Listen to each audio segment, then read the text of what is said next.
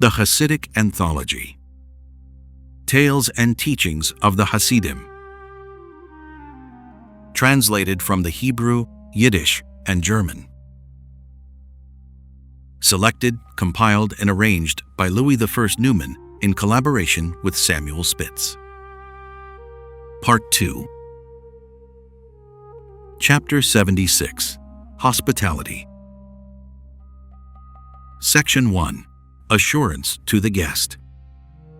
A famous rabbi chanced to pass through Voidislav, where Rabbi Bunam's father dwelt. Being told of the boy Bunam's excellence in studies, he stopped in to visit him and asked him to say something new on the proper conduct of life. The young Bunam replied, "When a guest comes, the host should show him his bedchamber before inviting him to the meal, so that he may enjoy his food without anxiety regarding a place to rest his head." Section 2. Accepting hospitality from sinners. The Apter rabbi was scheduled once to sojourn in a town for a few days.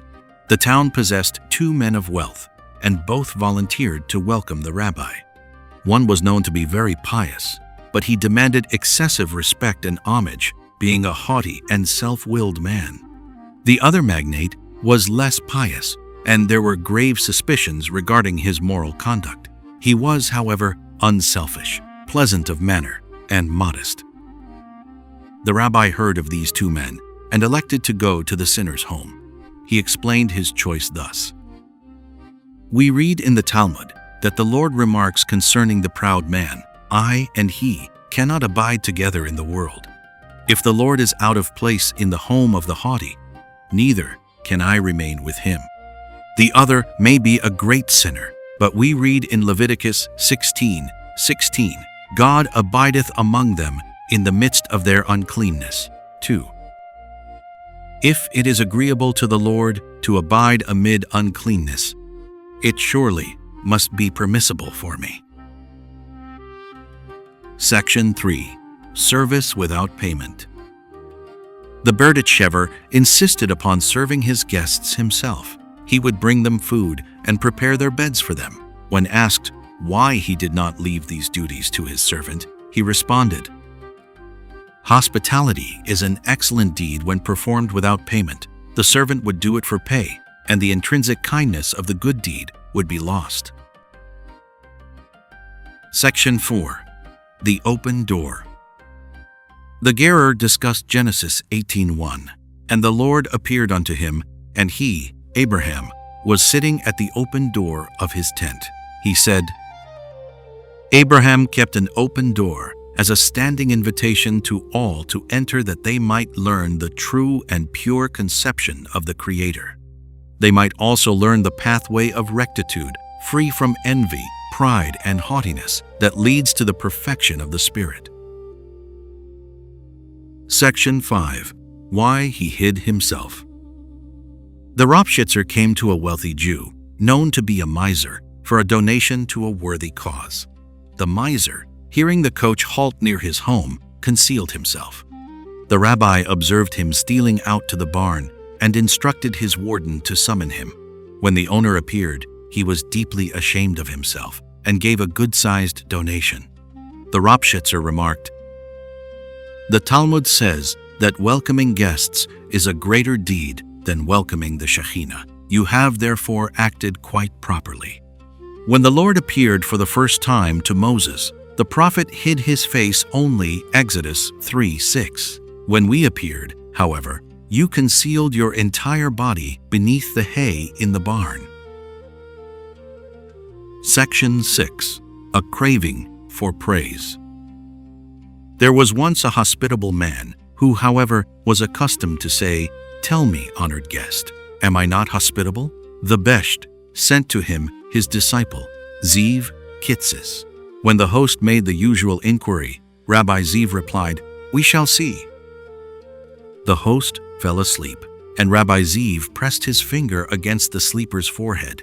The host then dreamed that a high governmental official visited him, and after drinking his wine, fell dead. He ran away and became a water carrier. While carrying the heavy pails, he stumbled and broke his leg.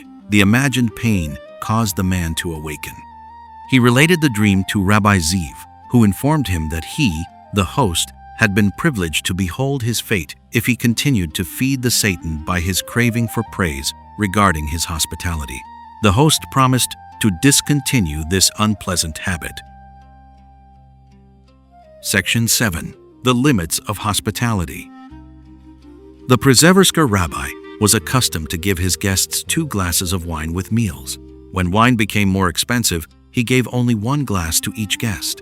He then dreamed that Elijah rebuked him for this. He retorted, "But this act is only a straw in the mitzvah of hospitality." "Yes," replied Elijah, "but nevertheless it causes a flaw in the good deed." A similar story is told of Rabbi Leib de Mimles of Landsat. His house was open to guests, and they were free to eat and drink their fill. Once he discovered a guest lying drunk in the gutter, and he gave orders to furnish him no more wine. From this time onward, his success began to lessen. When he complained to his brother-in-law, the Lubliner, the latter said, "God blessed you when your hospitality was without limits. Now that you have placed boundaries on it, even in the case of one person, your efforts meet with less success. Go, then, and ask for the man's pardon, and treat him as before." Section 8. Eating one's fill. Said the Mezebozer in comment on the verse, "The righteous eateth to the satisfying of his desire, but the belly of the wicked shall want." Proverbs 13:25. What virtue is there in eating one's fill? The meaning is this: when a guest arrives at the Zaddik's home, the latter invites him to eat. Even though he himself may have eaten, he partakes of food in order that his guest may do so also. But when a guest comes to the home of a wicked person, even though the host may also be hungry, he suffers pangs of hunger rather than invite his guest to eat with him. Section 9. Hospitality and the Shekinah. Referring to the Talmudical saying that hospitality is greater than welcoming the Shekinah, a rabbi said, "Were this not so, a man could refuse hospitality on the pretext that the wayfarers may speak slander of some persons, thereby causing the departure of the Shekinah." Or, in the event a man's wife is opposed to the extra trouble of caring for passers-by, the husband could excuse himself for his failure not to welcome strangers in his home, inasmuch as the divine presence cannot abide where man and wife quarrel. But since hospitality is greater, a man should practice it, even though his guests may be guilty of tale-bearing, and even if his wife may quarrel with him for his generosity. Chapter 77. Host and Honors for Guest. Section 1. A Friendly Visit. The Amshinover was asked, according to the Talmud, the 3 angels who came to visit Abraham after his circumcision each had a mission, one to save Lot, one to foretell the birth of Isaac, and one to heal Abraham. But since the Lord appeared to Abraham at the same time, why did not the Lord himself heal him? The rabbi responded with a parable. A king had great affection and respect for his premier. Instead of summoning him always to the royal palace for consultations, he often paid the premier the honor of calling on him at home. Later, he began to show him even greater honor. He visited him as a guest without discussing affairs of state. In the same fashion, God wished to show Abraham the greatest honor. Therefore, he visited him in his sickness as a friend, not on a professional visit. Hence, the duty to heal Abraham was assigned to an angel. Section 2. Unwelcome Honors. The Gerer rabbi was present at a function in the home of a wealthy Hasid. The host wished to bestow a certain honor on his distinguished guest, but the rabbi declined it. The host remarked, "But Rabbi, the Talmud teaches that it is good manners for the guest not to contradict his host." The rabbi replied, "But the Talmud adds the words, except when he tells you to leave. we are also taught that jealousy, desire, and honor compel a man to leave the world. Thus, when the host seeks to force honors upon his guest, the latter is entitled to decline them. Section 3. For himself in the world to come. The Neshkaiser rabbi related the following. Late at night, a man came to the home of Rabbi Lieber of Berdichev and asked for lodging. Rabbi Lieber extended to him a gracious welcome and began to arrange a bed for the guest. The man asked him, "Why do you trouble yourself to arrange my bed?" Rabbi Lieber replied, "It is not for your sake, but for my own that I am doing this." Section 4. Hospitality for money. The Vorker admired the courtesy with which an innkeeper treated his paying guests and praised him. "But he does it for money," he was told. "Surely," was his answer. "He takes money in order that he may be able to continue his admirable conduct. But the warmth of his welcome and the loving care he gives are evidence that he has love in his heart for his guests." Chapter 78. Humility 8. Section 1. The injunction to be humble. To walk in true humility is the first duty of every Hasid. It is said in Avoth 5:22, "A good eye, an humble mind, and a lowly spirit are the tokens of the disciples of our father Abraham." Rabbi Joshua ben Levi set humility above all else as the surest means of guarding against the evil tongue. "The law abideth only with the meek. Be not like the ceiling out of reach, but like the threshold that is trodden upon by everyone without stirring.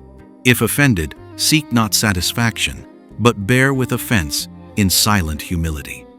Our ancients said, "If all the world proclaims you a Tzaddik, think of yourself as one of the wicked." For what says the Zohar? "Whoever thinks of himself as of small account in this world will be one of the great in the world to come." Rabbi Elimelech of Lezensk said, "The top of the ladder leading to perfection is humility. He who has it has everything else." Rabbi Aaron of Starasola was once asked, "How can man attain humility?" Said he, "By fulfillment of the commandments," and added a parable. A tree rich in fruits is dragged to earth by its fruits, and its branches hang downward. But a branch that is barren and withered stands upright without bending. "Humility," said the Besht, "leadeth forth to love of man and love of God. For the truly humble in heart does not feel it a hardship to love one of the wicked, unthinking. For all his wickedness, he is better than I am." It is told of Rabbi Meir of Premislan that a Hasid once came to him, boasting in his pride of being on the way to the Holy Land. The rabbi chided him, saying, "What impudent of face wilt thou take precedence of the Messiah?" And thus he plucked the root of haughtiness out of his heart. Section 2. Worthy to obey. Shall men then always walk in meekness? Not so, say the Tzaddikim. There are moments when haughtiness becomes a duty. When the evil inclination approaches, whispering in the ear, "You are unworthy to fulfill the law," say, "I am worthy." Section 3. True and false humility. The Belzer said, "There is a true and a false humility.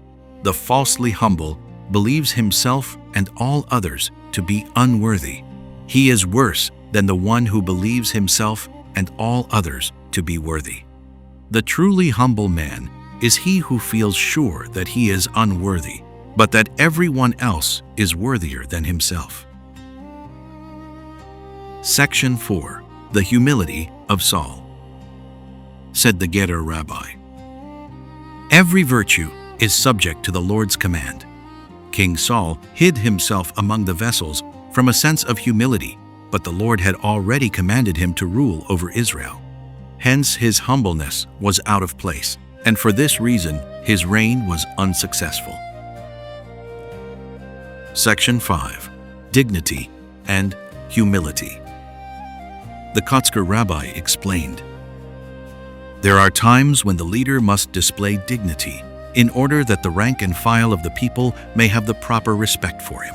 This seeming pride, however, must be like an outer garment, and not for a moment must it subdue the humility of his inmost heart." We learn this from the verse in Psalm 93:1, "The Lord reigneth, he is clothed in dignity." From this, we learn that pride has its place only on the outside, never within. Section 6. God's nearness to the lowly. The Strelitzker rabbi said, "We read in Psalm 139:8, 'If I ascend up into heaven, thou art there. If I make my bed in the netherworld, behold, thou art there.'" We may explain this verse as follows: "If I possess inner pride and believe myself to be high in virtue and godliness, then this signifies seeing the Lord from a distance. But when I am low in my own esteem and feel myself to be undeserving, then I behold him near." Section 7. The meek Tzaddikim. The Kobrener explained the verse in Psalm 149:4, "For the Lord taketh pleasure in aiding his people. He adorneth the meek with salvation. Though all salvation is from the Lord," said the rabbi, "yet it is his wish to manifest it through the Tzaddikim, who are meek in spirit, in order to adorn them with the respect of ordinary members of the people." Section 8. Housing the Torah with humility. The Gerer rabbi discoursed on the large form of the letter Beth, which begins the Torah, and he said, "Beth means a house, and the unusual form of the Beth is to teach us to house the Torah within us with proper humility. One who feels proud of his learning is transgressing the commandment, 'Thou shalt not bring an abomination into thy house.' Deuteronomy 7:26. Section 9. More particular than God? The Sassover once gave his last coin to a man of evil reputation. His students reproached him for it, whereupon he replied, "Shall I be more particular than God, who gave the coin to me?" Section 10. In humble company.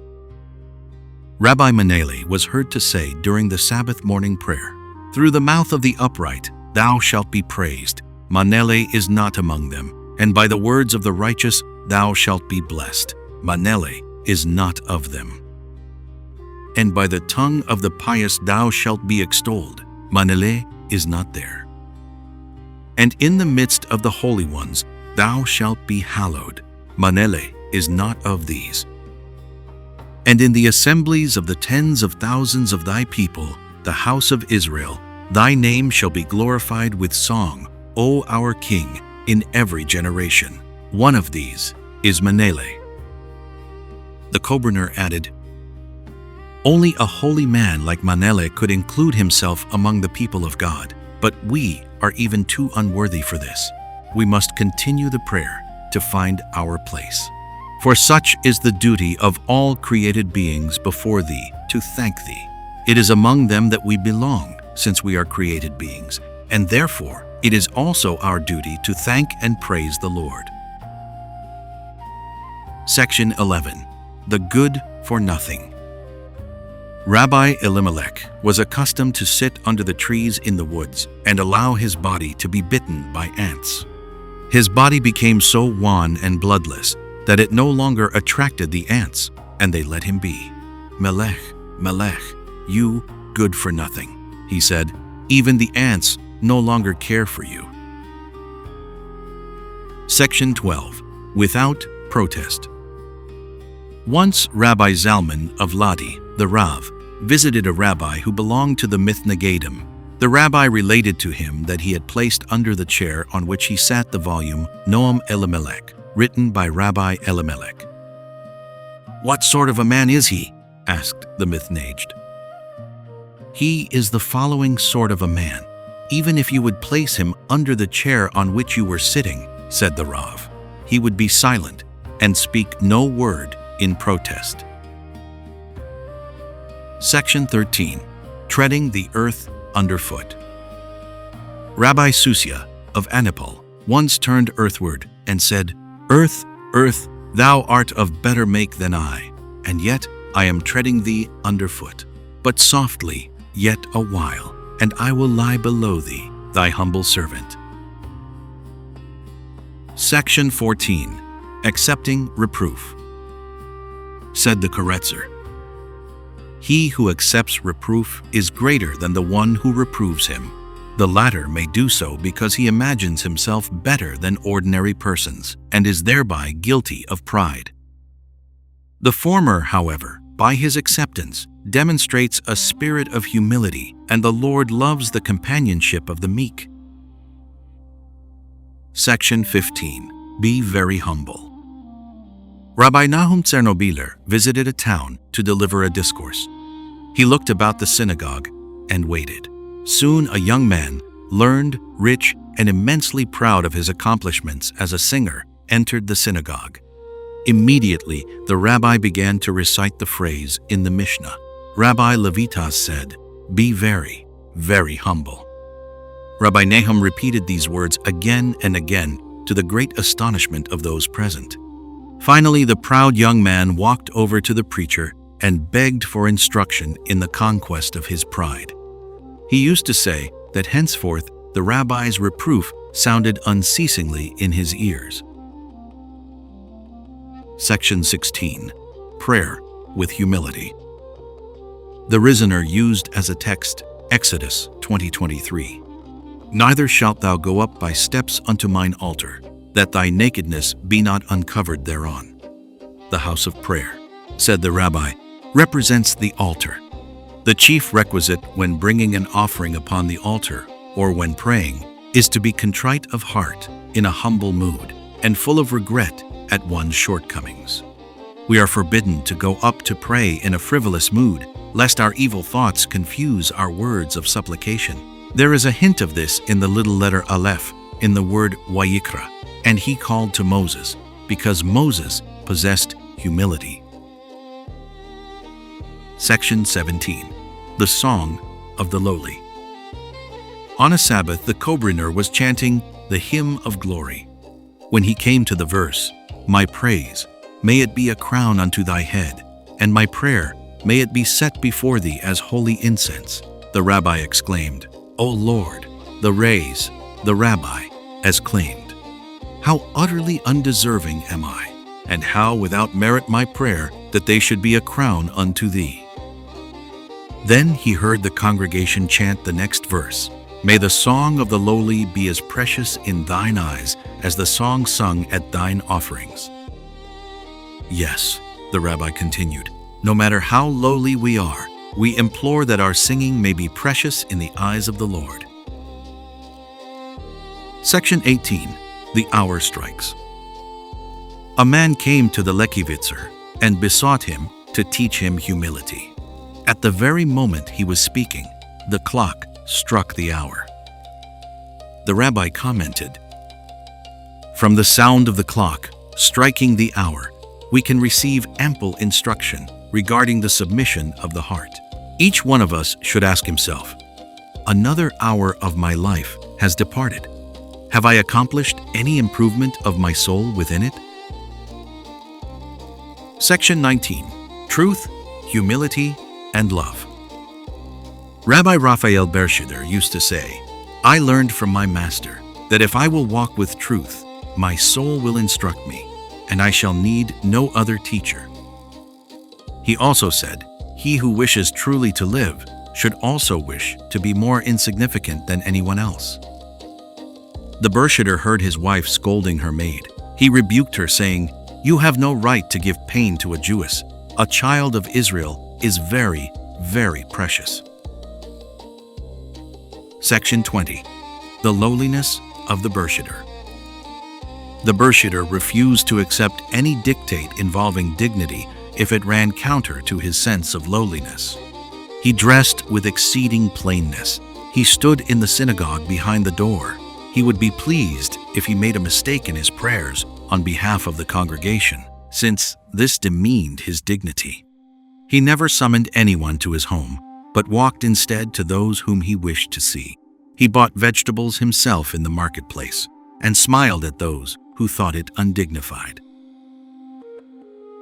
Section 21. Envying the water carrier. In Rabbi Raphael Bersheder's house, Herschel, the water carrier, would often come with fresh water for the rabbi.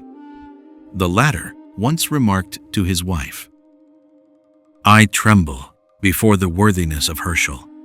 When he enters with his pails, he feels as the very dust of the earth. When will I be able to attain such lowliness of spirit?" Section 22. The Deserving Rebbe.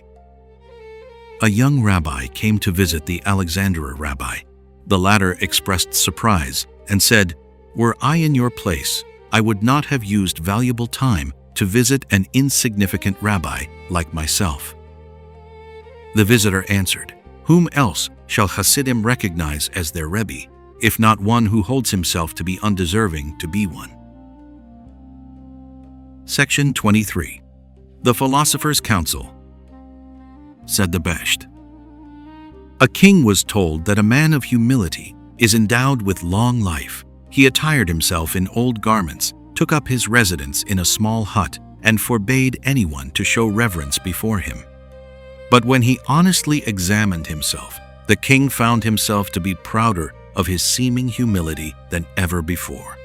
A philosopher thereupon remarked to him, 'Dress like a king, live like a king, allow the people to show due respect to you, but be humble in your inmost heart.'"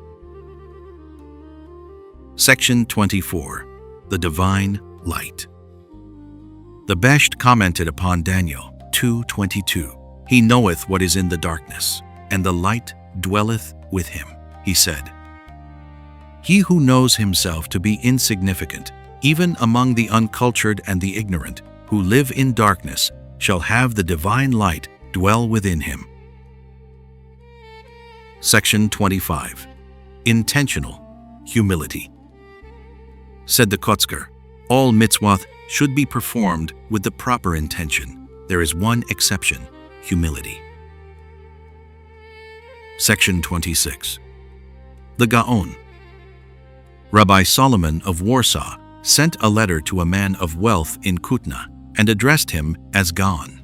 The man was greatly surprised, and when he was in Warsaw, he visited the rabbi to inquire the reason for this salutation. The rabbi opened the drawer of his desk, drew forth a letter, and said, "You can see yourself that I only addressed you as people address me." Section 27. The Lowly and the Torah. Said Rabbi Israel Isaac of Alexander, "We read at the conclusion of the Amidah, 'Let my soul be unto all as the dust. Open my heart to thy Torah.' This teaches us that the lowly alone can truly understand the Torah." Section 28. Measure for Measure. Said Rabbi Haim Heikel Amdurer, "We read, 'How shall Jacob stand? For he is small.' Amos 7:2. This teaches us the following lesson. If Jacob possesses the knowledge that he is small, and if he subdues any sense of self-importance, he will stand. For the Lord will repay him in the same measure, and making himself small, he will provide for him as for a son. But if Jacob holds his head high and forgets meekness, providence too will hold back his abundance on high." Section 29. The Earth Teaches Us. Rabbi Uri Strelisker said, "We are taught by our sages in the Ethics of the Fathers 2:2 that the study of the Torah is good with the way of the earth. We find that for all our necessities we must thank the earth. Without the earth we have neither food nor clothing. Yet we tread upon her, dig her, spit upon her, and the earth accepts every abuse without complaint. The student of the Torah should adopt these ways of the earth. No matter how greatly his opinion is sought and esteemed, he should consider himself lowly and should bear demeanment from anyone without complaint or anger." Section 30. The Lord's Lowly. said Rabbi Bunam. Only the lowly are able to comprehend the highness of the Lord. We read in Psalms 138:6, "The Lord is high, and the lowly see it." For us. Section 31. Selfishness or meekness. Said Rabbi Bunam. The haughty and the arrogant fill their mind with selfishness, leaving no room for holiness. The lowly and the meek, however, have adequate room for holiness and should strive to fill their mind with it. Of what use, otherwise, is their weakness? Section 32. Demonstrating goodness. Said the Berditchever. In the Machzor we read, "When there is no demonstrator of goodness." This means, when one thinks of himself as naught, this becomes a demonstration of his goodness.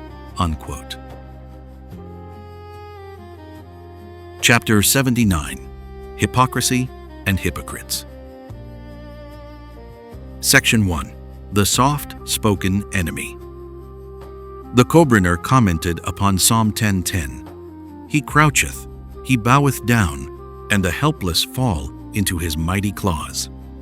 In explanation, he told the following fable. An old mouse sent out her son to search for food, but warned him to be careful of the enemy. The young mouse met a rooster and hastened back to his mother in great terror. He described the enemy as a haughty being with an upstanding red comb. "He is no enemy of ours," said the old mouse, and sent her son out again. This time, he met a turkey and was still more frightened. "Oh, mother," he said, panting, "I saw a great puffed-up being with a deadly look, ready to kill." "Neither is he our enemy," replied the mother. "Our enemy keeps his head down, like an exceedingly humble person.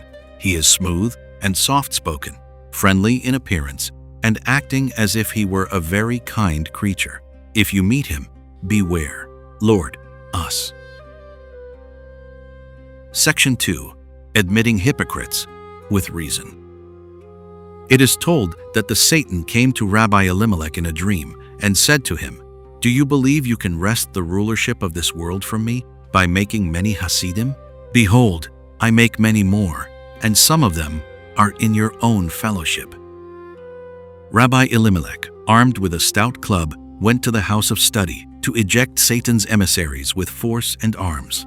But when he crossed the threshold, he was afraid of falling into error by singling out the followers of the evil one. He left all the disciples in peace, thinking it better to admit many hypocrites than to eject a single one of the righteous. Section 3. The Good in a Hypocrite. Said Rabbi Eliezer of Koznitz, "No Jew is evil, not even the hypocrite. Do we not see that the outward semblance of a good Jew is pleasant in his own eyes?" Section 4. Unworthy Imitation. Said the Besht, "Whosoever shall make like unto that incense to smell thereof, namely, one who imitates the true Hasidim, in order that he may be known as a man of piety, he shall be cut off from his people." Exodus 30:38.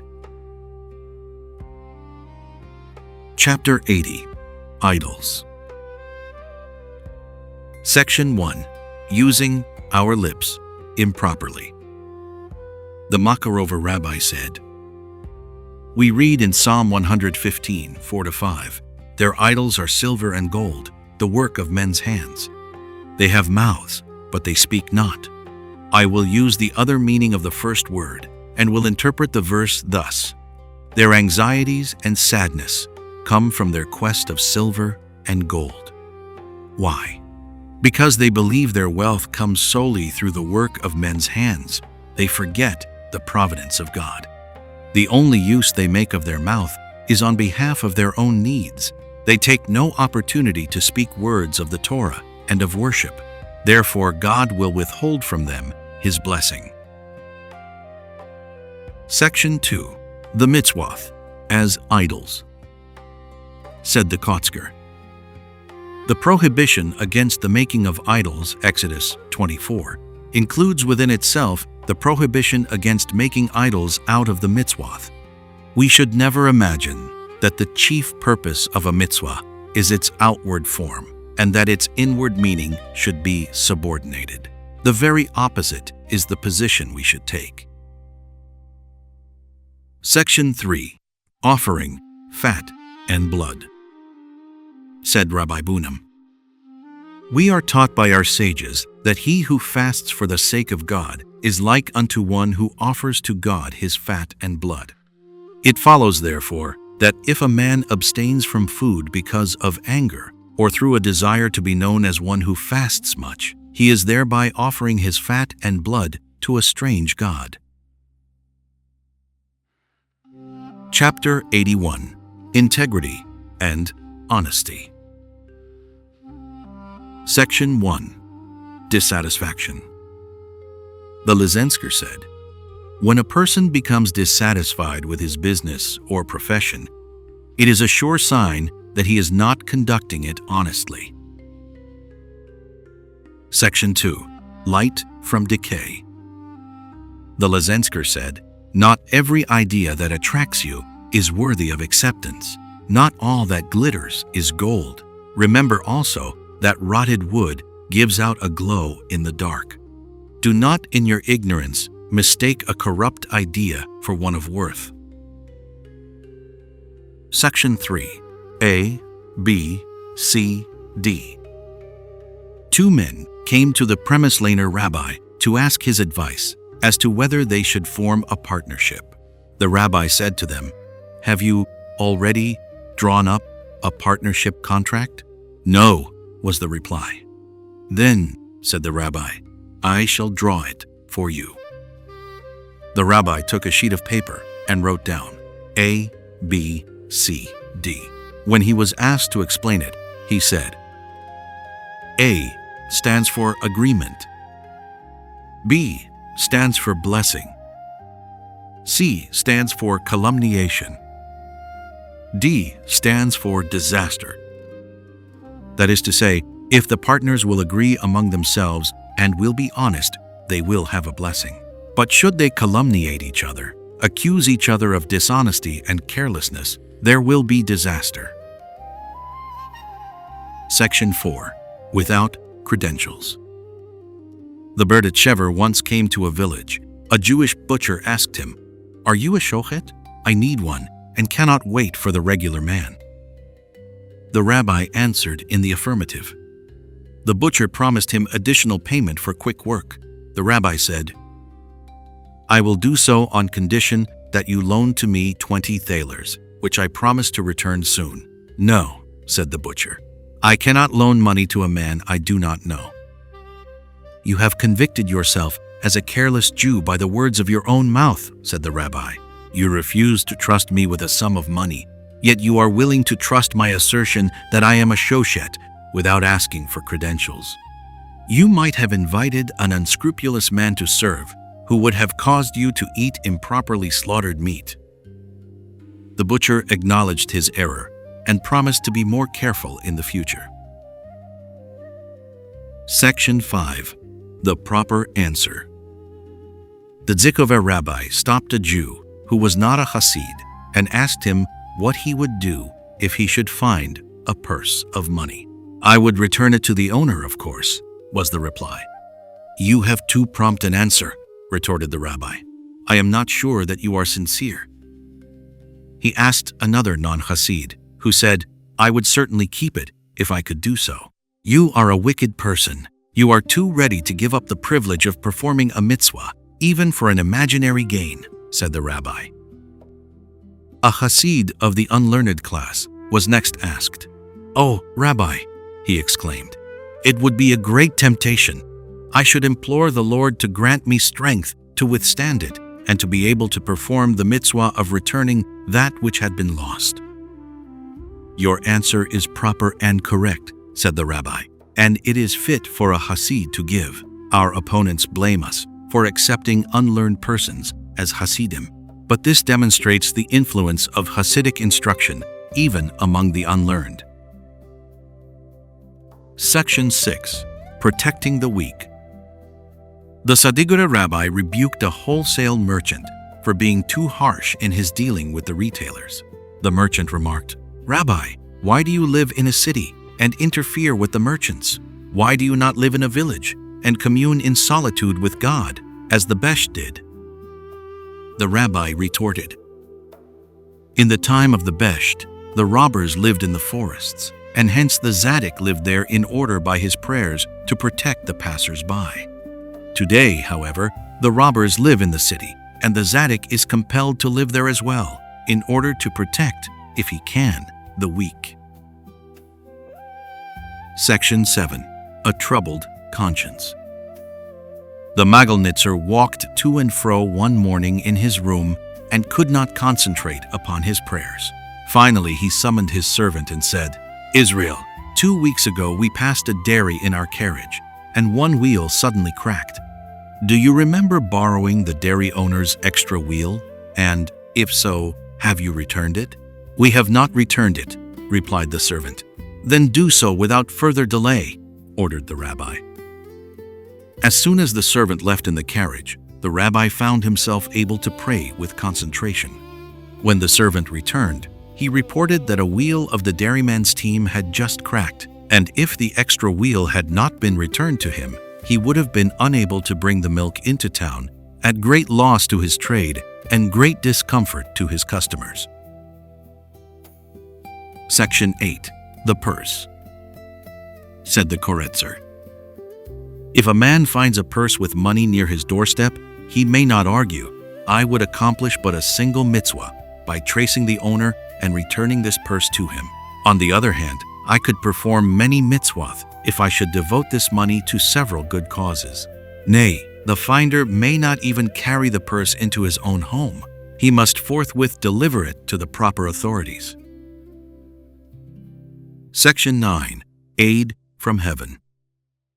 A man complained to the Porisover that he was overwhelmed with debts. The rabbi said, "From every dollar profit you make, set aside a portion towards the payment of your debts.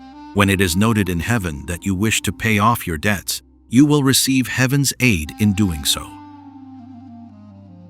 Section 10. Debts before donations. A man who had failed in business came before the Gastininer rabbi and laid on the table his written request with a donation. The rabbi refused it, saying, We read, "When Israel has paid up his debts, he offered willingly." Chapter 82. Intermarriage. Section 1. A mitzvah draws a mitzvah. The Apter rabbi related the following tale. Once a Jew came to a village to purchase grain. The countess who owned the town was a widow. Meeting the Jew, who was of handsome countenance and form, she fell deeply in love with him. She persuaded him to divorce his wife, become a Christian, and marry her. The Jew succumbed to the temptation, and his Christian wife gave him the title of Count. A few years later, when the nobility were assembled in the capital to sit in the Sejm, the Polish Senate, one nobleman declared that a Christian girl had disappeared in his town, and he accused the Jews of having killed her for ritual purposes. Other noblemen added similar tales and affirmed that Christian blood was in constant demand at the ceremonies of Jews. The king became enraged and issued an edict that all the Jews be banished from Poland. According to the Polish constitution, every edict had to be signed by all members of the Sejm, in addition to the king. If there was one dissenter, the edict was nullified. The former Jew, one of the members of the Sejm, placed his veto on the decree, stating that the blood accusation was entirely without foundation in fact. Notwithstanding the manifold repetitions of the accusation throughout the centuries, and despite the fact that alleged victims had been canonized by the popes, the edict was destroyed, and the king vigorously reprimanded the nobleman who had brought the accusation. Since one precept when performed draws another in its train, it transpired that the Jewish count repented of his life as a Christian. He consulted a rabbi, escaped to Amsterdam, and commenced to lead the Jewish life anew. Soon after this event, the countess died. The penitent remarried his Jewish wife and henceforth lived as a pious and loyal Jew. Chapter 83. Israel, Bride of God. Section 1. The Bride of Noble Birth. The Berdichever argued before the Lord as follows. When two persons marry, one of noble but poor family, the other provides the sustenance for their livelihood. Thou, O Lord, hast taken unto thee as a bride Israel, descendant of noble patriarchs. It behooves thee to provide Israel with unfailing nurture. Section 2. Show us again thy love. A woman complained to the Koznitzer Maggid that her husband had ceased to love her. When he married me, she cried, he loved me dearly. Now his affection has turned away from me. The Maggid lifted up his hands and exclaimed, I have the same complaint against thee, O Lord. When thou didst choose Israel to be thy bride at Sinai, thou didst truly love her. Now it seems as if thine affection has departed from her. Be not unto us as this woman's spouse unto her, but show us again thy love and redeem us. Section 3. The Ring of Betrothal. Said the Koznitzer Maggid, a young man presented to his promised bride a jeweled ring of betrothal. She exclaimed, You are leaving me, my beloved, to visit your native city. Perchance you may forget me and marry another. Her betrothed replied, As long as you wear my ring, which is priceless, I shall not lose remembrance of you or leave you. I have given you this ring as a pledge of surety. In the same way, Israel says, My Lord hath forgotten me, Isaiah 49:14. And God answers, As long as you keep my Torah and its commandments, I shall not abandon you. The Torah is your pledge of surety. Section 4. Undesirable Guests. Said the Sudilkover, when guests are invited to a wedding, the purpose is to gladden the heart of the bride and the groom, but there are always present guests who care only for their own pleasures and who give no heed to the young couple. Likewise, the purpose of our life in this world is to strive for the union of God and Israel, his bride, through the performance of good deeds and acts of holiness. But some of us are neglectful of this obligation and concern ourselves only with our own enjoyments. Section 5. The Rabbi's Plaint. After his beloved wife's demise, the Belzer Rabbi was heard to express the following plaint. Thou knowest, O Lord, that there is nothing in my power I would not have done to bring my wife back to life, if it were possible. Yet thou, the all-powerful, doth not restore thy spouse Israel, though thou art able to do so. He later added, The Lord answered me, saying, Were Israel as loyal to me as your wife was to you, I would long ago have redeemed her. Section 6. The Best Man.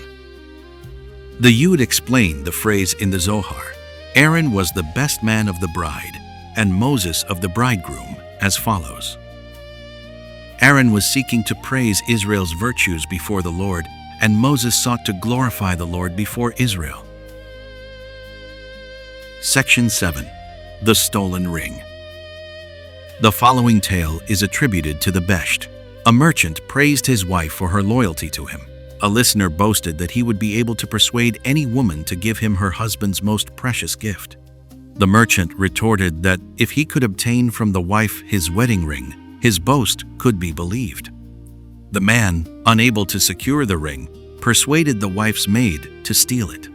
When the boaster showed it to the husband, the latter began to avoid his wife, took her with him on a journey, and abandoned her on the way.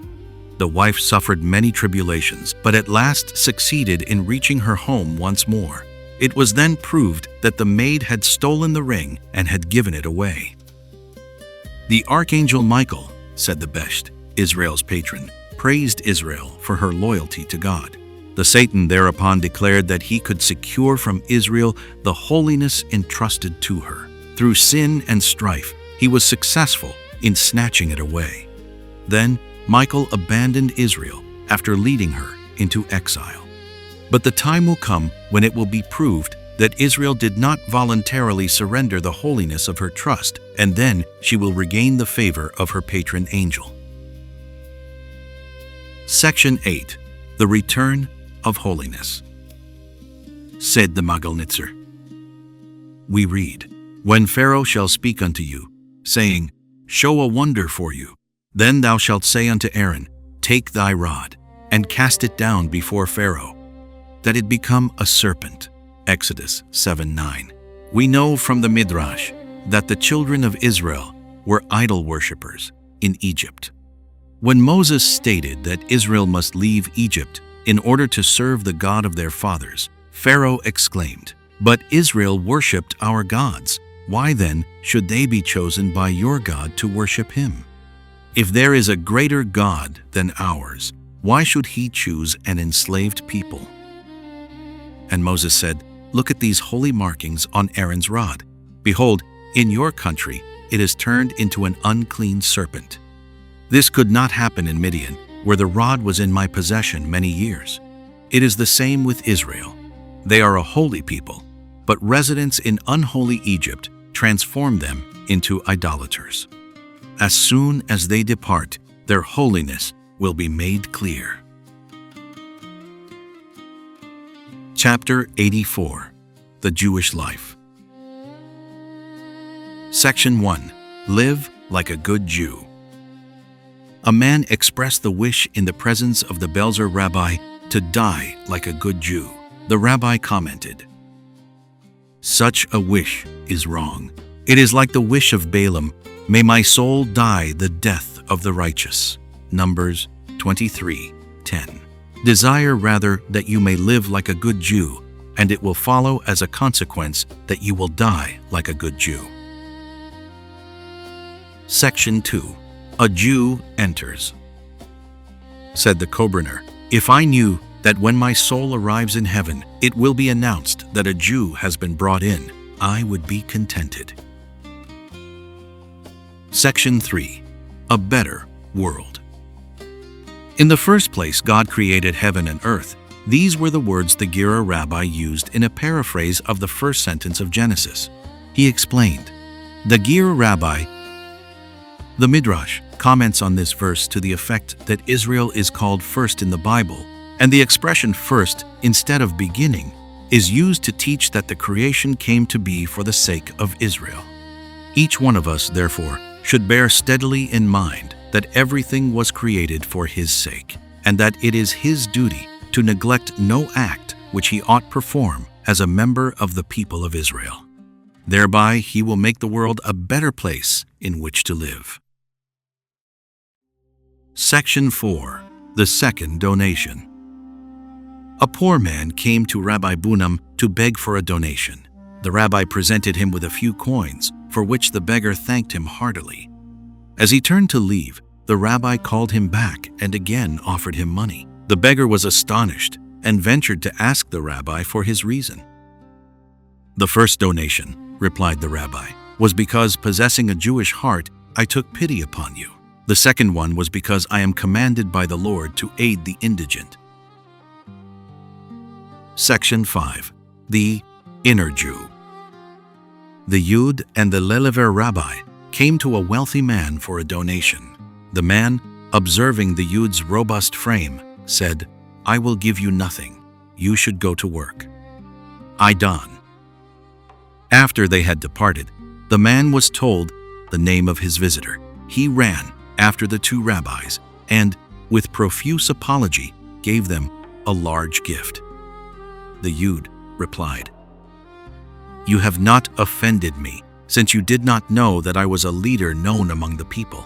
But you did know that I was a Yud, and the common Jew within me cannot forgive you, since you are not asking forgiveness from him. Show me by your future conduct that you venerate the everyday Jew, and you will gain my pardon. The Kotzker, in telling this story, asked that it be borne in mind that there are two Jews in every Jew, the workaday Jew and the higher inner Jew. This is alluded to in Genesis 1:27, and created man in his image, in the image of God. 2 images, or forms, are mentioned. Section 6. Transactions between Jews. The Magelnitzer rabbi was asked to explain the contradiction contained in 2 passages of the Talmud. One states that Jews should make their living one from the other. The second states that Jews should not need one the other. The rabbi replied, "The expression, one from the other, means that both benefit by the transaction, and therefore it is desirable." End quote. This also includes the case when the donor to charity feels the profit to his soul gained by his gift. But the expression, one the other, means that only the receiver feels benefited, and this is undesirable. Section 7. At home everywhere. When Rabbi Henoch Alexanderer settled in Alexander, a Hasid inquired if he felt at home in the town. The rabbi replied, "There is a tale that some passengers on a vessel wished to make a purchase at a foreign port. They asked a Jewish fellow passenger to do this for them. "But the place is strange to me," protested the Jew. "Nay," answered the non-Jewish travelers, "a Jew is at home everywhere. Is it not true that his God accompanies and guides him? It is thus with me. In any place where I may commune with God, I am at home." Section 8. Reckoning with the nations. Said the Sudilkover.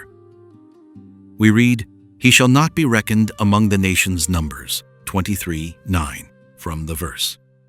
I paraphrase the verse thus: "He shall not reckon with the nations." The secret of Israel's survival among the nations lies in the fact that he has gone his own way and has lived his own life, regardless of what other nations might think and say of him in scorn or praise. Chapter 85. Joy. Section 1. Joy and Tribulation. The Alexanderer rabbi said, we read in Isaiah 55:12, "For ye shall go out with joy." This means if we are habitually joyful, we shall be released from every tribulation. Section 2. Service with Gladness. The Alexanderer rabbi said, "Do you wish to know how important it is to be full of joy at all times?" Moses enumerates a long series of curses in Deuteronomy 28 and then remarks in verse 47, "Because thou didst not serve the Lord thy God with joyfulness and with gladness of heart." Section 3. Of Rejoicing.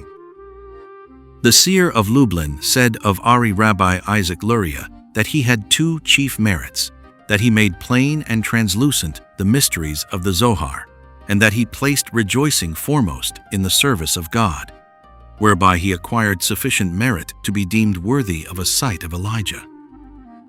Said the Resigner, "I envy the Hasidim of Chernovitz, who dress in modern attire, because their cheery temper makes them enjoy this world, and marks them for a share in the world to come." Section 4. Rejoicing at a single coin. Said the Resigner.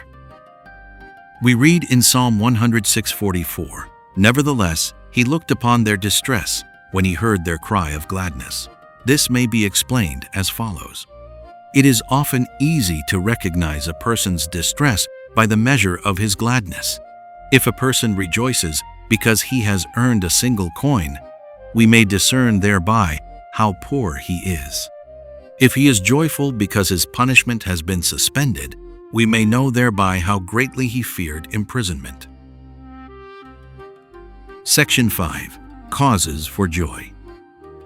Rabbi Menachem Mendel, the Vitebsker, said, 1. Rejoice that you have an opportunity to sing unto God. 2. Rejoice that you are a Jew. 3. Rejoice that you are able to pray, to study, and to perform God's will. 4. Before the endlessness of God, the highest saint and the lowliest commoner are equal. 5.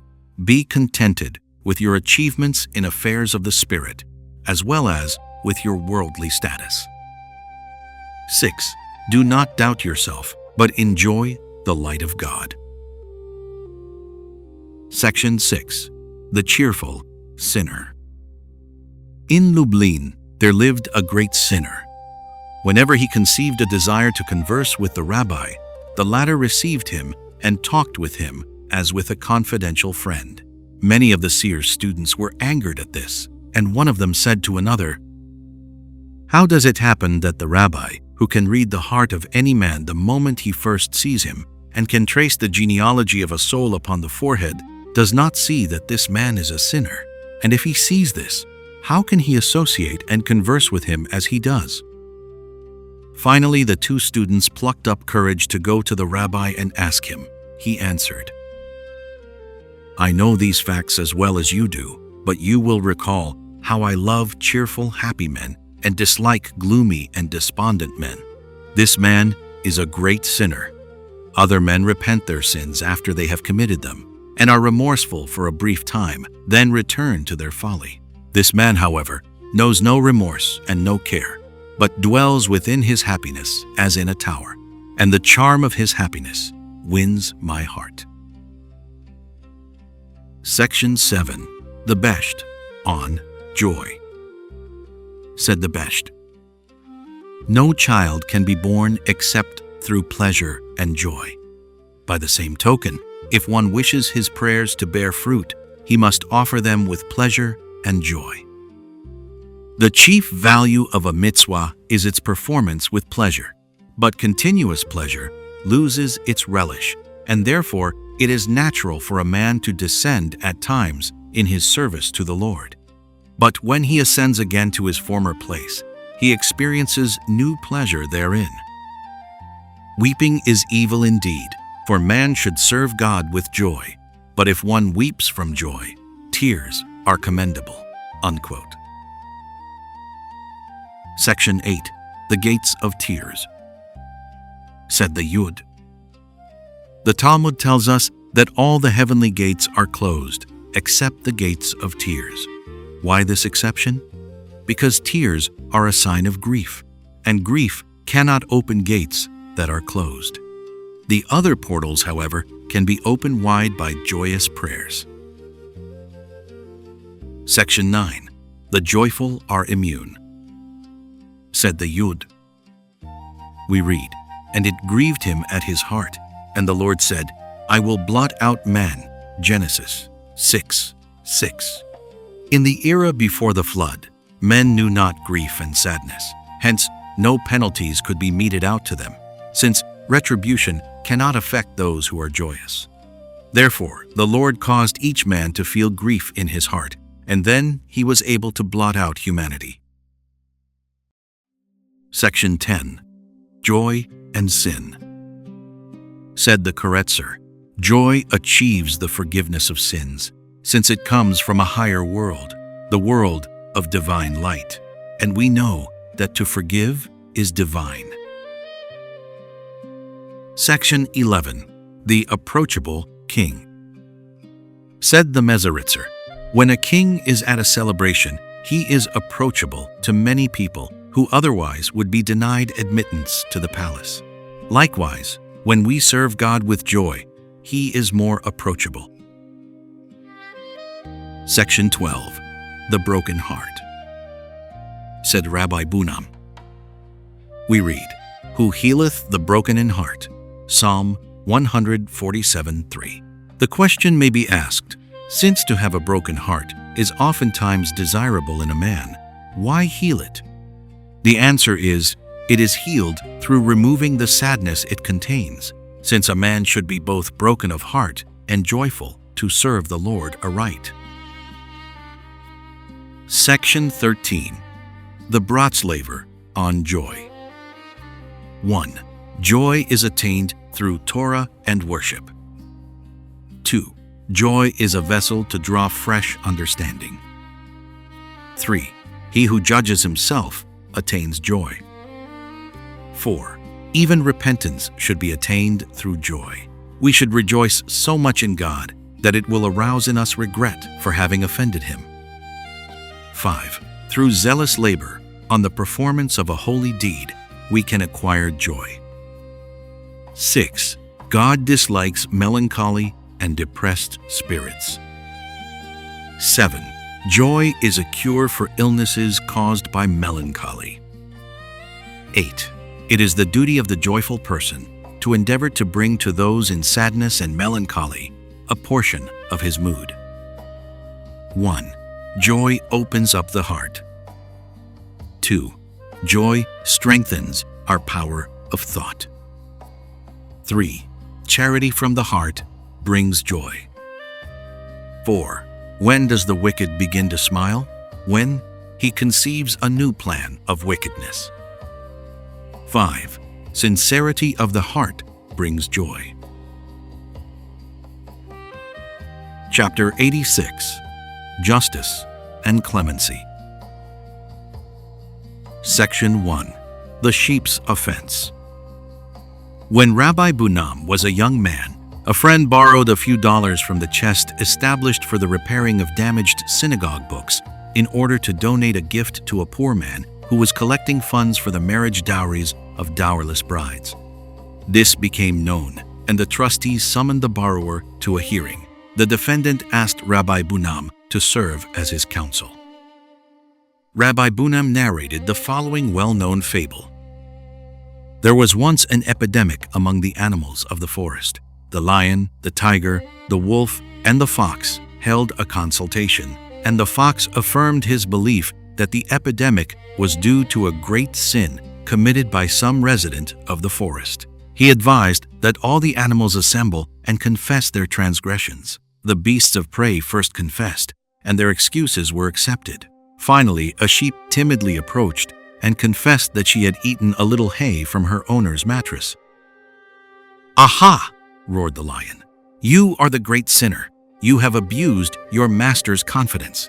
And the sheep was condemned to death. Aha! Aha! Rabbi Bunam then turned to the judges and said, "You, Reb Leo, have been guilty of this, and you, Reb Bear, have done so and so. You, Reb Wolf, have acted wrongly in this and this instance. Yet you dare sit in judgment against a kind-hearted man because he has borrowed money for a highly worthy cause." Everyone present felt ashamed and left without pronouncing judgment against the defendant. Section 2. God's Love of Righteousness. Rabbi Elimelech of Lizensk comments thus on the verse in Psalm 11:7, "For the Lord is righteous, he loveth righteousness. The upright shall behold his face." Usually a man does not care for the qualities which he himself possesses, but the Lord, though himself righteous, loves righteousness. The last word is in the plural. It denotes different types of righteousness. One man's righteousness is perfect, another's is less perfect. Yet the Lord loves every kind. The perfect kind is like the heavens, the imperfect like the earth. Yet it was God's will to create both. Yea, even if it is so imperfect that it resembles the unformed earth that was void, it is still beloved on high, in the expectation of the improvement to follow. Section 3. Justice for the Orphan. The wife of Rabbi Wolf of Zbaraz accused her maidservant of having stolen a costly vessel. The girl denied the deed. The woman, being wroth, prepared herself to go out and appeal to the rabbinical court. Rabbi Wolf, seeing her preparations, put on his Sabbath garment also. His wife said that it was not fitting for him to go too, and that she knew well enough how to bear herself in the court's presence. "Truly," replied the Zadok, "you do, but the poor orphan, your maid, as whose counsel I am going, does not, and who but I will see that justice is done her?" Section 4. Restoring the Soul. A widow who had lost her case in the Rimanover rabbinical court came weeping to Rabbi Hirsch Rimanover and complained bitterly against the judgment. Nothing the rabbi could say availed to console her. The rabbi thereupon went to the court and asked the judges to review the widow's case, saying there must have been an error. The judges retried the case and discovered in truth that an error had been made. The widow went on her way rejoicing. The new judge inquired from the rabbi how he had discovered the error and expected in reply a lengthy dissertation on the code. The rabbi, however, answered in these words. We read in the Psalms 19:8, "The law of the Lord is perfect, restoring the soul." I understand from this verse that a proper decision based on God's law is refreshing to the soul and even acceptable to the loser. But this woman was unable to cease lamenting over your decision. Hence, I knew your judgment had been incorrect. Section 5. Hearing both sides. An intimate of the Zbarazer asked him to rebuke his partner. The rabbi replied, "All Jews are my intimate friends. I can no more rebuke your partner, who is not my Hasid, because of the presentation you have made concerning the facts in the argument, than I could rebuke you if he presented his arguments against you. Both sides must be heard." Section 6. Justifiable Methods. Said Rabbi Bunam, the verse, "Justice, justice shalt thou pursue," Deuteronomy 16:20 teaches us that we may use only justifiable methods, even in the pursuit of justice. Section 7. God's Consideration. Said Rabbi Bunam, when a judge sentences a man to death, he does not take into consideration the pain he thereby gives to the offender's relatives. God, however, considers all the kinsmen and close friends when he is about to punish the transgressor. We learn this from the verse, "The ordinances of the Lord are true, they are righteous altogether." Psalm 19:10. Section 8. The Scale of Merit.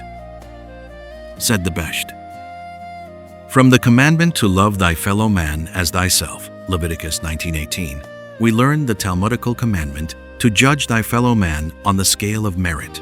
Since thou always findest excuses for thy own misdeeds, make excuses also for thy fellow man. Section 9. God's Deeds.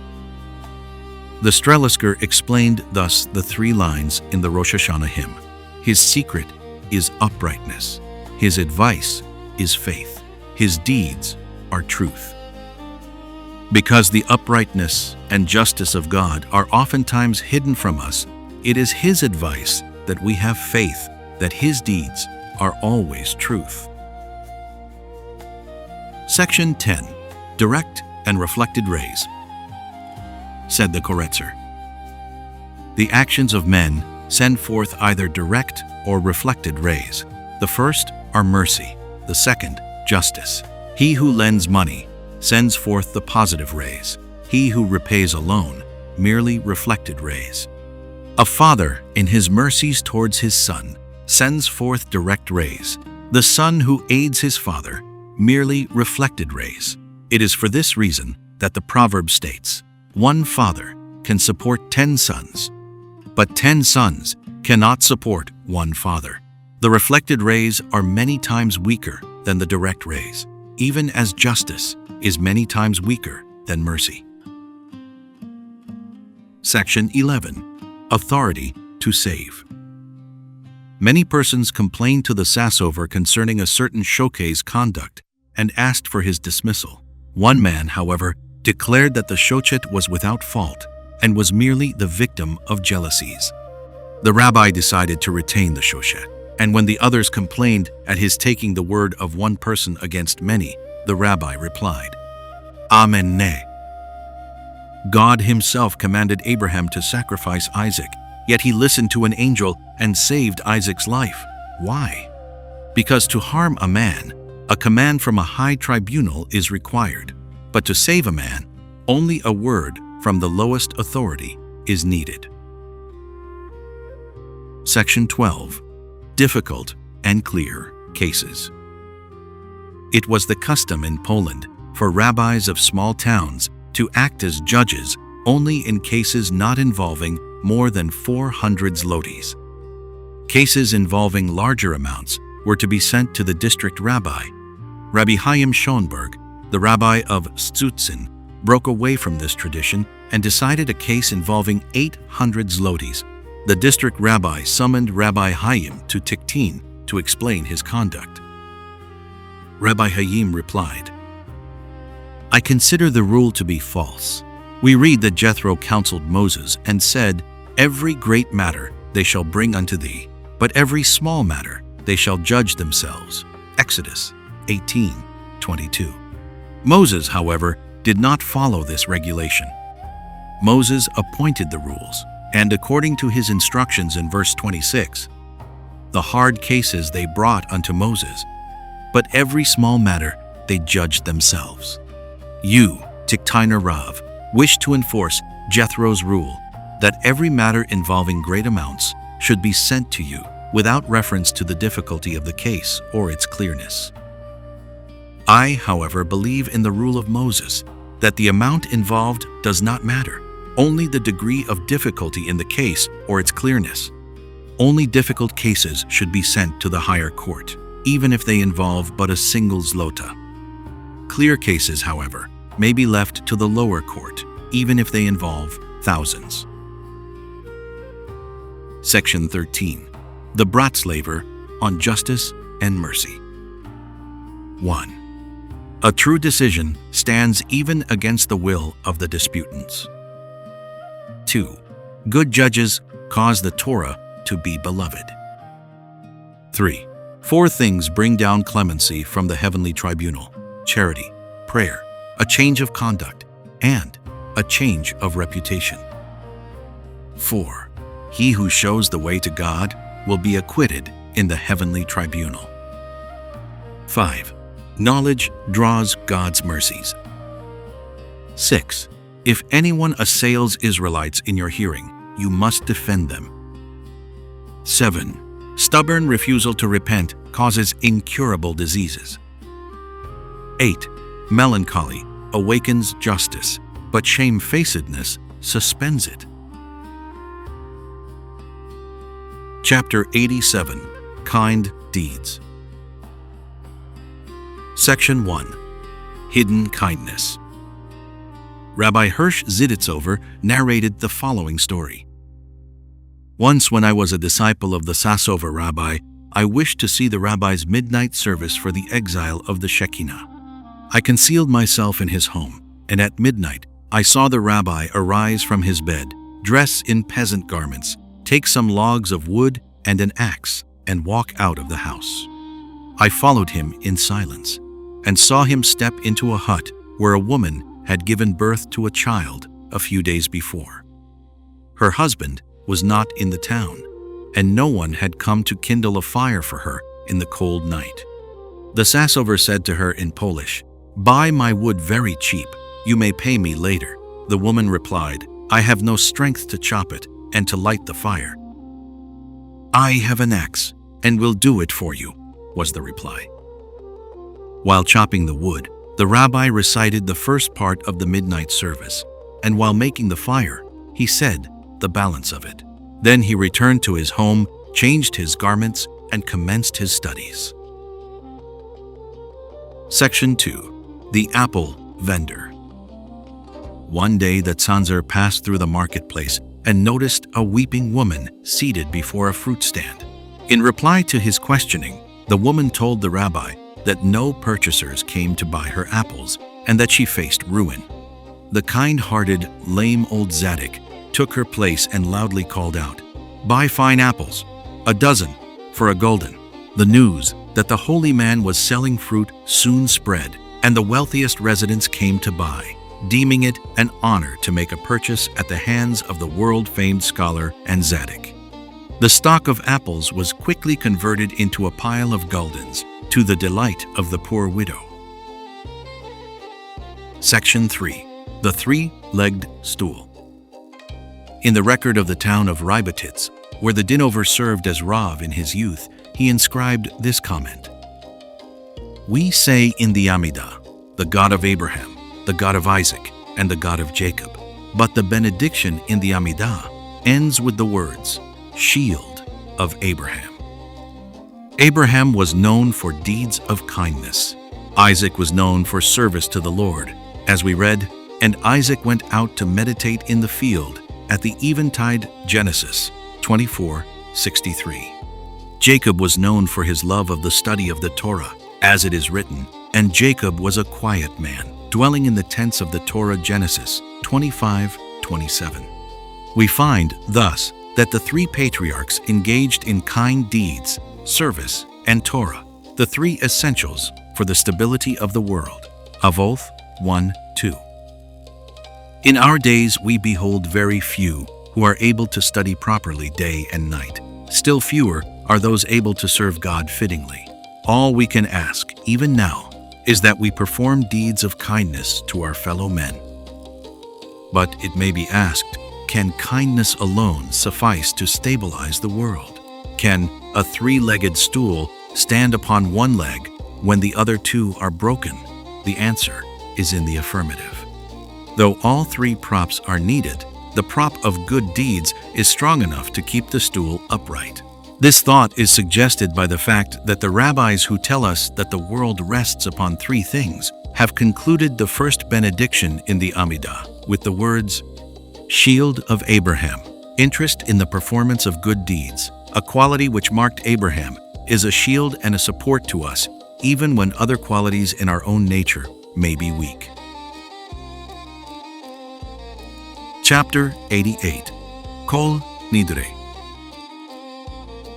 Section 1. The Lullaby. The Sassover rabbi was late for the Kol Nidre service one Yom Kippur Eve. A group of the congregation went in search of him. Nearby, they heard his voice singing a lullaby. It was the home of a widow, and when they entered, they found him lulling a little child to sleep. The rabbi explained that the mother had left the infant to attend the synagogue. It had awakened and cried as the rabbi passed by. He had sought to still its cries. Section 2. A Sober People. On Yom Kippur Eve, the Berditchever would say, O Lord of the universe, hadst thou enjoined others than Jews to eat and drink today, they would surely have overeaten and become drunk, thereby failing to attend divine worship in the evening. But thy people Israel are sober of mien and body, and all are standing before thee barefooted. Hast thou any other people like Israel?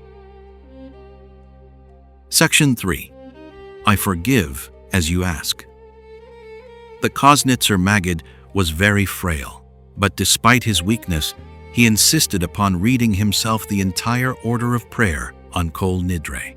Before the words, and the Lord said, I forgive as you ask, the Maggid offered the following plea. O Lord, thou art aware how weak I am, yet I am standing before thee to petition for Israel with all my strength. Wouldest thou not do so little as to say, I forgive as you ask? Section 4. Melody and Repentance. Rabbi Bunam said, the world of melody is near to the world of repentance. We find that sinners frequently repent on hearing the melody of Kol Nidre. Section 5. The Repentant Renegade. The Kotzker rabbi told the following story. An old man who had long before become an apostate was riding on the highway one stormy night. It chanced to be the eve of Yom Kippur. The rain poured down in torrents, and the old man went under his wagon for protection. To while away the time, he began to sing, and among the songs, he chanted the melody of the Kol Nidre. Suddenly, he recalled that it was Kol Nidre night. An intense yearning overtook him to be once more with his former brethren. He left the horse and wagon and ran in the downpour towards the nearest town. About midnight, he reached the synagogue, pushed open the door, and saw that the synagogue was empty. He realized it was too late for the services, and in grief, he fell to the floor. There he died soon after of a broken heart. Thus we see, continued the Kotzker, that as long as there is a spark of life in a Jew, we must not despair of his soul, no matter how low he may have sunk. Section 6. A Song from Sin. On the eve of Atonement Day, Rabbi Susia once heard the cantor's chant, "And it is forgiven," sung in such a wondrously sweet voice that he called out to the Ancient of Days in his glad exultation, "Lord of the world, if Israel had not sinned, would such a song ascend to thee from below?" Section 7. The Alphabet. An ignorant villager, having heard it is a good religious deed to eat and drink on the day before Yom Kippur, drank himself into a stupor. He awoke late at night, too late for Kol Nidre services. Not knowing the prayers by heart, he devised a plan. He repeated the letters of the alphabet over and over, beseeching the Almighty to arrange them into the appropriate words of the prayers. The following day, he attended the Kotzker synagogue. After the closing service on Yom Kippur, the rabbi summoned him to inquire the cause of his absence at Kol Nidre. The villager confessed his transgression and asked whether his manner of reciting the prayers could be pardoned. The rabbi responded, "Your prayer was more acceptable than mine, because you uttered it with the entire devotion of your heart." Section 8. The Tearful Child. Before Kol Nidre, the daughter of Rabbi Israel Jacob of Kremenitz awaited her father's blessing, holding in her arms her 3-year-old child. The pious woman wept copiously, as is the custom on Yom Kippur Eve, and the child, at the sight of her mother's tears, also began to weep. The rabbi came over and said to his grandchild, "Why do you weep?" The little girl answered, "I hear my mother weeping, and so I also cry." The rabbi entered the synagogue, kissed the curtain before the ark, and, turning to the congregation, exclaimed, "My little granddaughter wept when she beheld her mother's tears." We are the children of God. Why do we not hear God moaning, "Woe is me! My children are driven forth from their home, scattered among strangers, and my house is razed to the ground"? Why are we so hard of heart that we do not weep at the voice of God's lamentations? The entire congregation began to shed tears and to bewail the exile of the Shekinah and of Israel. Chapter 89. Laughter and Gaiety. Section 1. Gaiety and Sadness. Rabbi Bunam said, "The Lord's kindness is attracted to gaiety. A gay person is usually blessed with plenty, even though he may be impious. A sad person is usually in want, even though he may be God-fearing." Section 2. Smiling at Distress. The Lubliner rabbi commented on Psalm 106:44. Nevertheless, he looked upon their distress when he heard their cry. He said, "The Lord becomes attentive to the man who sings in the midst of his troubles and accepts them good-naturedly and with laughter." Section 3. Laughing through tears. Said the Lubliner, "The true Hasid must be like a child who can laugh while weeping.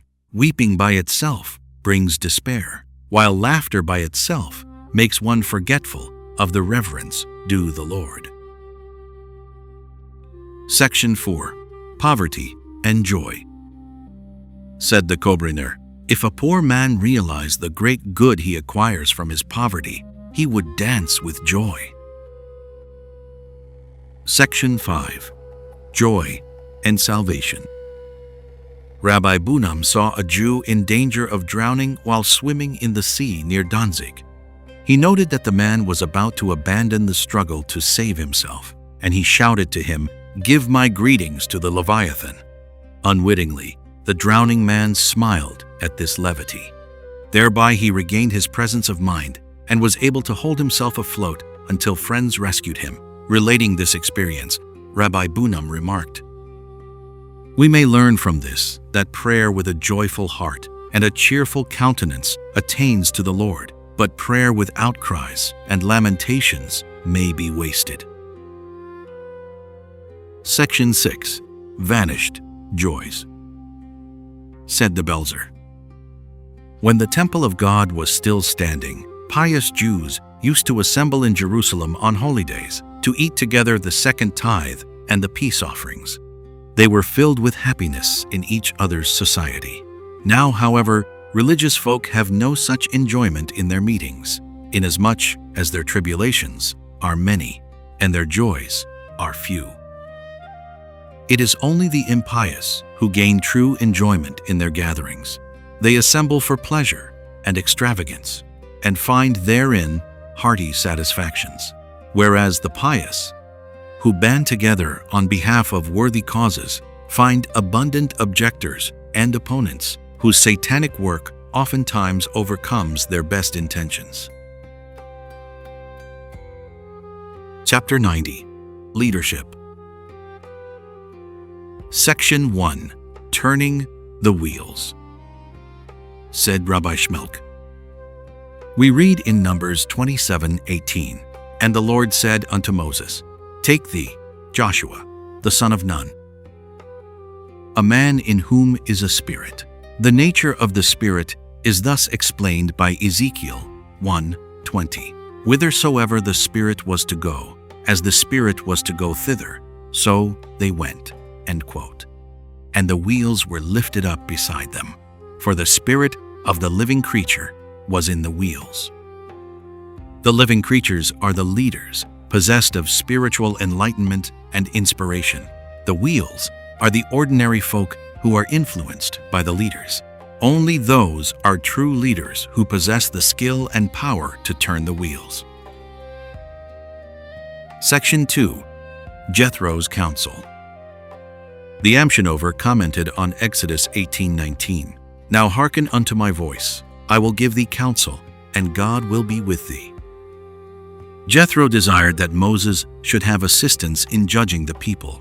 He appreciated, however, that if Moses had inquired of the Lord whether he should appoint aides, the Lord would not give his assent, inasmuch as this would seem derogatory to the ability of Moses to care for the people himself. Jethro, therefore, counseled Moses to appoint aides on his own initiative.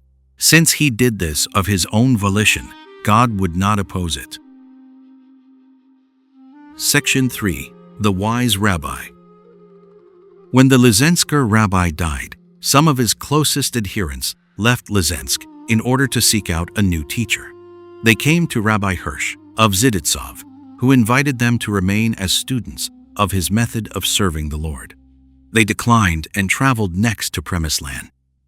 The Premislaner also invited them to become his Hasidim and sought earnestly but vainly to win their allegiance.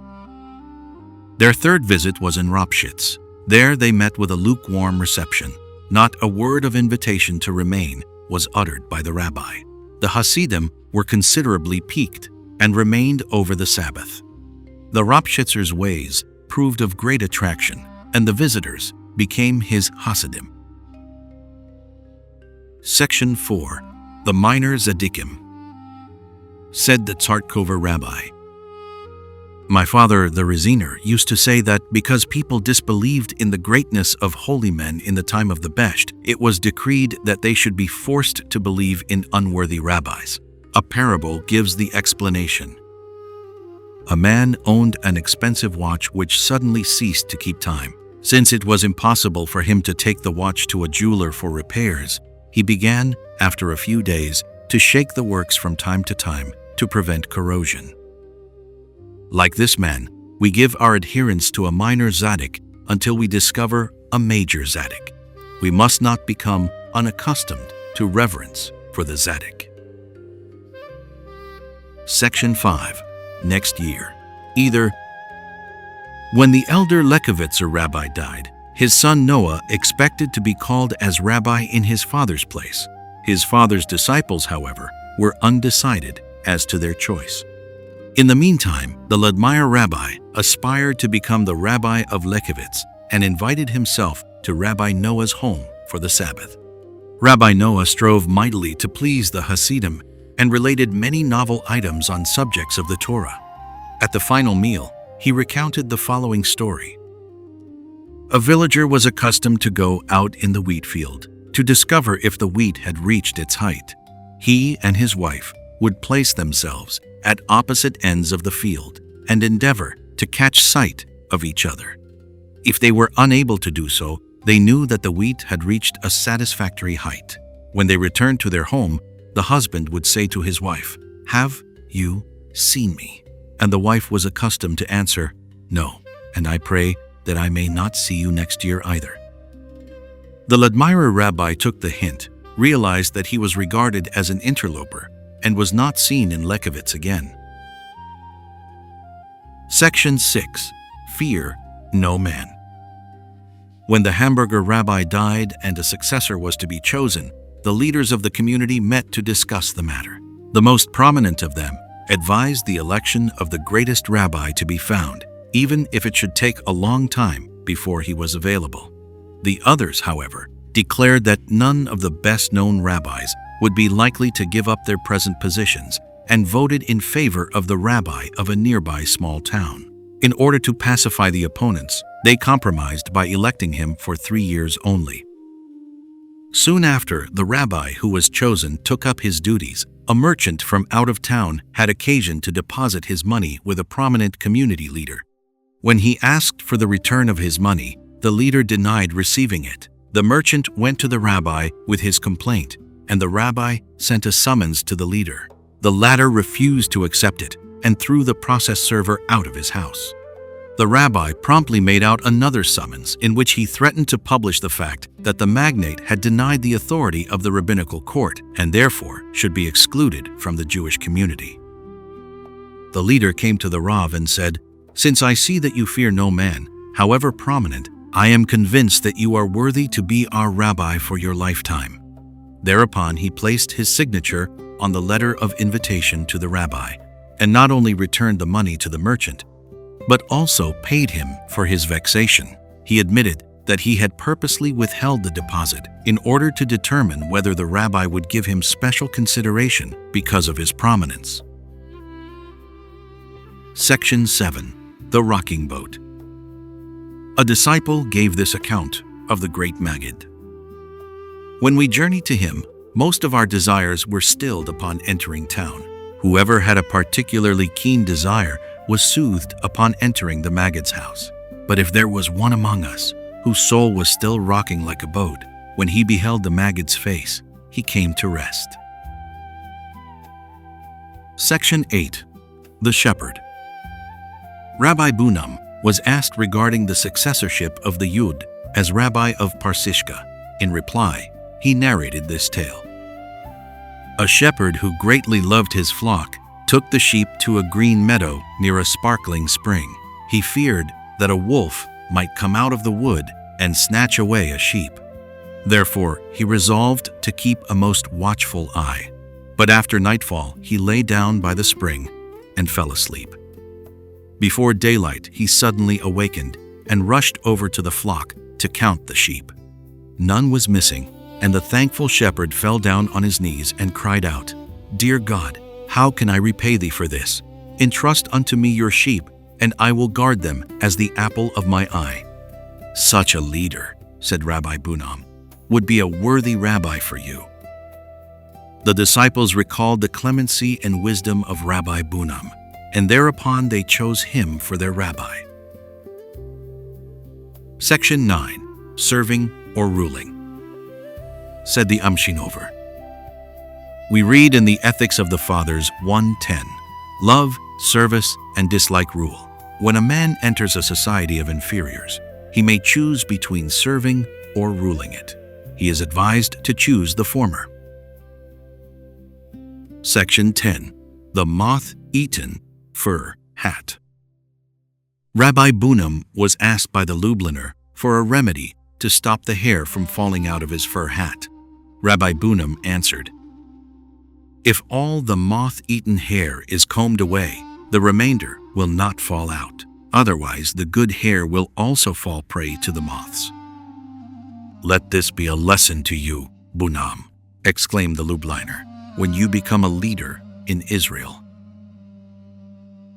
Section 11. Leaders and their generations. A Hasid asked Rabbi Bunam, "There is a Talmudical allegory that God showed to Adam each generation and its leaders. Why did he first show the generation and then the leaders? Rabbi Bunam replied, "Had God shown him the leaders first, Adam would have exclaimed, 'Should such a man as Bunam be a leader?'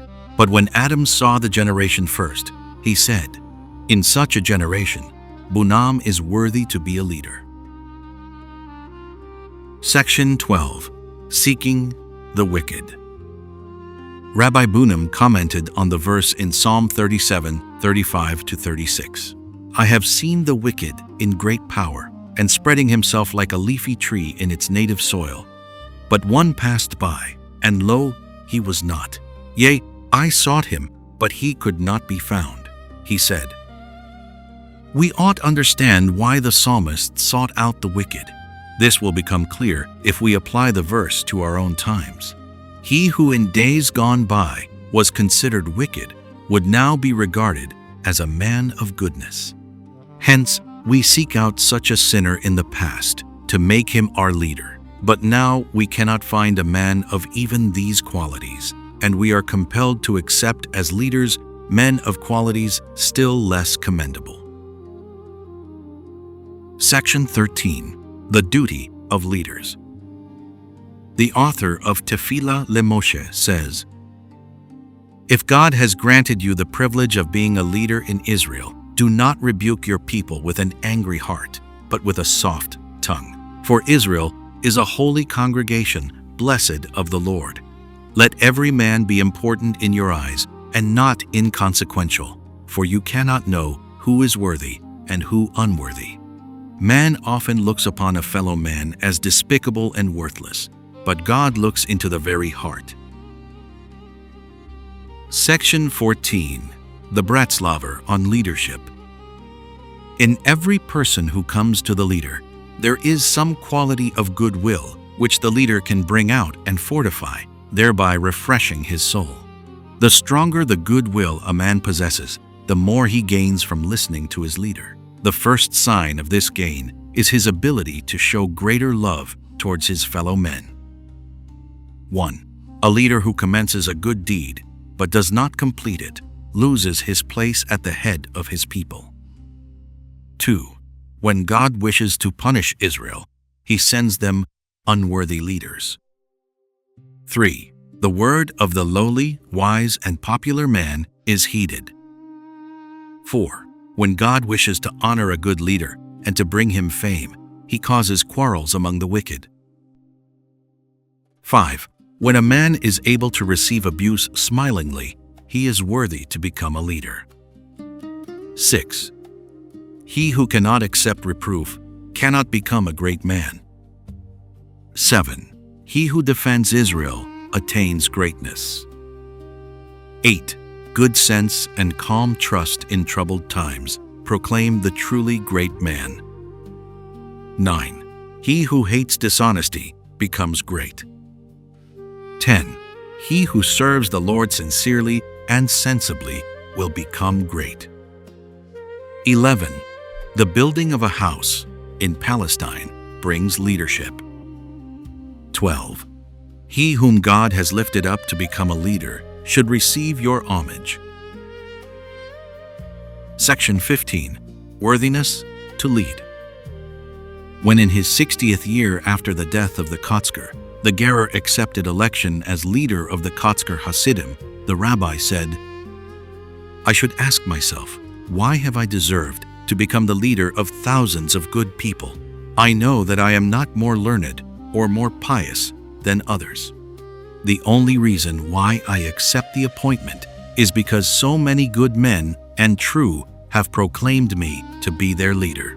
We find that a cattle breeder in Palestine during the days when the temple stood was enjoined by our Torah Leviticus 27:32 to drive his newborn cattle or sheep into an enclosure in single file. When they went to the enclosure, they were all of the same station, but when over the 10th one, the owner pronounced the words, "consecrated unto the Lord," it was set aside for holier purposes. In the same fashion, when the Jews pronounce a man to be holier than his fellows, he becomes, in truth, a consecrated person. Section 16. New Paths for the People. Said the Breslaver. A king had 2 sons, one wiser than the other. He appointed the less intelligent son to be his treasurer, but the wiser he gave no official appointment, except to be seated at the side of his father. When a nobleman inquired the reason, the king replied, "Merely to distribute monies already available requires no special wisdom. Even a simpleton can do this. But my wise son is seated with me and plans new avenues for procuring wealth for my treasury. Keen intelligence is required for this task. In the same way, merely to follow routine does not require a great tzaddik, but to discover new paths for the people to approach God, a wise leader is needed." Chapter 91. Love. Section 1. Without a reason. Said the Belzer. When the Lord wishes to preserve Israel from a calamity, the advocates of heavenly justice endeavor to dissuade him, citing the evil deeds of Israel. But the Lord replies, "Israel observes many of my commandments without knowing the reason for them. Therefore, it is fit that I should save them without a reason for doing so." Section 2. An Eternal Love. The Magelnitzer rabbi heard that the Vorker rabbi often visited the Kotzker rabbi. The Magelnitzer, who was known to hold a poor opinion of the Kotzker, asked the Vorker, "What reason have you for liking the Kotzker?" "I love him without a reason," replied the Vorker. "And, as you know, such a love lasts forever." Section 3. Beyond Human Strength. Rabbi Mendel of Riemanov once inquired of his teacher, Rabbi Schmelke of Nikolsburg, "Is it not beyond human strength to love the wicked?" He explained, "One must love their souls." Another tzaddik once cried from the depth of his heart, "Would I could love the best of men as tenderly as God loves the worst." Section 4. Love them first. Said the Bersheder, "Do you desire that people love you? Love them first." Section 5. Love the wicked. Said the Bersheder, "Love the man of wickedness." Why? Because he will then love you, and love will unite his soul and yours.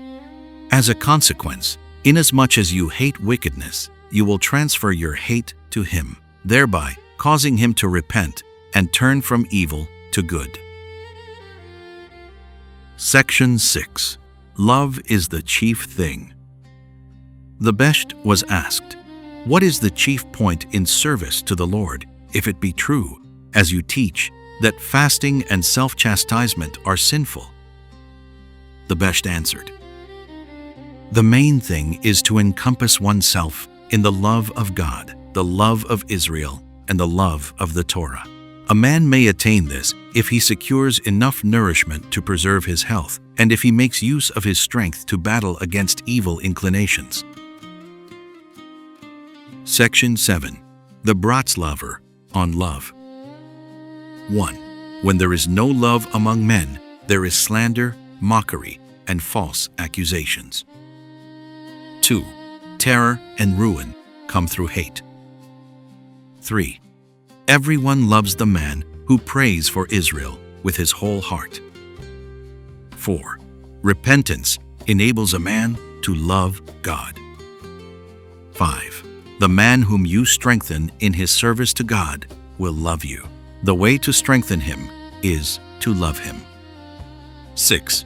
If you beware of petty quarrels and unfounded dislikes, even influential persons will be willing to entrust you with the problems of arbitration. 7. He who does not swear falsely will not transgress the prohibition against revenge. 8.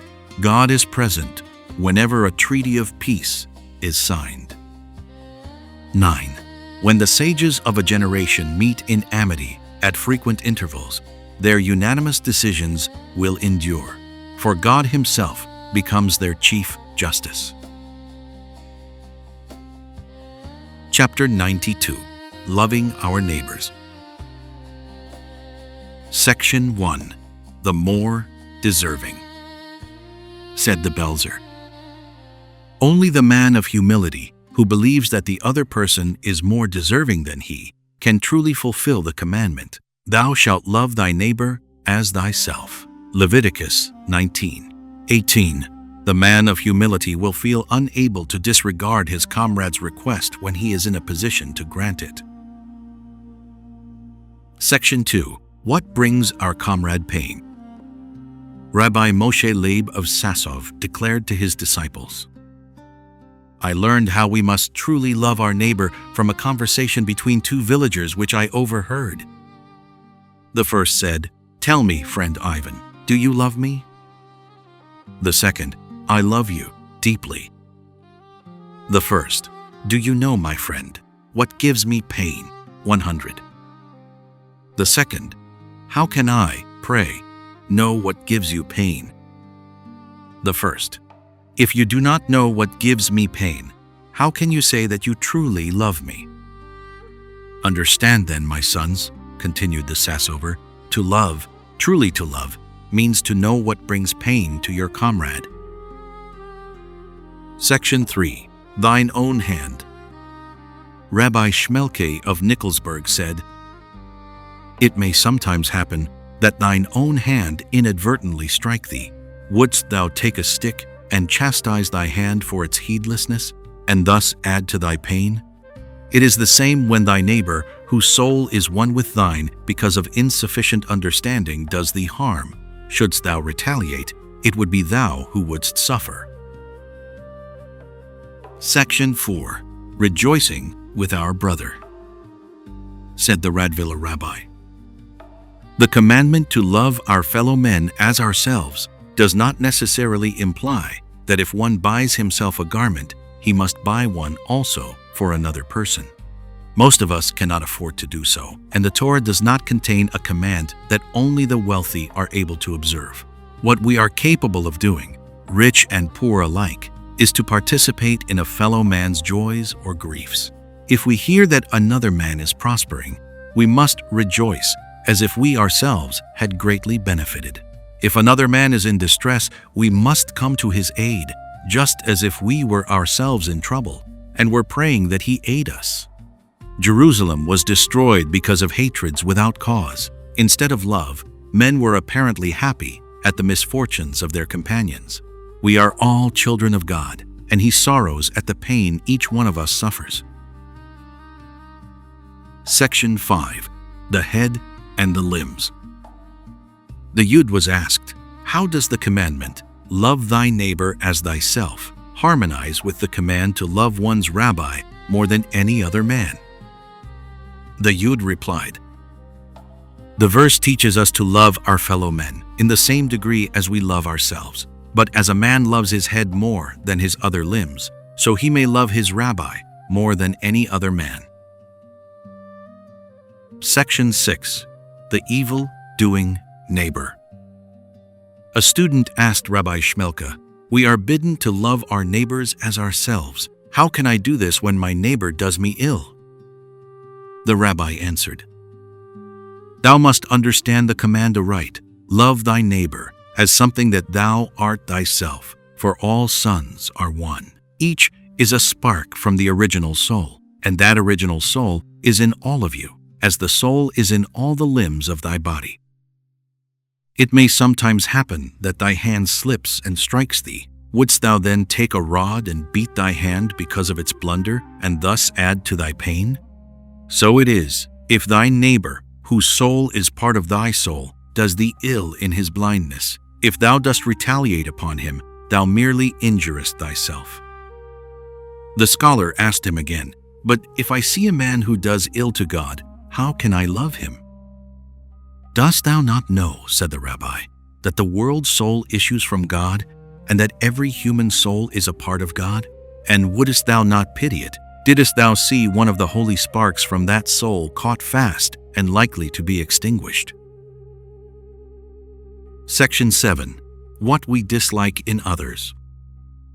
Rabbi Shmelka interpreted the famous saying of Hillel, "What is hateful to thee, do not cause to be done to thy neighbor." He paraphrased it, saying, "What is hateful to thee in thy neighbor, do not do thyself." Section 8. In Mortal Danger. Rabbi Aaron, the son of Rabbi Hayim of Tzanz, journeyed once to Gorlitz on a bitterly cold day, wrapped in a bearskin. One of his fellow travelers had no overcoat and suffered dreadfully from the cold. He fell sick unto death. When Rabbi Hayim heard of this, he reproached his son severely. "Why did you not give him your bearskin?" he asked. Rabbi Aaron answered, "Father, I had only one skin." "You should nevertheless have given it to him," continued Rabbi Hayim. Rabbi Solomon of Radomsk heard the colloquy and said, "Then you would rather your son imperil his own life, though it is written, 'Everyone is his own neighbor.'" "That is doubtless true," said Rabbi Hayim, "but know, Radomsker Rabbi, that when it is a question of a man's life or death, we need not proceed according to what is written." Section 9. Prayers for Others. The Berdichever was asked why he lived in such straitened circumstances, whereas other rabbis, not so well known, lived in affluence. The rabbi replied as follows.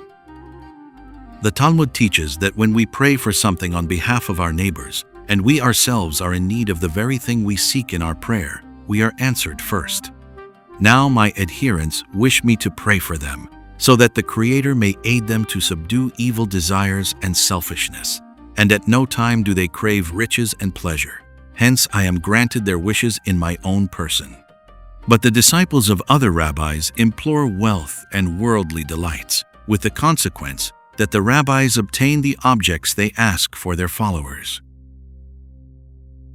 Section 10. Why mortals precede. A Hasid asked a Tzaddik, "Why is it customary to say 'to life' before reciting the benediction over a drink of wine? Is it not disrespectful to bless mortals before blessing the immortal one?" The Tzaddik opened the prayer book and showed the Hasid the passage wherein we are enjoined to accept the commandment of loving our neighbors before accepting the commandment of loving God. The reason, doubtless, is that mortals need our love and sympathy more than God. Section 11. Loving all others. Rabbi David of Lelov said, "I am not worthy as yet to be called a Tzaddik, since I still feel more love for my own children than for other people." On the same subject, the Gastaniner rabbi said, "The Kotzker rabbi, my revered teacher, labored to instill in me a love of mankind in such perfection that I might be able to love my enemy as much as my dearest friend." Section 12. For the love of his soul. Said the Lentzner rabbi, "Thou shalt love thy neighbor's soul as thine own. Thou repentest of thy sins for the love of thy soul. Labor then with thy neighbor, that he may also repent of his sins for the love of his soul." Section 13. The Lord is thy shade. The Besht commented upon the verse, "The Lord is thy shade." Psalm 121:5. He said, "As thou conductest thyself towards others, so doth the Lord conduct himself towards thee. If thou art kind and merciful, the Lord will be kind and merciful towards thee." Section 14. Broadening the heart. Said the Yud, "Accustom thyself to good-heartedness by degrees. At first refuse not a request for a pinch of tobacco, for the light of a match, or for other small gifts. Little kindnesses like these will broaden thy heart, so that thou wilt thus habituate thyself to helping thy fellow man in many ways." Section 15. God in the Compact. Said Rabbi Israel Isaac of Alexander, the verse reads, "Thou shalt love thy neighbor as thyself. I am the Lord." This indicates that the Lord says, "I love thy neighbor as thyself, and include me also in the compact of love. Section 16. Loving the Wicked. Rabbi Benjamin Halevi and Rabbi Raphael Berscheider engaged in a disputation. The latter declared that one must love even the wicked, and the former argued that it is incumbent to pray for their downfall. When Rabbi Benjamin departed from the synagogue, he said to a friend, "Rabbi Raphael, to be sure, was right, and it is truly a praiseworthy attribute to love all Israel. Before the multitude, however, it is desirable to preach that evildoers will receive their punishment speedily. Moreover, it is a trait which few persons possess. My master, the Koretzer, told me that Raphael has the unique quality of loving even coarse doers of evil. He further declared, when Raphael comes to me, I surrender to him my desk and my table, yet I know I have not done my full duty to him." Chapter 93. Loyalty. Section 1. The Wiles of Satan. Said the Pulnor, a king wished to test the loyalty of his subjects. He ordered one of his servants to head an apparently rebellious army and to invite other towns to join the revolt. Hafen, the ostensible rebel, succeeded in winning several cities to his side. When he arrived near a certain town, many of its citizens were prepared to enter his ranks. But a man of wisdom in the town, who had given the matter much thought, said, "Is it not strange that the king permits this revolt and dispatches no army to end it? Perhaps it is a trap against us." He visited the rebel general and persuaded him to depart. The apparent insurrectionist, said the Pulnoer, is the Satan who seeks by wiles to entrap us. Words of wisdom and persuasion can head him off. Rive. Section 2. The Loyal Cossack. The Kosmyrer, with his following of Hasidim, once turned out of doors on a bitter cold evening to bless the new moon. At the wall, he met a Cossack, standing guard, as motionless as a statue. "How now, Master Sentinel?" exclaimed the rabbi. "What if you freeze to death, standing in this bitter frost without stirring hand or foot?" The Cossack replied, "If I die, another will come and stand guard in my stead." The rabbi turned to his Hasidim in exhortation, "Look what is done for a master as frail as you or I. Will you do as much for the all-powerful as this Cossack, for one of his liegemen?" Section 3. Not blood, but service warms. The Kobrener rabbi said, a general who had been an officer for over 50 years once met the king. The monarch greeted him with a friendly smile and said, "Are you in good health, General? Does your blood still warm you?" The old general replied, "No, Your Majesty, my blood does not warm me, but service does." "Comment is superfluous," said the Kobrener. Section 4. Serving the Rebbe. Rabbi Hirsch of Rimanov was left an orphan in his early boyhood. Once, he saw the Rebbe Menachem Mendel Rimanov at the synagogue and was so impressed by his holiness that he resolved to devote himself to his service. He visited the Rebbe's house and persuaded the servants to allow him to chop wood for the Rebbe's oven. Later, he was permitted to sweep the floors, but his chief ambition was to make up the Rebbe's bed. This, however, he was not allowed to do, as the servants feared the rabbi's displeasure. One day, however, the Rebbe's personal servant was called away, and he ventured to entrust the lad with the care of his master's room. Hirsch took great pains in smoothing the Rebbe's bed with care, and when the Rebbe retired to rest, he noted the difference. The next morning he made inquiries, and, being informed of young Hirsch's devotion, enlisted him as his closest attendant. Hirsch soon became indispensable, and his master grew so attached to him that in his will he designated Hirsch to be his successor as Rebbe, though he had learned sons and many famous disciples. Section 5. The Zaddik's Reward. The Lezensker spoke on the text in Exodus 21:33, "And if a man shall open a pit, or if a man shall dig a pit and not cover it, and an ox or an ass fall therein, the owner of the pit shall make it good. He shall give money unto the owner of them. If the Tzaddik makes an opening in the heart of his followers, or if he strives to dig an opening among the hard-hearted, and continues his efforts lest they grow harsh again, thereby overthrowing the spirit of worldliness, then the Lord who has endowed the Tzaddik with the power to influence human hearts shall grant him his reward. He shall repay him by vouchsafing unto him the longing to increase his loyal devotion to the Lord. Section 6. Loyalty to one occupation.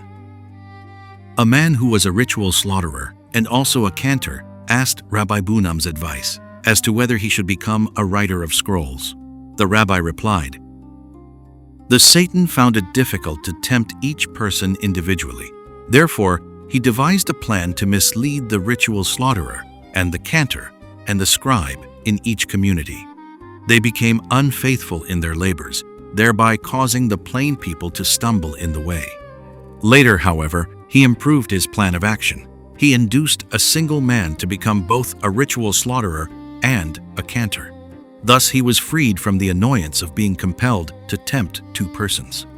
At present, I perceive that Satan proceeds another step forward in his strategy. He persuades one man to unite all three positions in himself. Were you loyal to your communal work, you would have all you can possibly do to accomplish one function in the proper fashion." Section 7. Serving other gods. The Besht commented on the verse, "And ye turn aside and serve other gods." Deuteronomy 11:16. He said, "The moment ye turn aside from God, ye serve other gods. For all your living forces are from God, and if ye use these forces for purposes not desirable in the eyes of God, it means that ye wish to please other gods." Section 8. The steadfastness of Israel. The Ropshitzer gave another meaning to the words in Lamentations 1:3. "All her pursuers have overtaken her in the narrow passes," he said. All persecutors of Israel have appreciated him when he was in dire straits. When they behold that notwithstanding all persecutions, Israel holds fast unto the Lord, then they understand his merit. Chapter 94. Loyalty to Israel. Section 1. God's love for Israel. The Carliner said, "May I be able to love a good Jew as much as God loves a wicked one?" Section 2. Loving our fellow Jews. The Besht was seated with his disciples, listening to their half-hearted praise of Israel. "You are like a stepmother who praises her stepson, not because of affection for him, but in order to please her husband," said the Besht. Israel is a holy and good nation, a people versed in the Torah, a gracious and upright people. He continued in this strain until the Hasidim were thoroughly instructed in true love for their fellow Jews. Section 3. Speak no evil of Jerusalem. Said the Staliner rabbi, "When a Jew speaks or thinks evil of his fellow Jews, he shall be expelled from the heavenly abode, even as one who speaks evil of the king's sons is driven from the royal palace. He who loves a person loves also his children. Likewise, one who loves God also loves Israel, his son." Section 4. Loyalty unto death. The Kobrenner related the following tale. When Napoleon's army invaded Russia, a Saxon officer was captured by the Russians. The Russian commander lacked the facilities to house an officer, and therefore gave the latter a choice between surrendering his commission and death. The officer exclaimed, "I will never disgrace my king by a promise not to serve him," and he was executed. "Let this be a lesson to the Jew," added the rabbi. "Let him never become an apostate or transgress the major commands of God, even if death be his portion." Section 5. God's Tehillim. said Rabbi Shmelke. An allegory of the Talmud says that God wears phylacteries on his forehead and on his hand, whereon are written the words, "Who is like unto thy people, Israel, one nation?" Israel being the only nation on earth which observes God's commandments in the Torah. But when an Israelite sins, the Lord exclaims, "I am ashamed of my forehead, I am ashamed of my forearm," as the writing thereon does not conform with strict truth. Section 6. God's tefillin are fallen. The Berdit Shever, breaking off his prayer, turned to God, saying, "Lord of the world, thou art bound to forgive Israel its sins. If thou wilt do so, it is well. If not, I will inform all the world that thou art walking about in phylacteries that are unlawful and of no effect." "For what," said David, "thine anointed one?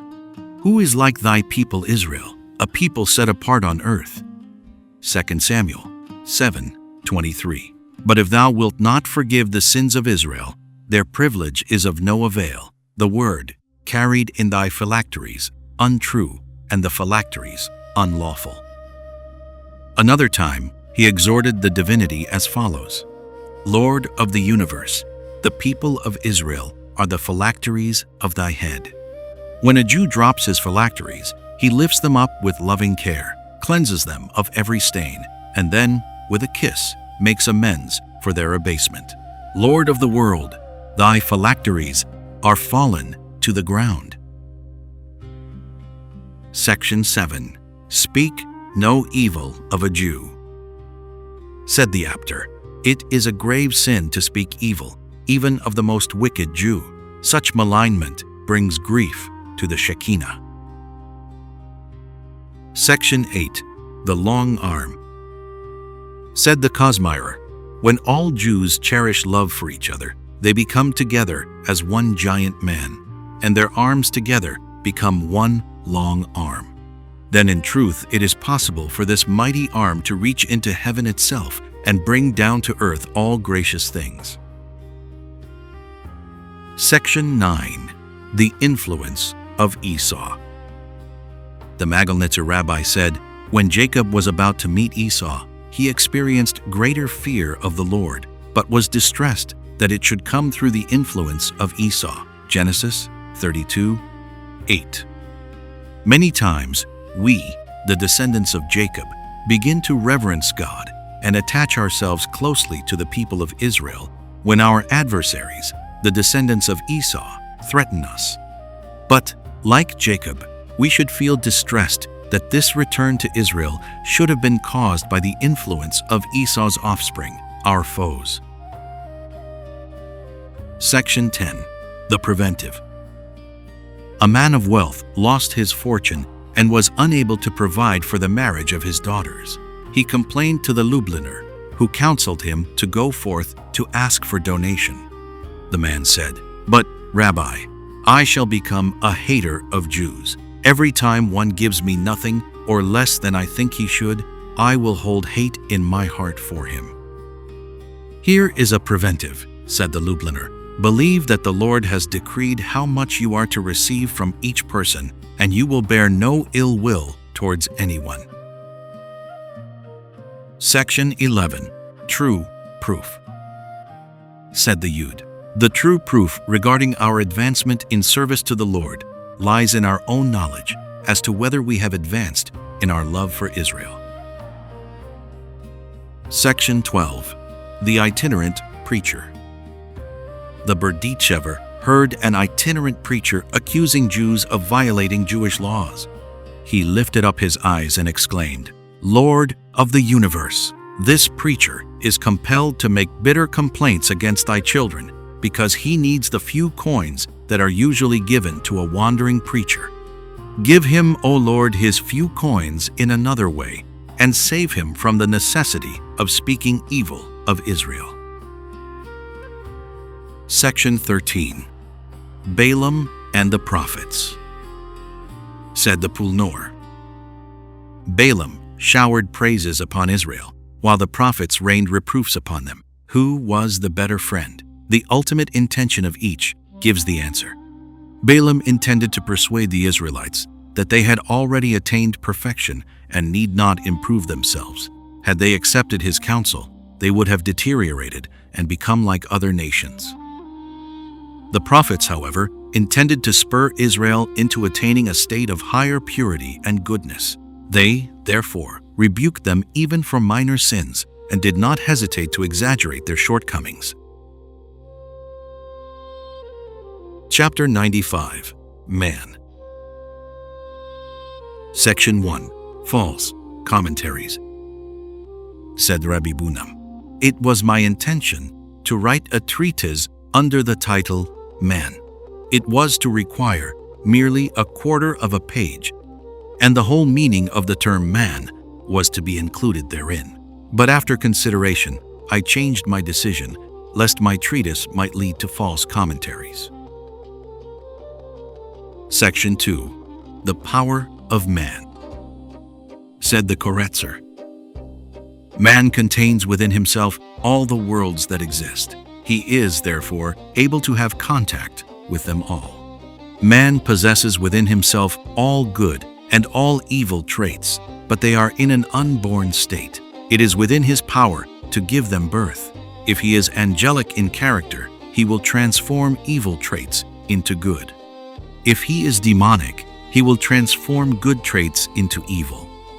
It is the study of the Torah and the performance of commandments that aid us to become as holy as angels." Section 3. A Small World. Rabbi Noah Lekevitzer said, "Man is often called a small world. This title is to be explained as follows.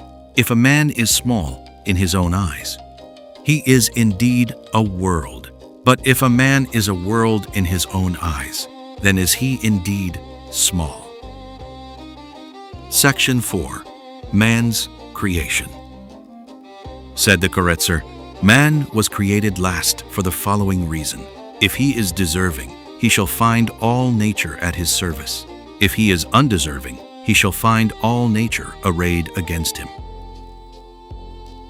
Section 5. Will he choose good? The author of Keli Yakar explains why after the creation of man, there are not written the words, "And God saw that it was good," Genesis 1:25, as in the case of the cattle. All other creatures received their final nature at the time of creation, but man was endowed with the faculty of free will or self-improvement. Hence, it was impossible to declare concerning him that he was good at the time of his creation. It was fitting to discover first what he would make of himself. Section 6. A Single Mitzvah. Said the Koretzer, "A man may often live out the entire span of his life for the purpose of performing a single commandment or gaining a single chosen end." Section 7. Feet, Hands, and Mind. Said the Koretzer, "Humanity may be likened to the form of a man. Israel is the head, since his importance lies in the achievements of his mind. Other nations are the hands, since they are valuable for their manual works. Animals are the feet, since their worth derives from their feet. A man's life may also be compared to the form of a man. In his youth, his strength is in his feet. In middle age, in his hands. In old age, in his head." Chapter 96. Marriage. Section 1.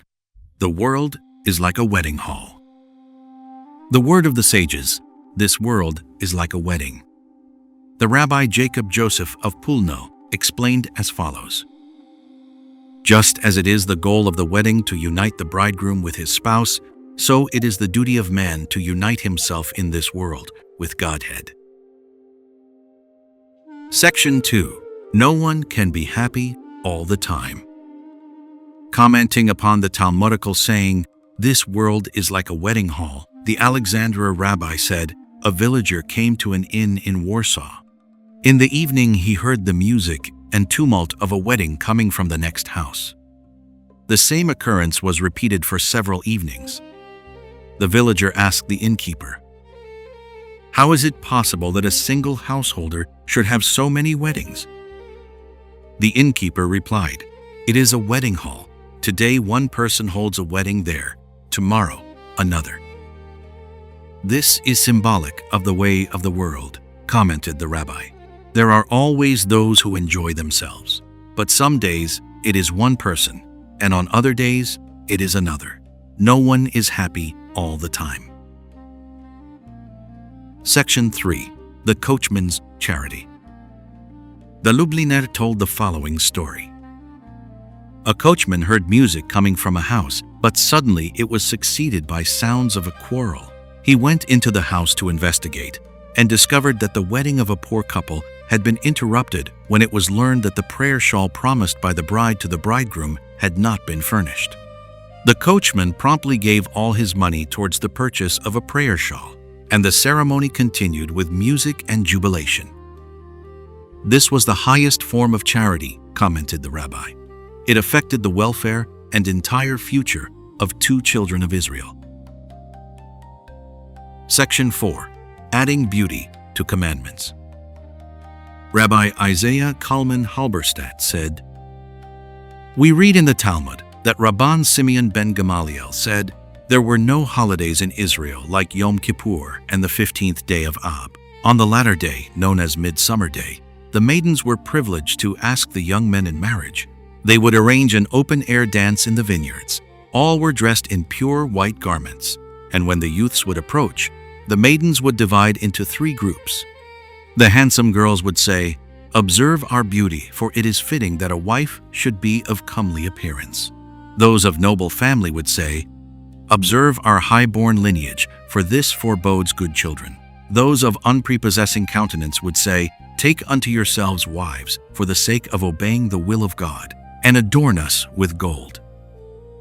The phrases of the handsome maidens and the last words spoken by the unhandsome may seem to be frivolous, but they will not appear thus on closer scrutiny and explanation.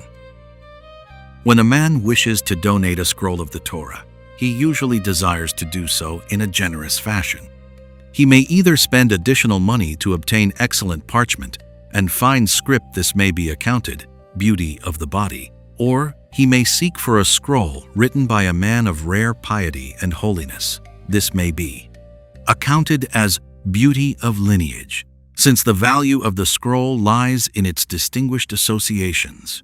Or he may strive to obtain a beautiful coverlet, or a fine pair of holders, or decorative adornments for the scroll. This may be accounted as beauty of the exterior. In each instance, the man endeavors to perform the commandment in a beautiful manner. So it is with the maidens. The first group says, "When you seek to perform the commandment of taking a wife to yourself in a fitting manner, consider beauty of the body." The second group says, "Consider the beauty of noble descent." The third group says, "We have neither beauty of body or noble descent." But if you wish to marry solely for the sake of the commandment and not for ulterior motives, then demonstrate this by marrying us. As for the beauty you may wish to add to the commandment, it will be sufficient to adorn us in costly garments and jewels. Section 5. The 15th of Ab and Yom Kippur. Said the Yud, the reason that the Talmud compares the 15th day of Ab to Yom Kippur is as follows. The 15th day of Ab commemorates the permission of marriage between the various tribes of Israel, and the sins of the young people are forgiven on a wedding day, as on Yom Kippur. Section 6. The Careless Prayer. The Careless Prayer. When the Yud's first wife died, he waited 2 years and then married her younger sister. He grieved greatly, however, over the loss of his first wife. Once he said, "The death of my first wife may be due to her own mother. My mother-in-law professed to be so pleased with me that she prayed within her heart, 'O Lord, send my younger daughter a husband like unto the husband of my older daughter.' Her prayer was heard, and since there seemed to be no other man who would have satisfied her as much as I, her older daughter was compelled to die, thereby giving place as my wife to her younger sister. Chapter 96.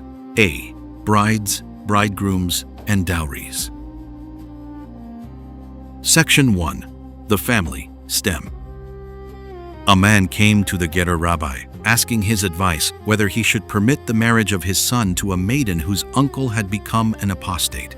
The rabbi replied, "You may safely accept the maiden as your daughter-in-law, so long as the family stem is sound. One need not mind about the branch." Section 2. Nuts without cultivation. The Ger rabbi said, "The custom in many congregations of showering the bridegroom with nuts when he goes up to read the Torah on the Sabbath preceding his wedding is founded on the following principle. The Talmud teaches that one who assumes the yoke of learning Torah is freed from the yoke of profane labors. Thus, the bridegroom is reminded that should he decide to occupy himself solely with study, his livelihood will come to him as free from labor as nuts that grow without cultivation. Section 3. Welcoming the Bride. The Alexandria rabbi was once reading the Talmudical enumeration of acts of kindness, among which are to be found the following 3: visiting the sick, welcoming the bride, attending the funeral. He was asked, "Why does the Talmud interpose welcoming the bride between the sick and the dead?" The rabbi replied, "The Talmud seeks to teach us that when we visit a sick person dear to us, we should give charity towards the wedding expenses of a poor bride. By virtue of this good deed, the Lord will preserve us from the necessity of attending the funeral of the friend who is ill." Section 4. Dowries for the Poor. Rabbi Baruch of Gorlitz, a son of the Tzanzer rabbi, came to his father asking aid for the dowry of his daughter. The Tzanzer replied that he lacked the money. A few days later, Rabbi Baruch learned that some wealthy Hasidim had rewarded his father with large sums of money for his excellent words of counsel. He again visited his father and besought his monetary aid. The rabbi said, "I have already distributed the money among the poor for dowries." "But father, why am I worse than a stranger?" asked the son. "You are my son," responded Rabbi Haim, "and can easily secure assistance from my Hasidim if you will appeal to them. But these poor folk have no well-known father." Section 5. The Rabbi's Daughter. The Tzanzer had everything in readiness for his daughter's wedding when a widow entered, lamenting that her daughter was about to marry, but that she lacked the wedding gown. The rabbi promptly gave to her everything he had prepared for his daughter. The girl complained, but her father comforted her, saying, "Do not concern yourself about what you bring your bridegroom. You will be acceptable to him because you are my daughter." Section 6. Sharing his fame. The Kotzker rabbi told his brother-in-law, the Gera rabbi, that he had misgivings regarding the validity of his marriage. His wife, he believed, undoubtedly had consented to marry him because she thought him to be a rabbi, whereas, in his inmost heart, he knew that he was not great enough to be a rabbi. The Gera replied, "My sister did not care whether you are worthy to be a rabbi or not. She merely desired to share your fame as an illustrious rabbi, and the populace will always speak of you as the Kotzker rabbi." Section 7. The Wise Choice. Rabbi Isaac of Hamburg desired that his daughter should marry the son of Rabbi Isaac of Linsk and promised a dowry of 600 gold eagles. When the prospective bridegroom's parents perceived that the maiden was unprepossessing of looks, they wished to abandon the entire matter. Rabbi Isaac of Hamburg persuaded them to discuss it with their son. The youth had been impressed by the girl's nobility of character and insisted that he take her to wife. It had been previously agreed that Rabbi Isaac of Hamburg should transmit the promised dowry before the betrothal. The bride's father, however, did not adhere to this condition. Again, the Rabbi of Linsk wished to abandon the matter, but once more his son insisted that the betrothal should take place. Immediately afterwards, Rabbi Isaac drew the dowry from his purse. "If the money was in your possession," inquired Rabbi Isaac of Linsk, "why did you vex me with vain worry?" Rabbi Isaac of Hamburg replied, "The Talmud teaches that when a man takes a wife for the beauty of her countenance or for her wealth, their children will lack good character. I noted that your son did not wish to marry my daughter for her looks. Now, I see also that he does not desire her for her money either. There is every hope, therefore, that they will have admirable children." Section 8. A pearl or a pea. A friend of the Oheler rabbi proposed that the latter give his daughter in marriage to a distinguished Torah scholar. The scholar agreed to become the Oheler's son-in-law, but he stipulated that a settlement be made so that he might continue his studies in peace of mind. The income from the settlement to be sufficient for his livelihood. The wife of the Oheler opposed the settlement of so large a sum upon an unworldly scholar. Her husband answered, "A peasant was digging in his field and discovered a jar containing what he believed to be peas. He tried to cook them, but they remained hard. Thereupon, he went to a neighbor and received in exchange peas that were edible. The neighbor had recognized the supposed peas for what they were, namely, precious pearls. He moved away from the vicinity and realized a great fortune from their sale. "I too," said the Oheler rabbi, "have found a pearl for my daughter. Shall I exchange it for merely an edible pea?" Section 9.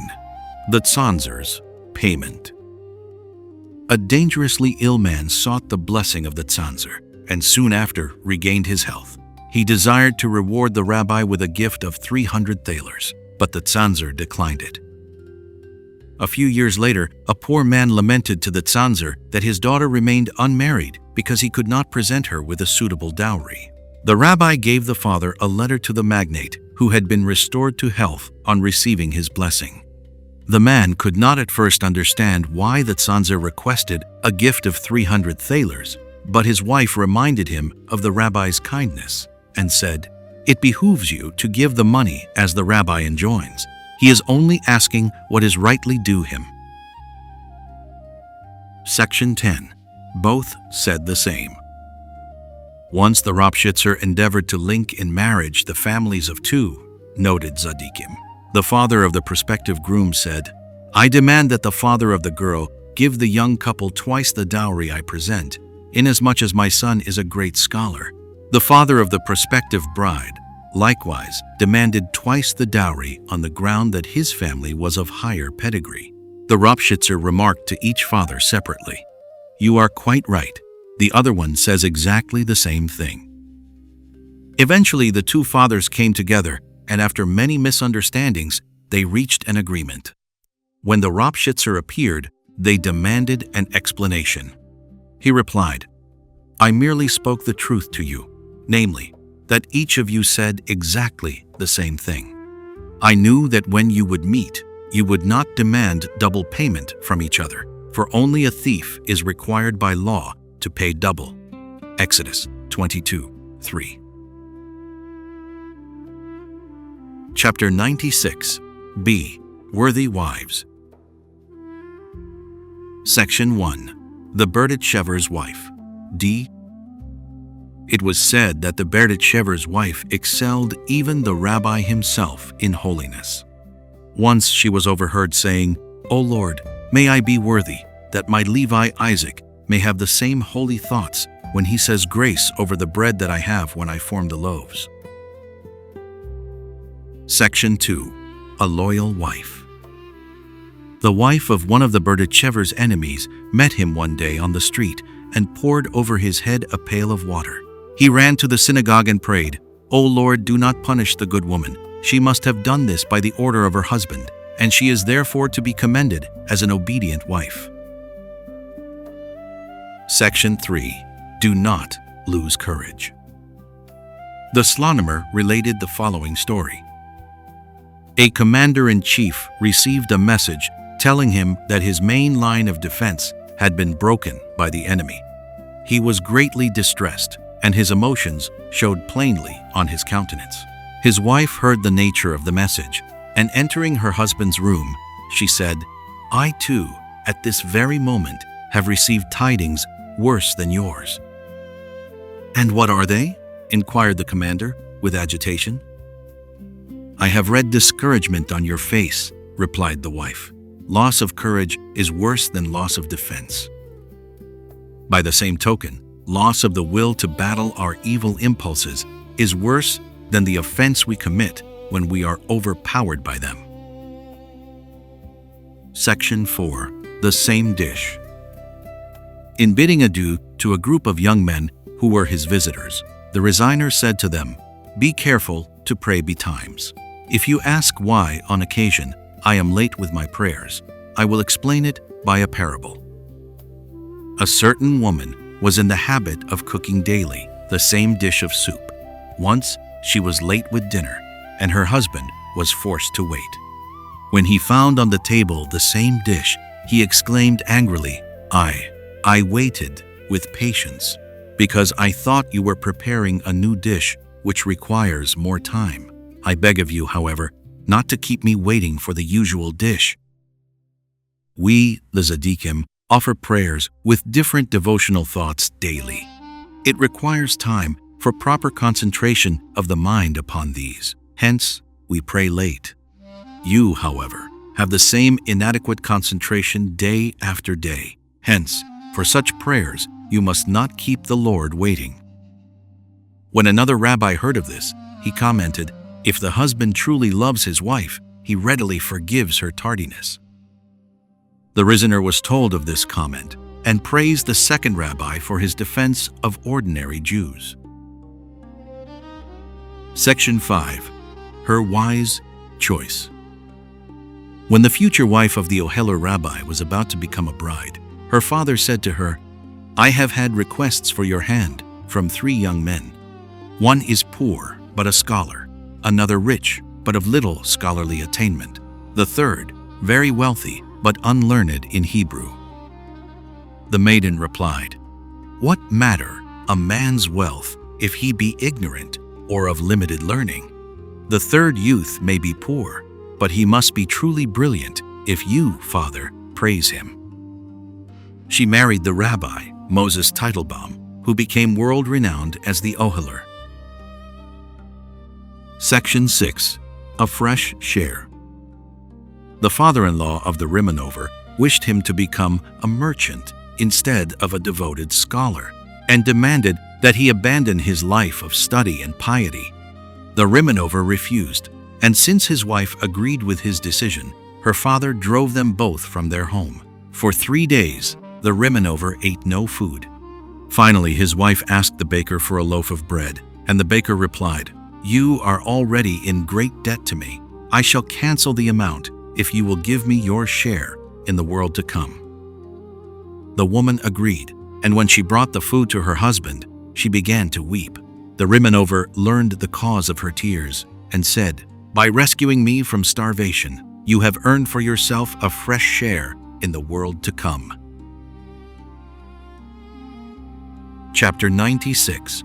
C. Unworthy Wives. Section 1. The Excessively Good. Once the Kobrener narrated the following story. On his deathbed, a father warned his son to beware of the excessively good. The son married a beautiful girl. Once he invited her to go walking with him, but she declined, saying she did not wish to have men admire her. "She is too modest," thought the husband.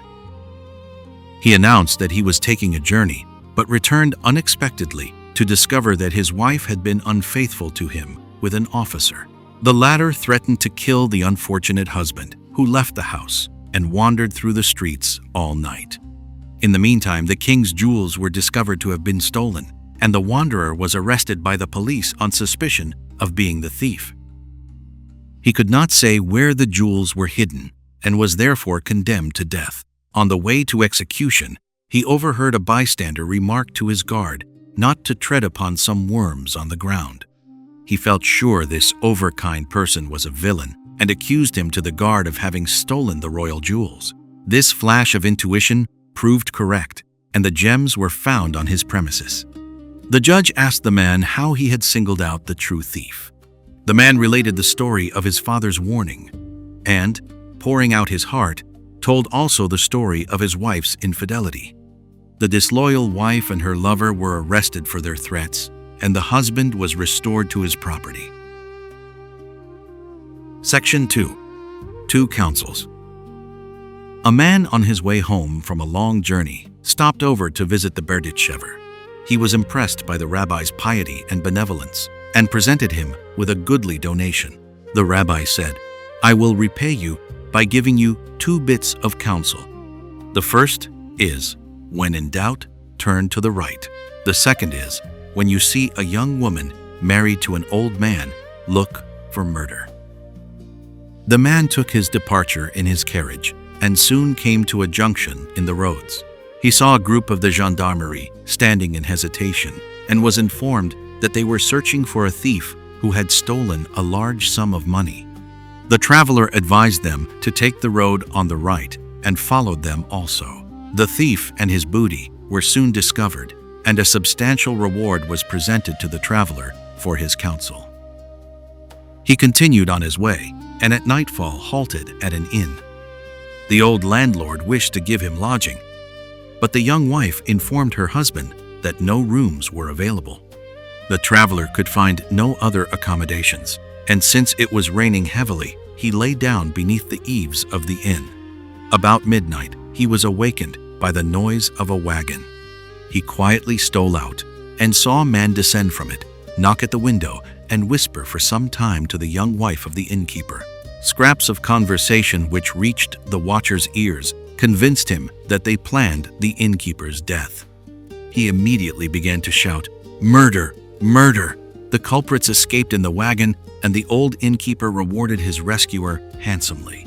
He also sent a gift to the bitachon, who had foreseen the consequences of his unwise marriage. Section 3. A wife's importunities. The Yud narrated the following tale. A Hasid died and was taken before the heavenly tribunal.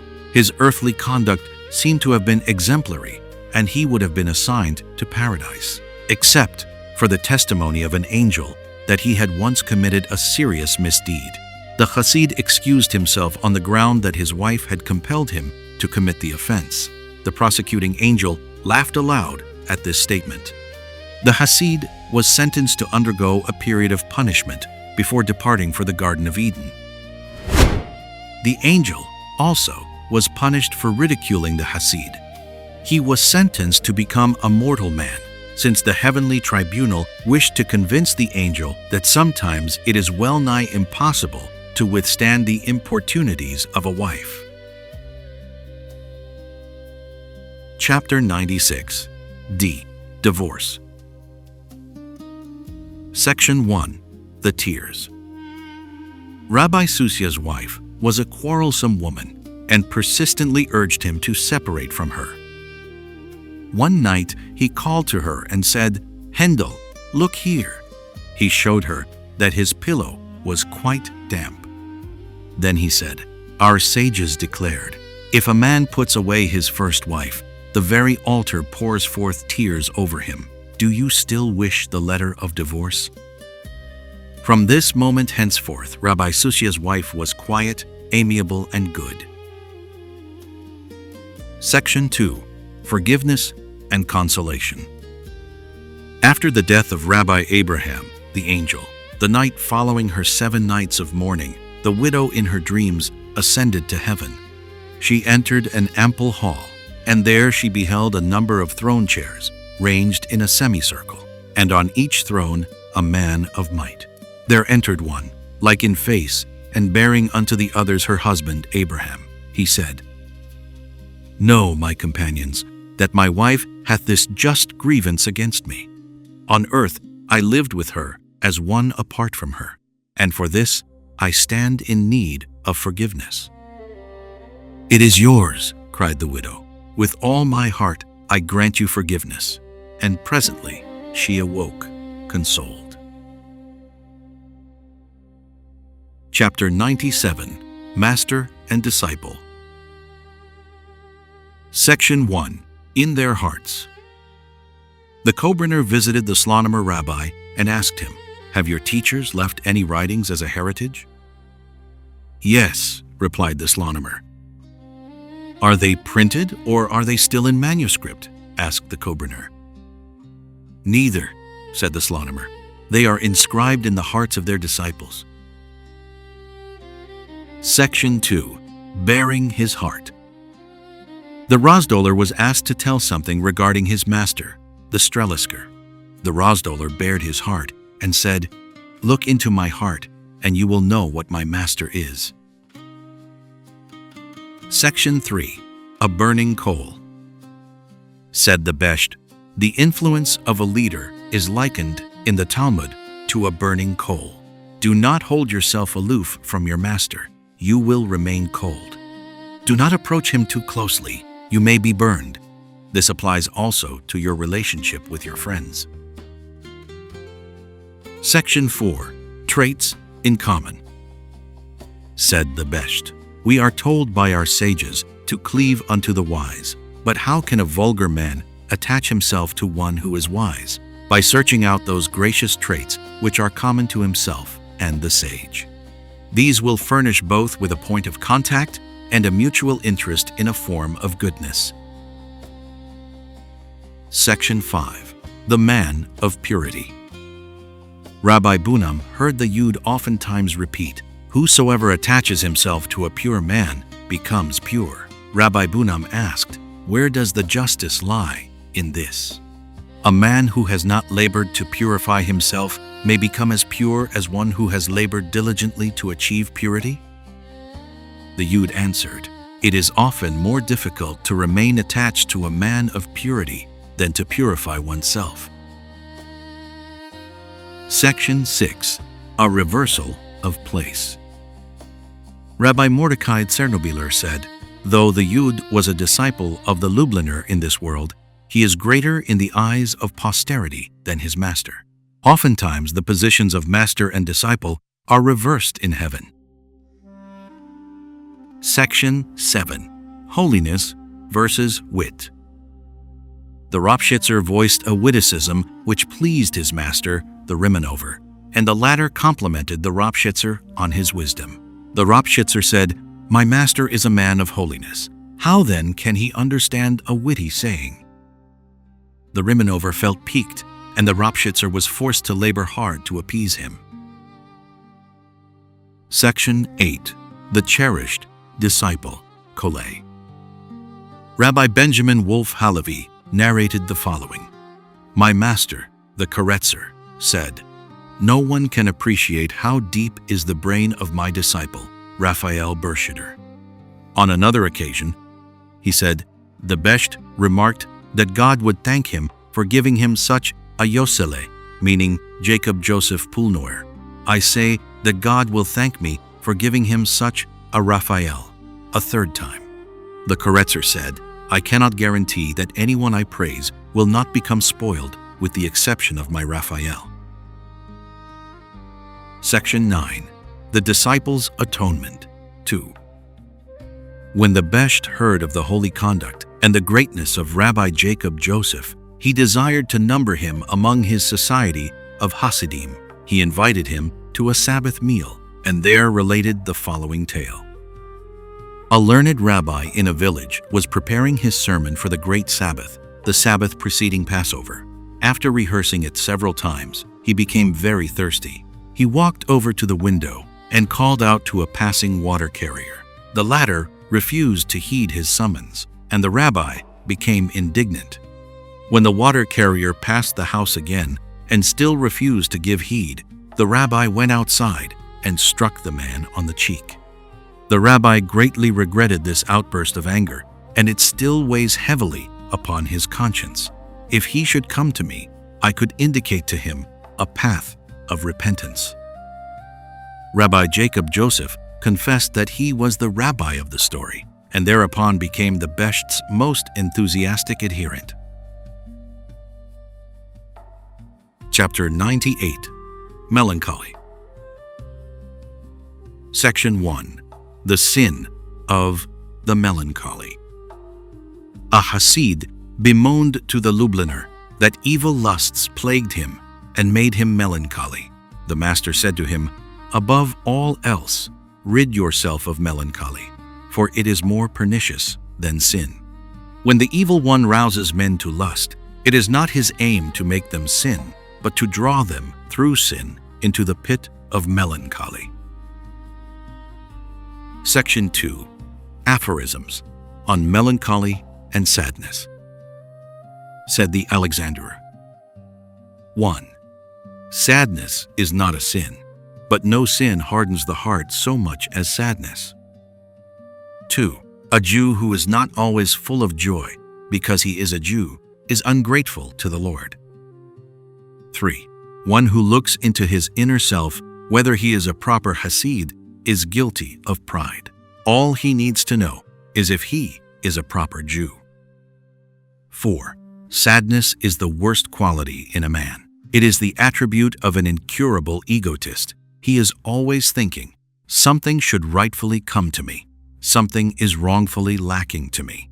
Whether in relation to substance or spirit, it is always I. 5. There is only a hair's breadth between sadness and bitterness leads to heartbreak. 6. To the one obsessed by sadness, his very body feels heavy to carry around. He cannot abide himself. He cannot abide the other Jew. 7. The most delicate dissatisfaction with himself is associated in a man's life with sadness, but the most complete joy is born out of holiness. Section 3. Signs of melancholy. Said the Koretzer, the man of melancholy may be known by these signs. 1. A lack of desire to visit Palestine. 2. A lack of interest in holy studies, except for study in order to fulfill the commandment to study Torah. 3. An inability to serve God through everything he hears and knows. 4. An inability to shed tears. Section 4. Repentance and melancholy. Said the Bersheider, it is not easy to repent of the sin of melancholy. When one begins to repent of it, he falls into deeper melancholy by the knowledge that he has sinned. The sole remedy is to think only of the moment of repentance and not of the later consequences of his sin. Section 5. The Breslov on melancholy. 1. Man's talk often brings him tribulations and sorrows. 2. Sadness weakens a man. 3. Melancholy oftentimes presages illness. 4. God does not abide with a man of sadness. 5. A man does not attain his hope through sadness. 6. Sadness leads to heartache. 7. He who is sad brings upon himself many afflictions. 8. The study of the narrative and imaginative lore of the Talmud removes sadness. 9. Sadness leads to quarrels, joy to peace. Chapter 99. Mercy of God. Section 1. Endless mercies. Said the Sedberzer rabbi, if we realize that our very existence is only by reason of God's grace and mercy, we may easily understand that God will grant us other mercies as well. God's power is endless, and His mercies are without limit. Section 2. Mercies for the undeserving. A man came to the Rosdoler with a donation accompanying his written request for the blessing of happiness. The Rosdoler said to him, "You are giving me a donation because you believe that I am a worthy Rebbe or Zaddik. I know, however, that I am not a Rebbe and do not merit your gift. But one of God's attributes is that He has mercy even on the undeserving. Hence, if you give to an undeserving person, God will repay you in the same measure and will aid you, even though you may not merit His help. A good deed performed on the earth below brings down from heaven the divine mercy. Section 3. Making God's Mercies Known. Rabbi Mordecai of Chernobyl commented thus on Psalm 118, 1-4. In truth, God's mercy fills every occurrence of our life, but this is not always apparent to each one of us. The psalmist says, "O give thanks unto the Lord, for He is good, for His mercy endureth forever." But if the mercy is not perceived by all, let Israel so say. If Israel cannot perceive it, let the house of Aaron say so. If even they do not observe it, let those that fear the Lord then say it. Section 4. Why we prosper. Said the Belzer. We read in Psalm 24:5, "He shall receive a blessing from the Lord, and righteousness from the God of his salvation." When we succeed in business or study, let us remember that our success has come not because of our sagacity or good sense. Furthermore, let us not imagine that we have deserved the blessing because of our goodness. We have received it because God in His mercy has desired to aid us. Section 5. The Compassion of God and Man. The Tsartkover rabbi said, "If a man obtains the compassion of his fellow men, he also obtains the compassion of God." For the angels of mercy argue, if a mortal man takes pity on him, surely the all-compassionate should have mercy upon him. Section 6. Mercy through effort. Said the Koretzer, when a man is in a state of tribulation, God's mercies emanate from him, but they remain on high. It requires the effort of repentance, prayer, tears, and good deeds to bring down God's mercy on behalf of the suppliant. Section 7. Kindness with pain. Said the Lenzner, there are two forms of kindness. A kind man may give money to a person who is sick and allow him to use his own efforts to improve his circumstances. Not so, however, the kind father and his ill son. The father labors through every means to cure the malady of his son, even though a painful operation may be necessary. The Lord is not satisfied merely with forgiving our sins and granting us an opportunity to do better. He wishes to take a hand in our improvement. Therefore, He sends us teachers to rebuke and instruct and influence us. If this proves inadequate, He sends down tribulations, even as the mortal father permits his son to suffer pain as a prelude to recovery. Oftentimes, however, we are unable to bear the Lord's punishments, even though we may know they are the height of compassion. We therefore entreat Him to limit His kindness according to our ability to bear it. Section 8. Trust and Fear. Said the Besht, trust in God's mercies, and His kindness will encompass you. Fear God's punishments, and His strict judgment will surround you. Wherever your mind abides, you will find yourself cleaving unto it. Serve the Lord in love and in complete trust, and you will receive His mercies. Section 9. Boundless Mercies. The Berditchever read in the High Holiday Prayer Book the words, "We are full of sins, but Thou art full of mercies." The rabbi thereupon exclaimed, "O Lord, consider how insignificant we are, and how insignificant are the sins which we are able in our littleness to commit. But Thou art unlimited, and there is no boundary to Thy mercies. How art Thou able to limit them towards us?" Section 10. The Conduit. Said the Mesoritzer, the good man who desires to receive the constant inspiration of God's benevolence must be like a conduit laid from a spring on a hilltop to water a field. In this conduit, there must be no blemish of the smallest size. It must be laid straight, and it must be carefully linked to the spring. Section 11. Whoso is wise. said Rabbi Bunam. The Psalm 107 enumerates various misfortunes which God may send upon man, and concludes with the verse, "Whoso is wise, let him observe these things, and let him consider the mercies of the Lord." From this we learn never to lose hope in the midst of misfortune, but to believe that it is truly meant for good. Let us have fortitude and patience to await better days, and we shall perceive that all was a sign of God's mercies. Chapter 100. The Messiah. A. The Messianic Hope. Section 1. Be prepared today for redemption. A Hasid placed this question before the bitachon.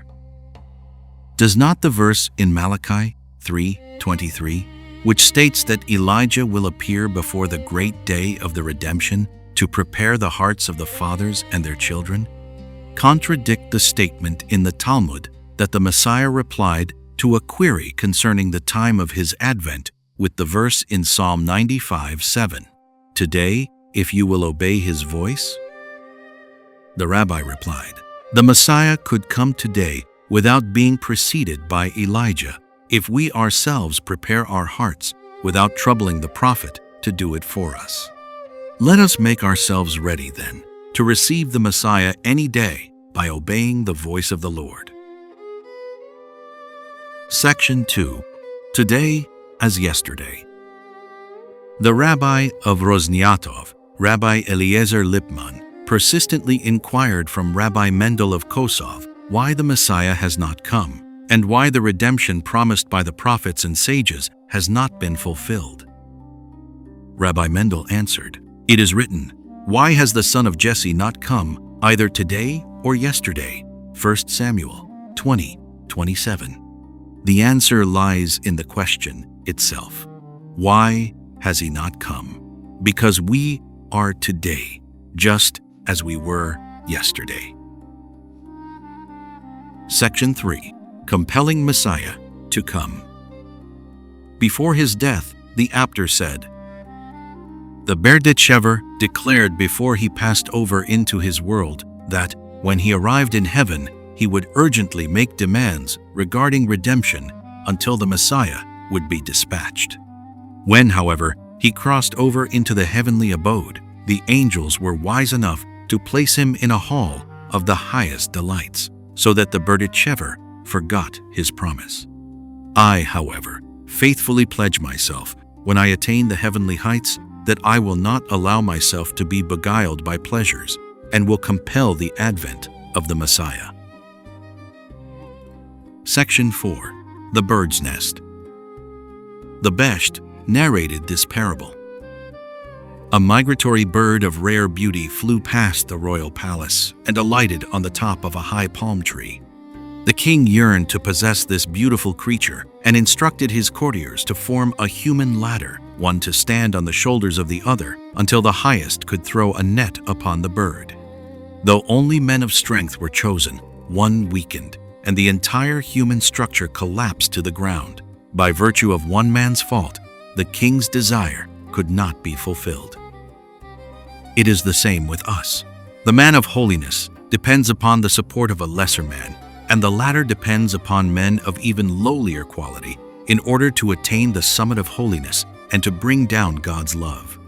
But when one person weakens, the whole structure totters and falls, and the Zadok must begin anew.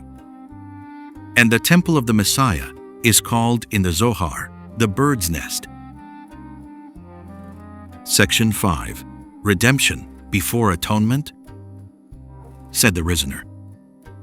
It is told of the grandfather of Spola that he once exclaimed, "Messiah, why tarriest thou? Art thou waiting for repentance and atonement? Verily, I swear, the Jews will not make atonement. I will not gainsay the spoiler, O Lord, but this I vow before thee. Let King Messiah come, and we will all make atonement. And for this we have fair warrant. Before we sinned, 4 exiles have been decreed against us in the days of Abraham, the exiles of Egypt, Babylonia, Greece, and Rome.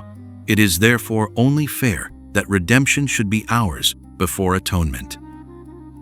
On another occasion, the Rizener said, "It is required of us that we repent and atone before redemption, but we have lost the power, for we are staggering under the burden of our sufferings like drunken men who cannot walk the way. Our sages have demanded, not in plain words, but by plain implication, redemption before atonement, when they said that crushing poverty makes men avert their faces from a knowledge of the Creator."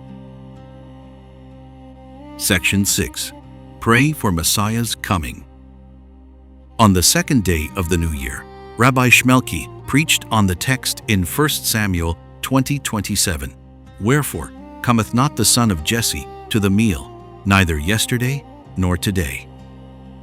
Why has not the Messiah, son of Jesse, come yesterday or today, in former generations and in this generation? Because we petition the Lord merely for bread, for our material well-being. Had we wholeheartedly implored him to send the Redeemer and forgotten our individual needs, the Lord would assuredly have sent us the Messiah. Section 7. Within each of us. Said the Stratiner, each Jew has within himself an element of the Messiah, which he is required to purify and mature. Messiah will come when Israel has brought him to the perfection of growth and purity within themselves. Section 8. Let Messiah come. Before Kol Nidre, the Oheler stood before the ark and said, "Lord of the universe, thou art well aware of my unworthiness, but thou also knowest that I do not speak falsehood, and that now, before the advent of Yom Kippur, I wish to relate to thee my true thoughts.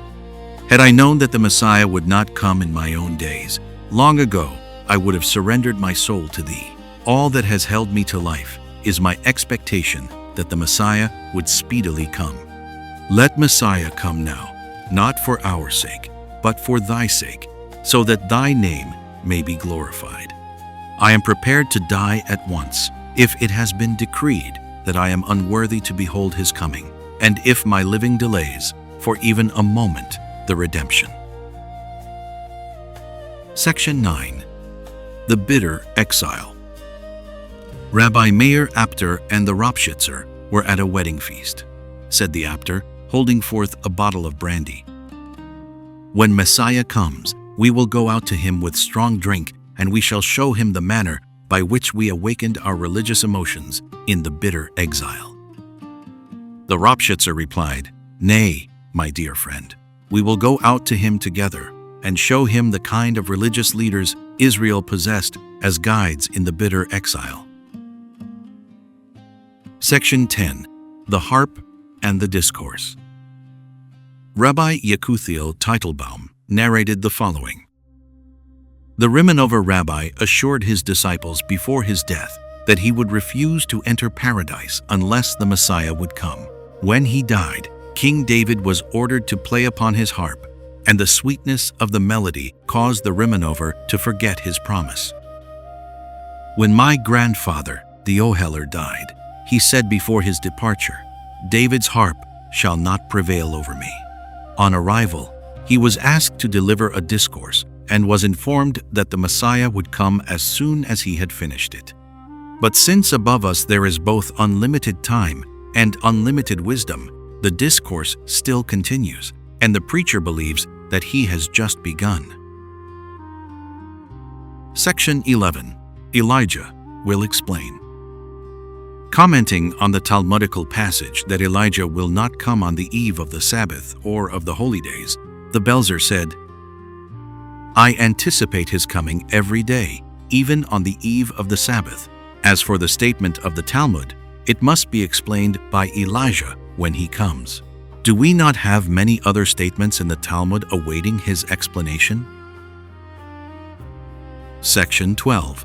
Redemption of Prayers. A Zadok once inquired of the prophet Elijah why the Messiah fails to make an appearance and to redeem the people of Israel from its servitude in exile. He made answer, "Let the Israelites cease from praying without making sense of their supplications, and the Messiah will forthwith appear. Behold, The letters and words of holy prayer are held in captivity by heedless worshippers. Let the Jews redeem them first, and their own redemption will follow. B. False Messiahs. Section 1. Akiba and Bar Kokhba. An unbeliever asserted to the rabbi of Berdichev that the great masters of old were steeped in error. For instance, Rabbi Akiba believed that Bar Kokhba was the Messiah and enrolled under his banner. Thereupon, the Berdichever narrated this parable. Once upon a time, the only son of an emperor fell ill. One physician advised that a piece of linen be smeared with a burning salve and wrapped around the bare body of the patient. Another physician, however, discouraged this because the boy was too weak to endure the pain the salve would cause. Thereupon, a third physician recommended a sleeping draught, but a fourth physician feared this might endanger the heart of the patient. Upon this, a fifth physician advised that the sleeping draught be given by teaspoonfuls to the patient as often as he awakened and felt the burning of the salve, and this was done. Thus, when God saw that the soul of Israel was sick unto death, he wrapped it in the biting linen of poverty and misery, but laid upon it the sleep of forgetfulness, in order that it might endure the pain.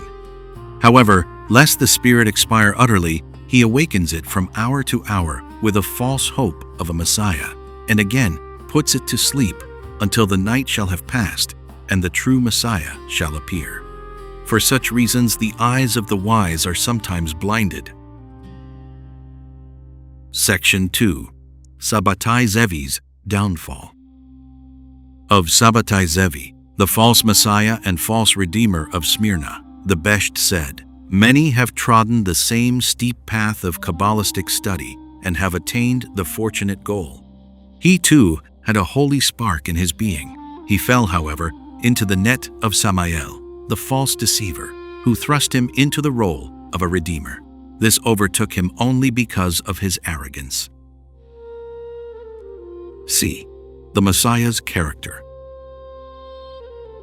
Section 1. The loyal wife. Rabbi Mordecai Lekivitzer divorced his wife. His enemies, who had vainly hunted for excuses to defame him, believed that the woman would not hesitate to inform them of any of her former husband's misdeeds. Her reply, however, greatly surprised them. "I have nothing to declare regarding him," she said, "except to say that if he is not great enough to be the Messiah, no one in this generation is." Section 2. The holiness of the Berdichever. Rabbi Moshe of Zlotsov visited Rabbi Baruch of Medzibos. At the meal, he noticed a Hasid imitating the bowings and movements of the Berdichever rabbi at prayer. Instead of rebuking him, Rabbi Baruch laughed uproariously. Rabbi Moshe reproved him for ridiculing so holy a man. Rabbi Baruch replied, "I well know his great holiness, but it is for this very reason that I am ridiculing him." The Satan frequently argues, what need is there of a Messiah and a holy temple when the divine services of the Berdichever fully equal the divine services of the high priest at the holy temple? Therefore, I ridicule his services to counteract the Satan's argument. Section 3. Hasid or Mithnaged. Said the Kotzker, "I believe the Messiah will come as a Mithnaged, that is, as one who opposes the Hasidic movement. If he came as a Hasid, the Mithnagedim would not be likely to accept him, whereas the Hasidim would quickly recognize him as Messiah, even though he came as a Mithnaged, and would gladly accept him." Section 4. The True Tzaddik. The Yud said, "When Messiah will come, all the Tzaddikim and their Hasidim will go forth to meet him. Some of them will be received cordially, others will be turned aside. The Hasidim of the unwelcome Tzaddikim will cry out, 'Our intentions were good. We believed our Rebbe to be a true Tzaddik. Why do you repel us?' Messiah will answer, A Hasid should daily implore the Lord to send him knowledge concerning the true Tzaddik to guide his soul. Had you been sincere and prayed in this mood, the Lord would have aided you to find the true guide. Section 5. The Omnipresent Messiah. Said Rabbi Moses Sofer, "In every generation there lives a man great enough to be the Messiah. This man knows not his own greatness, but should he be summoned, he will be endowed with the messianic spirit, whereby he will be able to select worthy aides. If the generation is unworthy, the man dies, and another man arises great enough to be the Messiah." Section 6. Keep his commandments. The Yud commented on the verse, "The end of the matter, all having been heard, fear God and keep his commandments, for this is the whole man." Ecclesiastes 12:13. He said, at the end of time, in the Messianic period, all that will be heard is this: fear God and keep his commandments. Section 7. The difference. The Lubliner was asked concerning the Talmudical saying of Samuel that the difference between the present and the Messianic times is only in the freeing of Israel from the domination of non-Jews. The commentators known as the Tosafot note that the word "only" in Samuel's statement cannot be taken literally, since in Messianic times Jerusalem and the Temple will be rebuilt. Hence, there is more difference than in freedom from domination alone. In other passages, however, the same commentators write that "only" must be taken literally. The question was posed, why is this? The rabbi answered, "Only" is to be taken literally in this passage as in others. It should, however, be understood thus: the difference in what Jews have now and what they will not have under the Messiah is only in foreign domination. This we have now and will not have in the Messianic age. Yet the difference between what we have not now, but will have in the Messianic era, is very great indeed. D. Messianic Tribulations. Section 1. Signs and Portents. Rabbi Bunam said, "Before the Messiah will come, there will be rabbis without Torah, Hasidim without Hasidism, rich men without riches, summers without heat, winters without cold, and grain stalks without grain." Section 2. The World's Redemption. The Rosdoler paraphrased the verse in Proverbs 31:30 thus: "When falsity will be accepted as grace, when vanity will be looked upon as beauty, and when the woman who fears the Lord shall be ridiculed, then will the Redeemer be compelled to rescue the world from utter corruption and to uplift it, since it can fall no lower." Section 3. Prosperity and Poverty. The Besht explained the adversities which, according to the Talmud, will befall us before the advent of the Messiah as follows. Before the coming of the Messiah, there will be a period of great prosperity, and Jews will become wealthy. They will grow accustomed to extravagant living and forget all their habits of frugality. Later, a terrible depression will arise, and the means of livelihood will be scarce. Poverty will descend upon those who no longer know how to live sparingly. These will be the Messianic tribulations. Section 4. The Goal of Prayers. Said Rabbi Shmelk, "When one prays to God for his personal wants, the Satan interposes by displaying the petitioner's iniquities, and the prayer may not be heard. But when one prays for the redemption of the Shekinah from exile, his prayer ascends higher than the Satan's domain, and he may then also pray for his own needs, since the Satan is not present to accuse him." It is thus that we can interpret Psalm 102:12. A prayer was offered at first for the afflicted one, namely the Messiah, who is described as the afflicted one who rides on an ass from Zechariah 9:9. This prayer is offered because he delays his advent, and a complaint was poured out because God is in exile. After these words, the psalmist adds, "O Lord, hear my prayer for my own needs. Section 5. Evil Portents. It is related of the Resigner by Rabbi Herzl of Luck. Once I remained with the Resigner over the Sabbath, and he sat at the meal with 10 Hasidim, which was not his wont. He made lament of a near day, when the common run of people will prosper in body and soul, but the just and the elect will suffer and be in such straits for their daily bread that they will scarcely have strength to recite a psalm. Said the Resigner, "Why do I tell you this? So that you may be prepared, and that you may not lapse into doubt, for it must be so." Section 6. Working for the Messiah. Rabbi Bunam once said to the Gerer Rabbi, then his disciple, "I am convinced I can petition the Lord so earnestly for the advent of the Messiah that he would grant my request. Nevertheless, I picture to myself the order of the Messiah's advent in this way. He will notify all the Tzaddikim to assemble at the home of the oldest Tzaddik, the Apter Rabbi. All the Tzaddikim will sit at the table, with the Messiah at its head and the Apter at his right hand.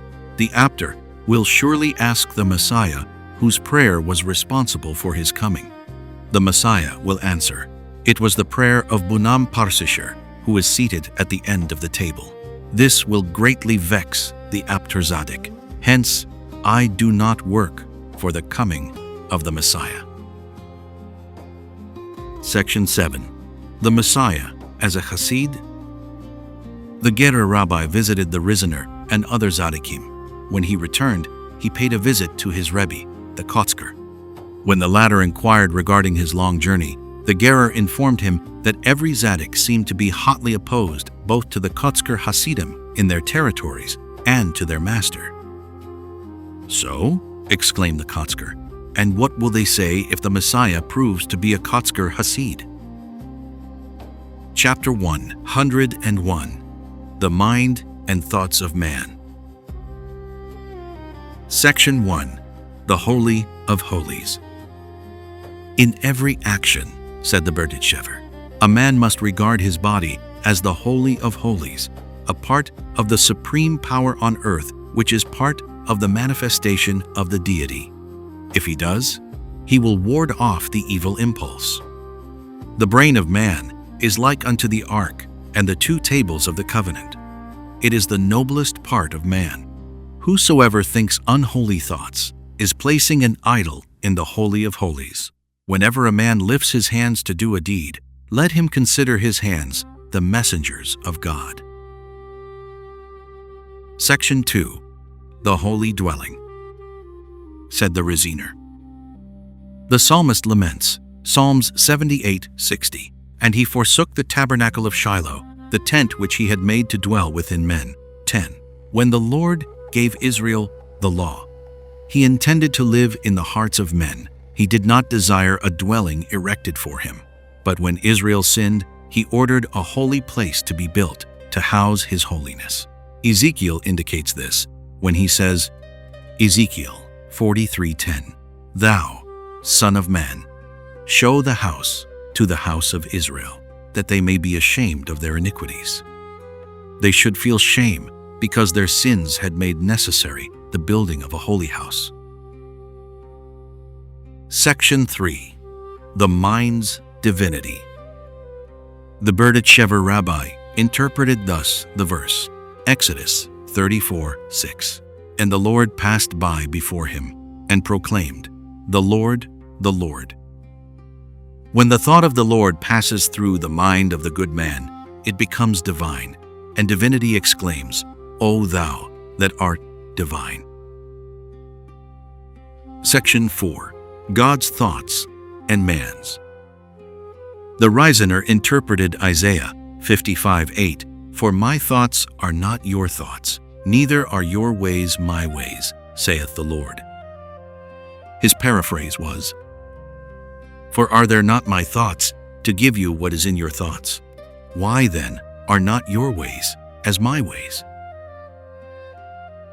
Section 5. A Stable. A Hasid told Rabbi Bunam that he had become an expressman. The rabbi remarked, "Your head will now be occupied with the horse. Hence it appears you have made of your mind a stable." Section 6. On the way to Karlin. A Hasid was on his way to visit the Karliner rabbi. A Rav met him and said, "Cannot you find a rabbi nearer than Karlin?" "No, I cannot," answered the Hasid. "I read the thoughts of all the rabbis, and I find them to be spurious." "If you read thoughts," said the Rav, "then tell me what I am thinking now." "You are thinking of God," answered the Hasid. "No, your guess is incorrect. I am not thinking of God." "There you have it," remarked the Hasid. "You yourself have stated the reason why I must go to Karlin." Section 7. Disciplining our thoughts. Rabbi Elimelech commented on Genesis 18:12-15 and said, "We may understand the laughter of Sarah as a sign of joy rather than of unbelief." The verse will then have the following meaning. Sarah rejoices to hear the angel's prophecy that after she had waxed old, her youth would be renewed. At this moment, however, an impious thought crossed her mind. "But my Lord is so old." She immediately dispelled this unworthy thought, however, inasmuch as it implied disbelief in the power of God. She believed she had not sinned because she had regretted her thought without delay. And she said, "I did not deride," since she knew she had feared the improper thought and did not retain it. But God explained to her that it had been derision on her part. The truly good person must discipline himself so that he will be unable to think impure and unworthy thoughts. Section 8. Concentrate the mind. Said the Besht, "It is desirable that a man should frequently interrupt his occupation for a moment, whatever it may be, and concentrate his mind upon the fear of the Lord. This should be practiced even if one is engaged in a sacred occupation." Section 9. The solid foundation. Said the Besht, "Mind is the foundation of man. If the foundation is solid, the building is secure. By the same token, if a man's mind is filled with holy thoughts, his actions will be sound. 2. But if his mind is occupied with selfish thoughts, even his good actions are unsound, being built on a weak foundation." Section 10. Sinful thoughts. Once Rabbi Susia said to Rabbi Elimelech, "Melech, pray, explain this to me. I read in a holy book that all souls were included in the soul of Adam. Why was Adam allowed to sin, placing thereby a blemish on all souls, including your own?" The Lizensker answered, "Had Adam not sinned, he would have continued to carry in his mind the thought that all his frailties are due to the fact that God, desiring no rival, had refused him permission to eat of the fruit of the tree of knowledge.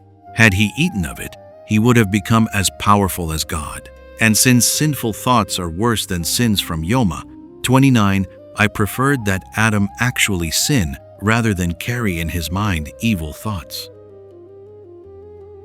Section 11. The Breslaver on understanding. A. 1. When the eye sees, it is easy to comprehend. 2.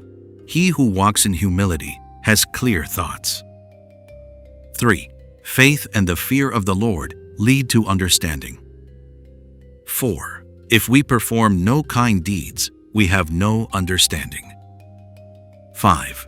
If we are deserving, we will learn how to find God in all our enjoyments, even in eating. 6. The greater our good deeds, the greater our understanding. B. 1. The chief source of understanding lies in the heart. 2. The chief goal of understanding is to know God in our heart, not in our brain.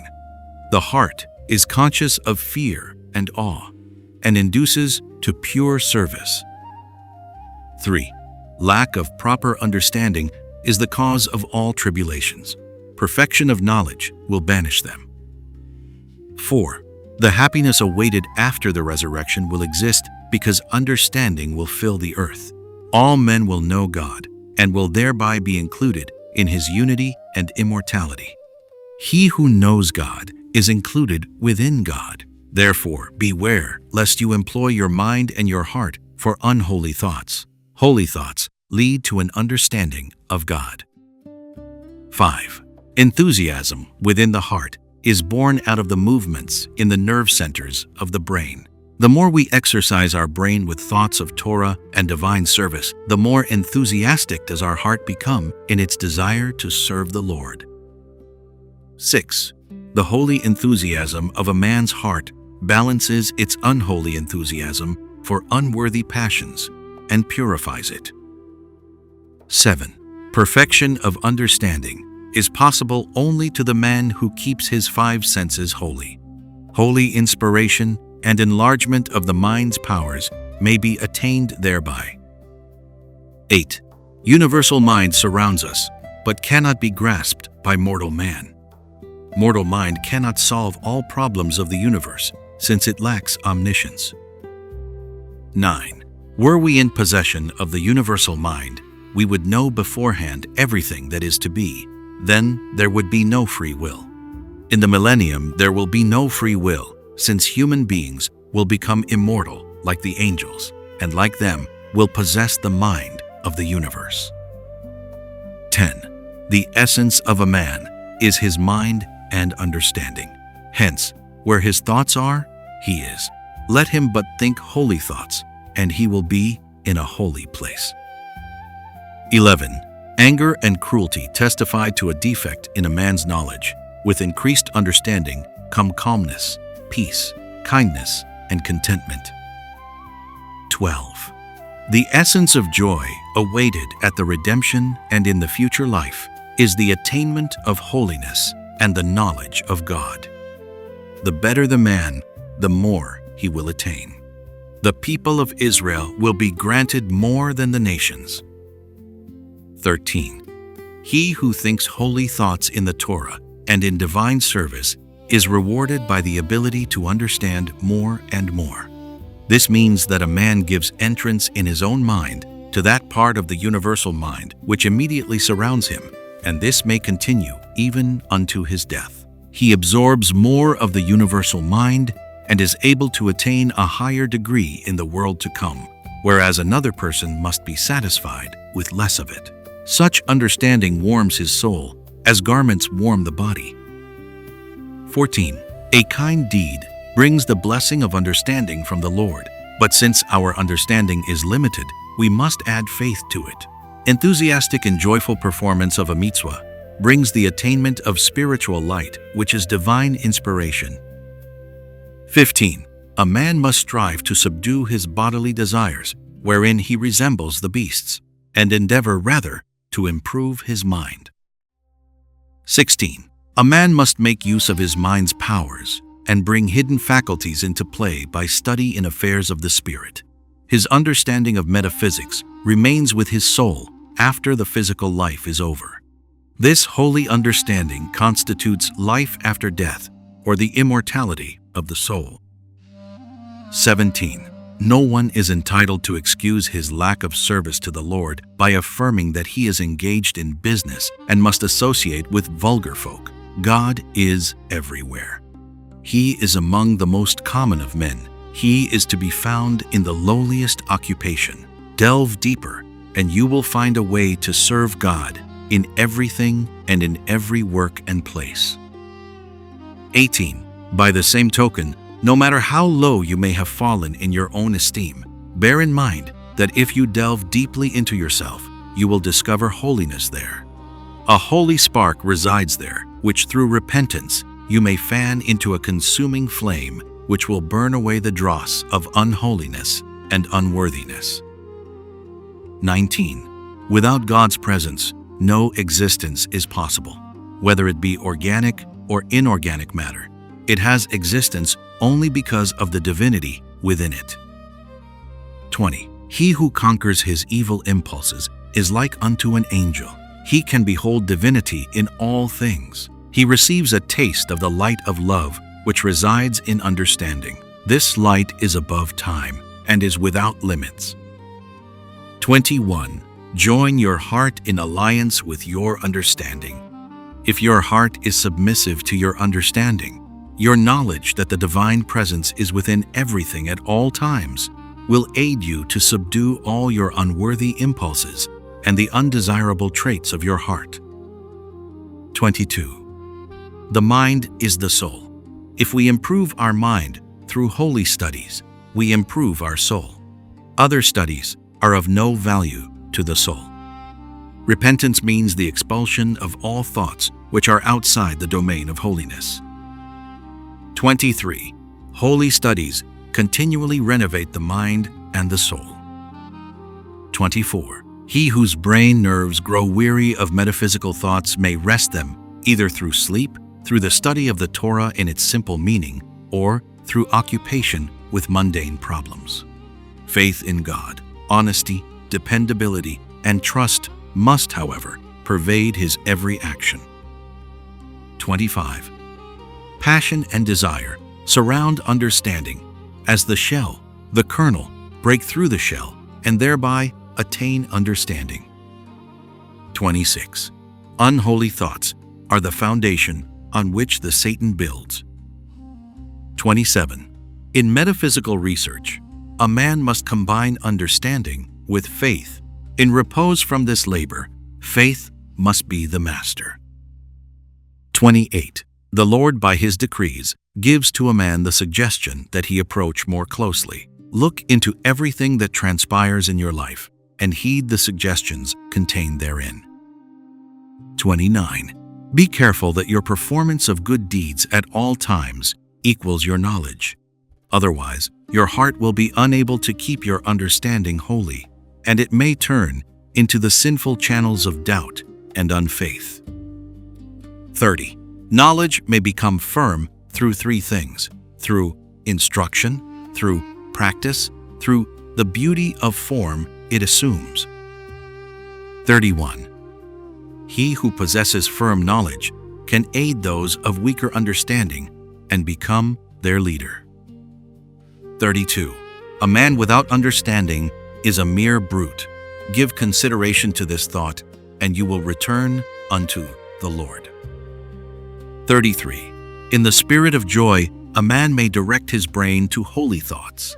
In the spirit of sadness, the brain is in exile and refuses to obey a man's commands. 34. The man of great understanding knows full well that time has no significance for the values that are real. Equip yourself with whatever you can, that you may bear it into the world to come. 35. He who demonstrates his understanding has given true proof of himself. Section 12. Minds great and small. A man told the Strelisker that he knew the entire Zohar by heart.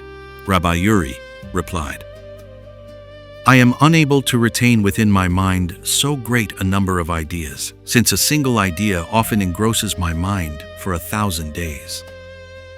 The Koznitzer Maggid said, The difference between a great mind and a small mind is this. A great mind is able to cling to one idea for a long time and to perfect it, whereas within a small mind, ideas chase each other about like strokes of lightning. Section 13. The Research of Reason.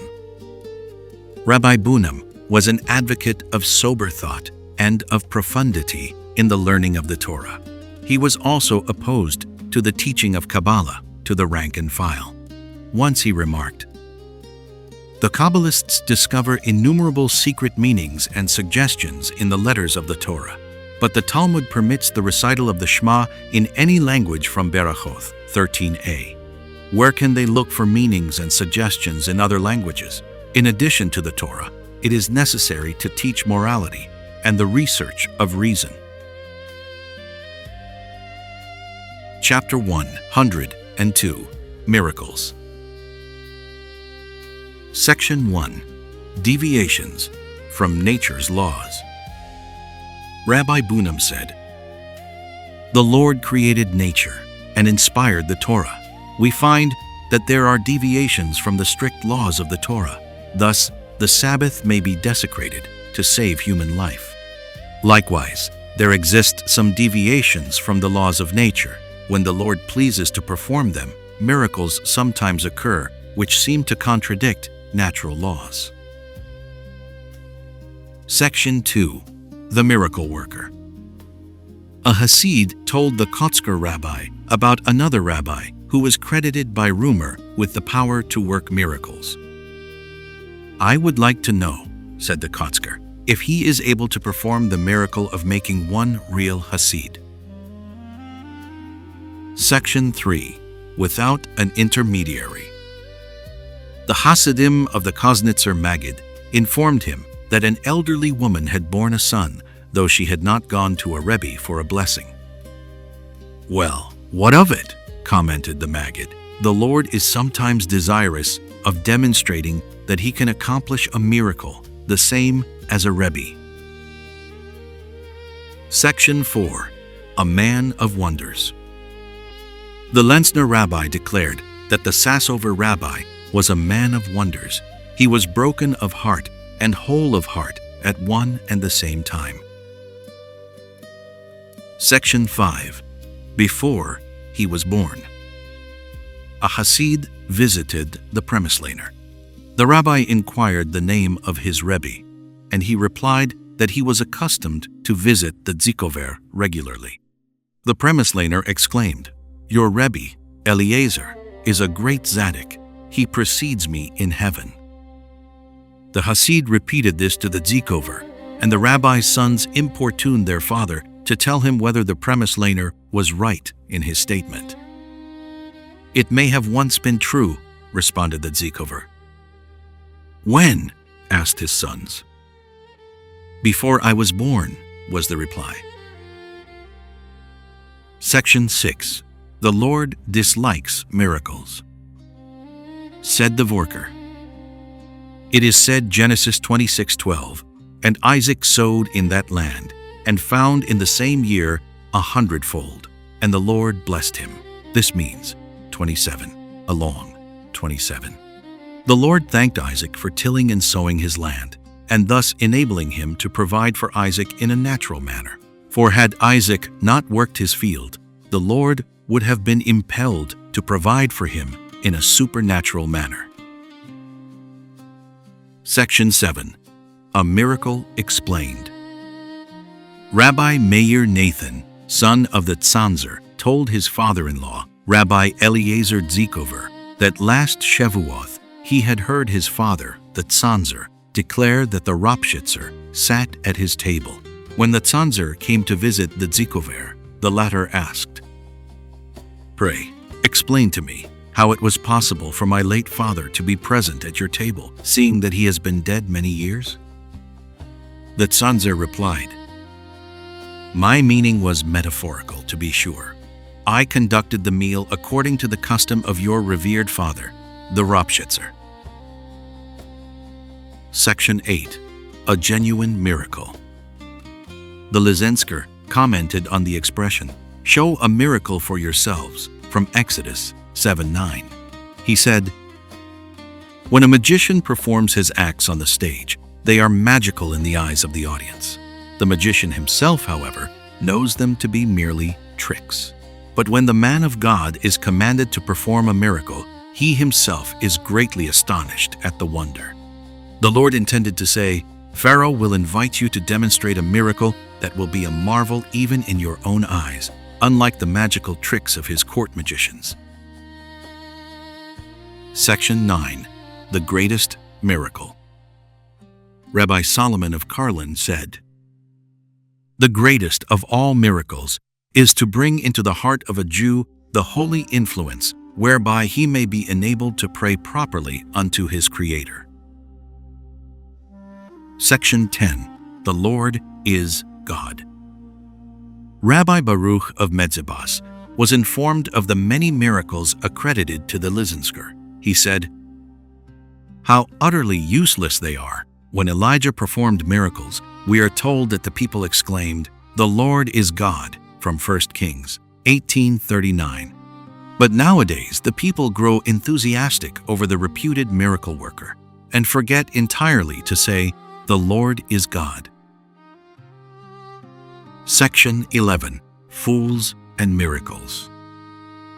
Rabbi Hirsch Leib Aleker said, "We find in the Talmud the saying, 'Since the day of the destruction of the Holy Temple, prophecy has been taken away from the prophets and given over to fools,' from Baba Bathra 12b. How is this to be explained? In this way, since the destruction of the temple, it is known to every sensible person that prophecy is no longer manifested. It is only the foolish among the Hasidim who expect their tzaddikim to prophesy and foretell the future." Section 12. An incentive to superstition. In the presence of the Rizener, Hasidim once related the many miracles which the tzaddikim were reported to be performing. The Rizener said, "The more miracles are attributed to the tzaddikim, the more the ground is prepared for deception by clairvoyants, fortune-tellers, and charlatan doctors. A tzaddik should merely offer prayer to the Lord, and if he is a true tzaddik, his prayer will be heard." Section 13. Better without miracles. The Gerer said to his closest Hasidim, "It were evil indeed were we in our time in such a position that we required miracles to be shown us." Section 14. The Tzaddik's Will and God's. A Hasid heard much regarding the renown of Rabbi Israel Meir HaKohen, the Hafetz Hayim, as a great tzaddik. He chanced to meet a resident of Radin, where the Hafetz Hayim resided, and inquired, "Does your tzaddik perform miracles?" The Radiner Jew answered the Hasid, "You deem it a miracle when God does the will of your tzaddik. We, however, deem it a miracle if it can be truthfully asserted that our tzaddik does God's will." Chapter 103. Mitzvot. Section 1. Celebrating a mitzvah. Rabbi Mordecai Chernobyler said, "The banquet which we Jews give to celebrate a mitzvah is more worthy than the mitzvah itself." A parable illustrates this. The Satan brought many serious accusations against the Jews, and their defender, the archangel Michael, knew of no arguments in their behalf. After a while he bethought himself and said, "The few mitzvot which Jews perform offset their many transgressions." When a Jew performs a circumcision, he gives a banquet, because he is overjoyed at having done a mitzvah. Have you ever seen a Jew, however, celebrating when he transgresses? This demonstrates that he feels no joy in his offense, and only succumbs because of weakness. In the mitzvah, he feels intense happiness. This defense before the heavenly tribunal proved successful. Hence you see, continued the Chernobyler, how important is the celebration of a mitzvah. Section 2. The Fur Coat. A rabbi related the following tale. A man died and was brought before the heavenly court. His sins and good deeds were placed on the scales, and the sins far outweighed the good deeds. Suddenly a fur coat was piled on the scale containing the good deeds, and this side becoming heavier, the man was sent to paradise. He said to the angel who escorted him, "But I cannot understand why the fur coat was brought in." The angel replied, "One cold wintry night you traveled on a sled, and a poor man asked for a ride. You took him in, and noticing his thin clothes, you placed your fur coat on him to give him warmth. This act of kindness more than offset your transgressions." Section 3. The Value of a Mitzvah. The Besht explained Psalm 62:13. "And unto thee, O Lord, belongeth mercy, for thou renderest unto every man according to his work." We see frequently a Jew hurrying to the synagogue on a weekday, but stopping to purchase an article which he happens to see for sale at a cheap price. He can only hope to gain a half thaler by the transaction, and the delay may cause him to miss the borehu response or the kedusha. Yet, if one should wish to purchase from this very Jew the mitzvah of saying borehu or the kedusha, offering 100 thalers, he would refuse to sell it. The Lord, in his kindness, recompenses every man according to the value which a man places upon a mitzvah after he has performed it, not according to its worth to him before it is performed. Section 4. The Reward for a Mitzvah. The Dinover rabbi related the following story. A Jewish girl ran away from home with a non-Jewish general. Later, he left her. Then, she married a miller and had a son by him. Many years passed. Her husband died, and her son succeeded his father as the miller. 2 Jewish merchants were caught in a snowstorm near the mill and took refuge at the miller's home. This was on a Friday afternoon. They sent the miller to bring them food. A little before sunset, an old woman entered and kindled the Sabbath lights. This astonished the Jewish merchants, and they inquired how she came to be there. Thereupon she related the story of her life and added that throughout all the years she had never forgotten to kindle the Sabbath lights in tribute to her Jewish birth. The sad memories of the past proved too grievous for her. Her heart broke, and she died within a few hours. When the miller returned, the merchants told him that his mother had been born a Jewess and expressed the desire to be buried as one. The miller agreed, and the body was taken to the nearest Jewish cemetery. "I was told of the circumstances," said the Dinover rabbi, "and I ordered that Kaddish be said for her soul, since she had never failed to keep at least the one mitzvah of kindling the Sabbath lights." Section 5. The Helping Hand. It was the custom of Rabbi Meyer Hurwitz, grandfather of Rabbi Shmelke, to perform an act of mercy before he ate his meal. One day, no opportunity came to him, and he refused to break his fast. Toward night, he heard a wagon halt at his door. He went outside and saw that the wagon was loaded with excellent lumber. The driver informed him that, owing to a misadventure, he had come late to town and, seeing a lighted house, had stopped to offer the tenant his lumber at an unusually low price. The rabbi awakened a carpenter and loaned him the money to avail himself of the bargain. Then he ate his meal. Section 6. Minor and Major Good Deeds. Said the Radviller, "We read in the Ethics of the Fathers, 'Run to do even a slight precept.' What is meant by a slight precept? I believe it may be explained by the saying in the Talmud, Kiddushin 39b, 'One who sits and does not transgress is rewarded as if he observed a commandment.' This is, therefore, a minor good deed. And we are told to be as careful to abstain from doing evil as to exercise care in performing good." Section 7. Intention and Action. The Lizensker rabbi used the text Genesis 22:7, "Behold the fire and the wood, but where is the lamb for a burnt offering?" He said, an explanation is due to the question, why did Abraham carry wood and fire for a distance of 3 days' travel? And why did he chop the wood before leaving home when a log is easier to carry on the shoulder? To understand this, we must first comprehend that the Lord appreciates most in a man his zeal in performing a commandment and his readiness to do it with his whole heart and soul. Therefore, should a man's heart yearn to do a good deed, but he fails to perform it because circumstances prevent, the Lord accepts his fervent desire as equal to actual success in performing it. It is, however, almost impossible for a man, as a rule, to concentrate his entire being on the performance of a mitzvah, and the enthusiasm with which he commences soon wanes. Hence, the actual performance of a mitzvah is necessary to the mind as a stimulus to the effort at pleasing God. Isaac saw that his father, fearing lest his ardor to perform God's command would cool, and eager to obey, while his mind was full of determination, cleft the wood, and prepared the fire at once. Hence he thought that the intention to sacrifice his son was sufficient to fulfill the Lord's injunction, and that a lamb could be substituted. And Abraham answered, "You may be correct regarding my intention in the matter. I fully intended to sacrifice you, and also acted upon my resolve by cleaving the wood and preparing the fire.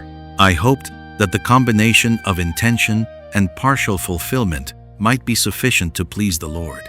But you also were included in the command, since I was not ordered to bind you and sacrifice you against your will. Hence, it is necessary that you actually perform your share by going up to the altar and making yourself ready for the sacrifice. Then, if it be God's will, He will provide the lamb." Section 8. The Difference.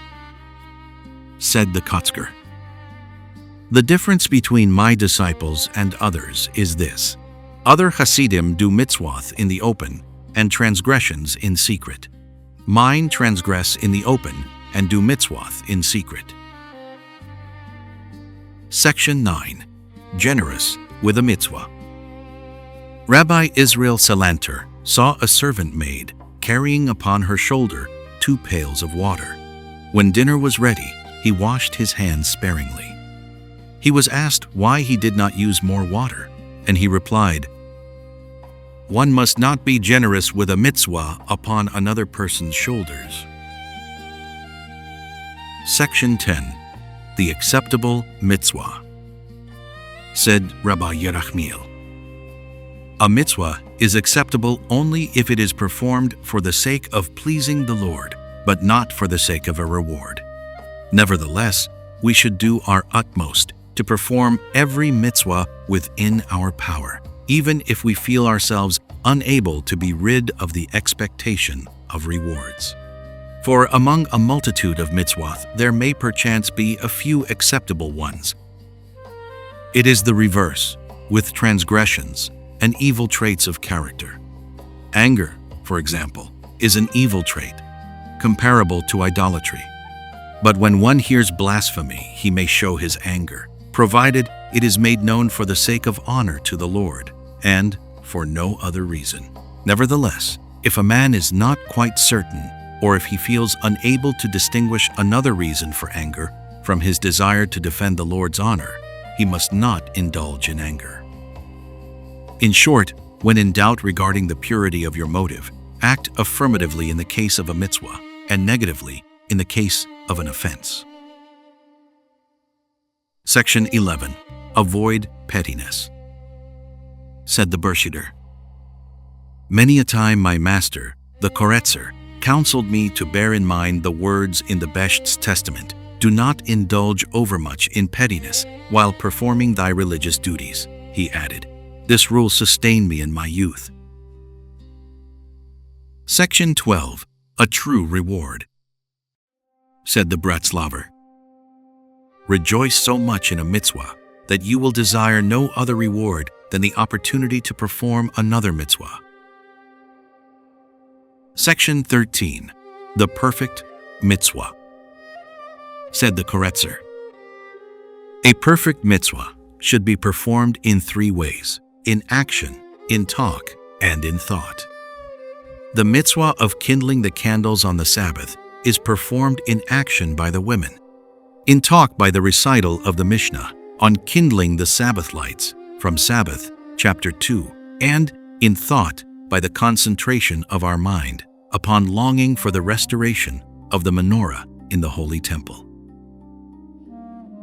Section 14. The Divinity of Every Mitzvah. Said the Medzibozer, "We learn from the verse, 'Behold, I set before you this day a blessing and a curse. The blessing, if ye shall hearken unto the commandments of the Lord your God,' from Deuteronomy 11:26, that we will receive the blessing if we look for the indwelling presence of God in every commandment, if we will understand the divinity of every mitzvah." Section 15. Unhurried Obedience. Said Rabbi Bunam, "We should not go about in haste to do a mitzvah, but we should first consider and observe the proper way and the proper spirit for its performance, as we are taught. And it shall be righteousness unto us, if we observe to do all this commandment before the Lord our God, as he hath commanded us, from Deuteronomy 6:25. Through deliberation we can properly perform the mitzvah as God hath commanded us. Section 16. The Supreme Sacrifice. The Yud said, "A man should choose 2 mitzvot, that he may perform them with his whole heart and soul, and even be ready to die for them." The Magalnitzer added, "Choose 1 mitzvah for which you are ready to die, namely, the mitzvah which you are in the act of performing." Section 17. The Sculpture. Said the Yud, "A mitzvah, or a prayer, may be performed in a spirit of great-heartedness or of pettiness. It may be asked, wherein lies the difference, as long as it is performed?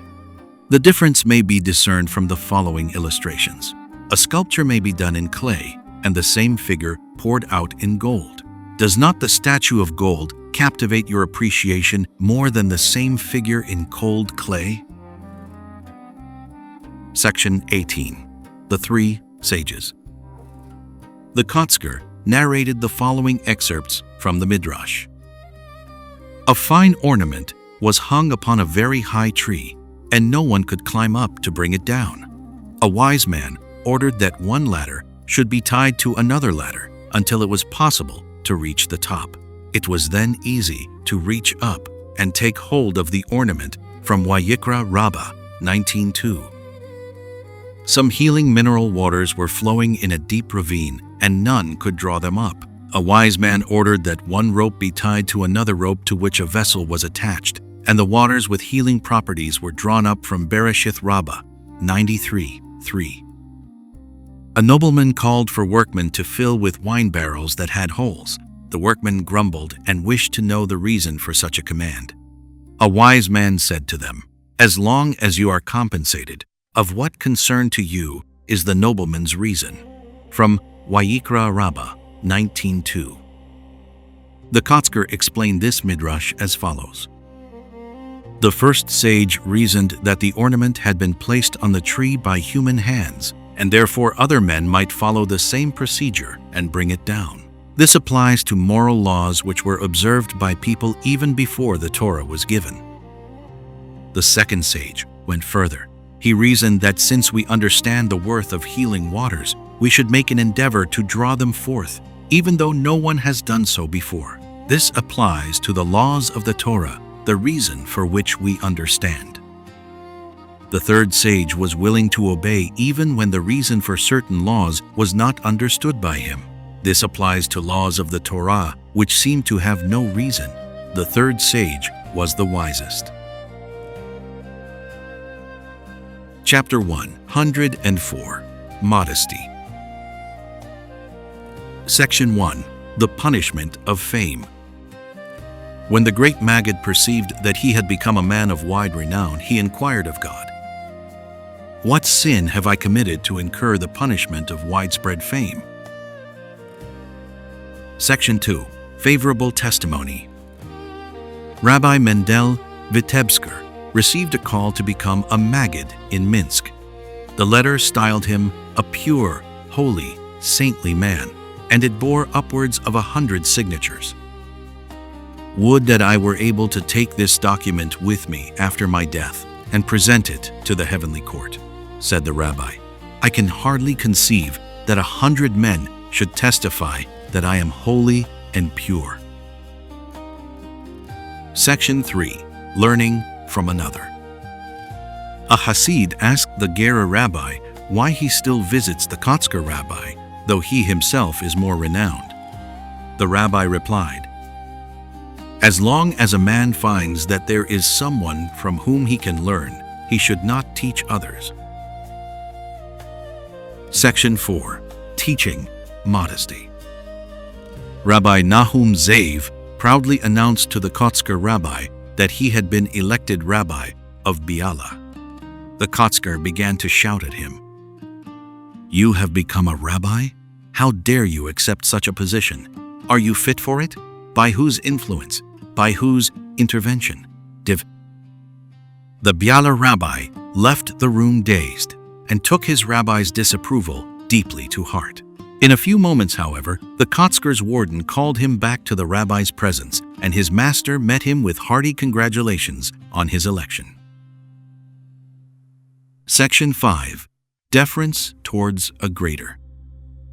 When Rabbi Isaac was Rav of Brody, there lived in the city a learned man named Joshua. The scholar heard that the Rav had accepted a call to become rabbi at Hamburg, and petitioned him for a recommendation concerning a book he had written on rabbinical law. When Rabbi Isaac on the journey perused the manuscript, he recognized it at once as a work of brilliancy and scholarship. As soon as he arrived at Hamburg, he informed the community leaders that he had just discovered a man greater than himself, and advised them to elect him instead. The leaders did not accept this recommendation, but Rabbi Joshua was appointed Dayan of Rabbi Isaac's court. Section 6. The Leader's Meditation.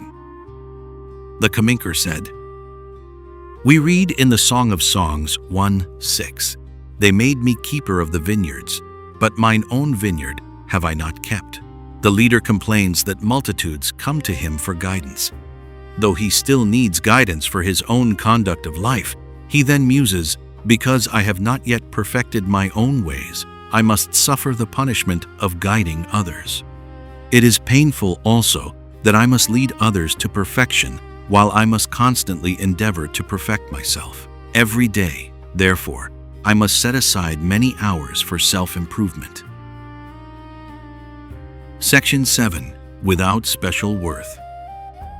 Said the Lubliner, "The reason a tzaddik may accept money when asked to pray for someone is as follows.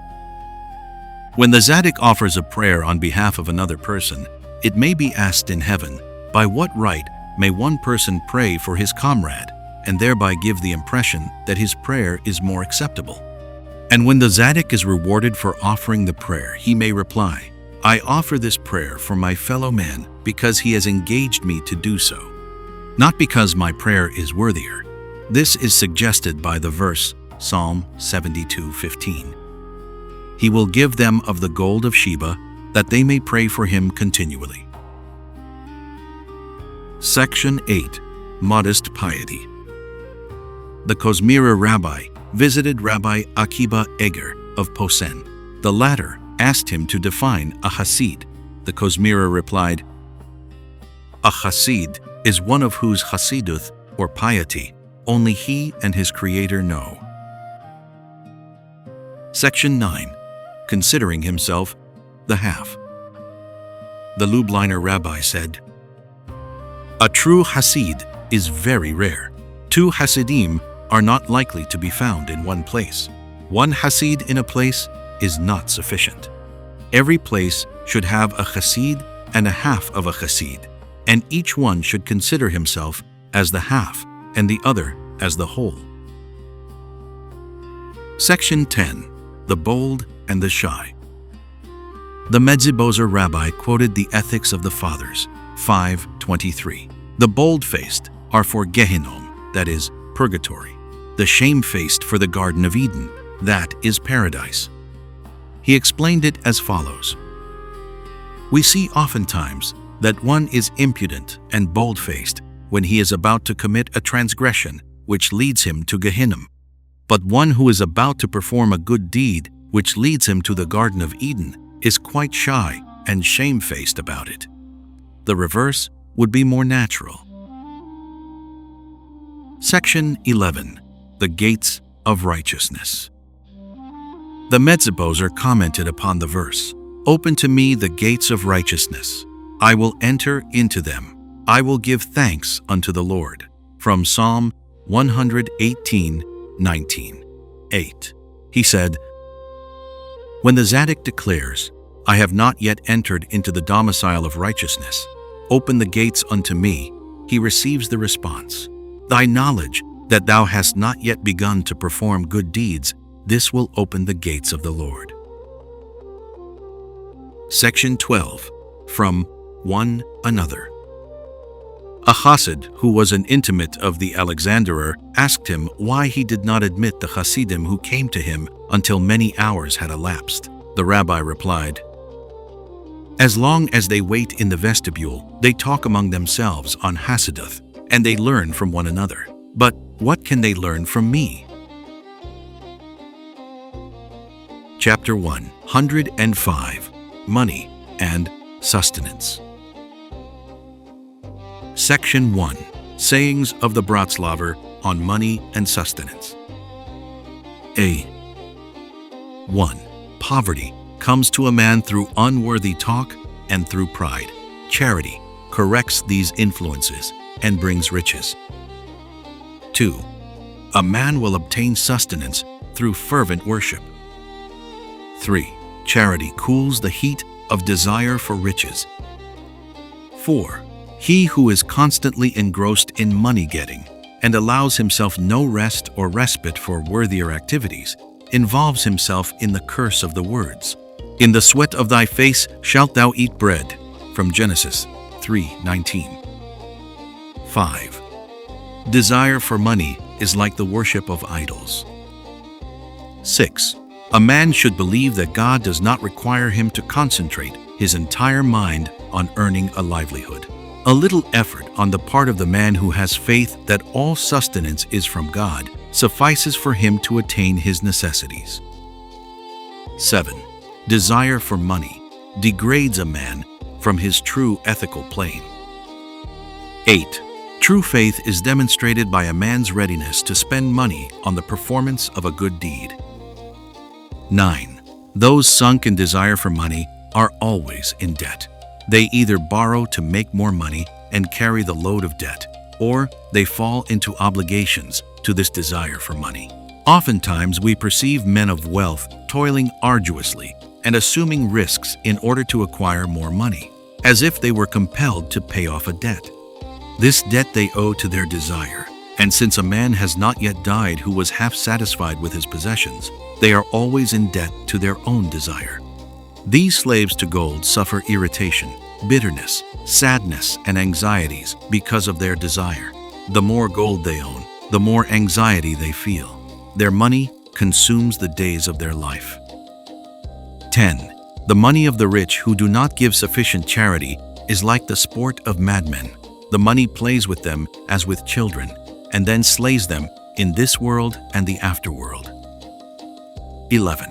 He who dislikes superfluous money attains wisdom, intelligent understanding, and inspiration. 12. He who is honest in his business dealings is like one who brings incense unto the Lord. 13. The desire for good eating leads to poverty, contempt, and shame. 14. Wealth comes through truth. 15.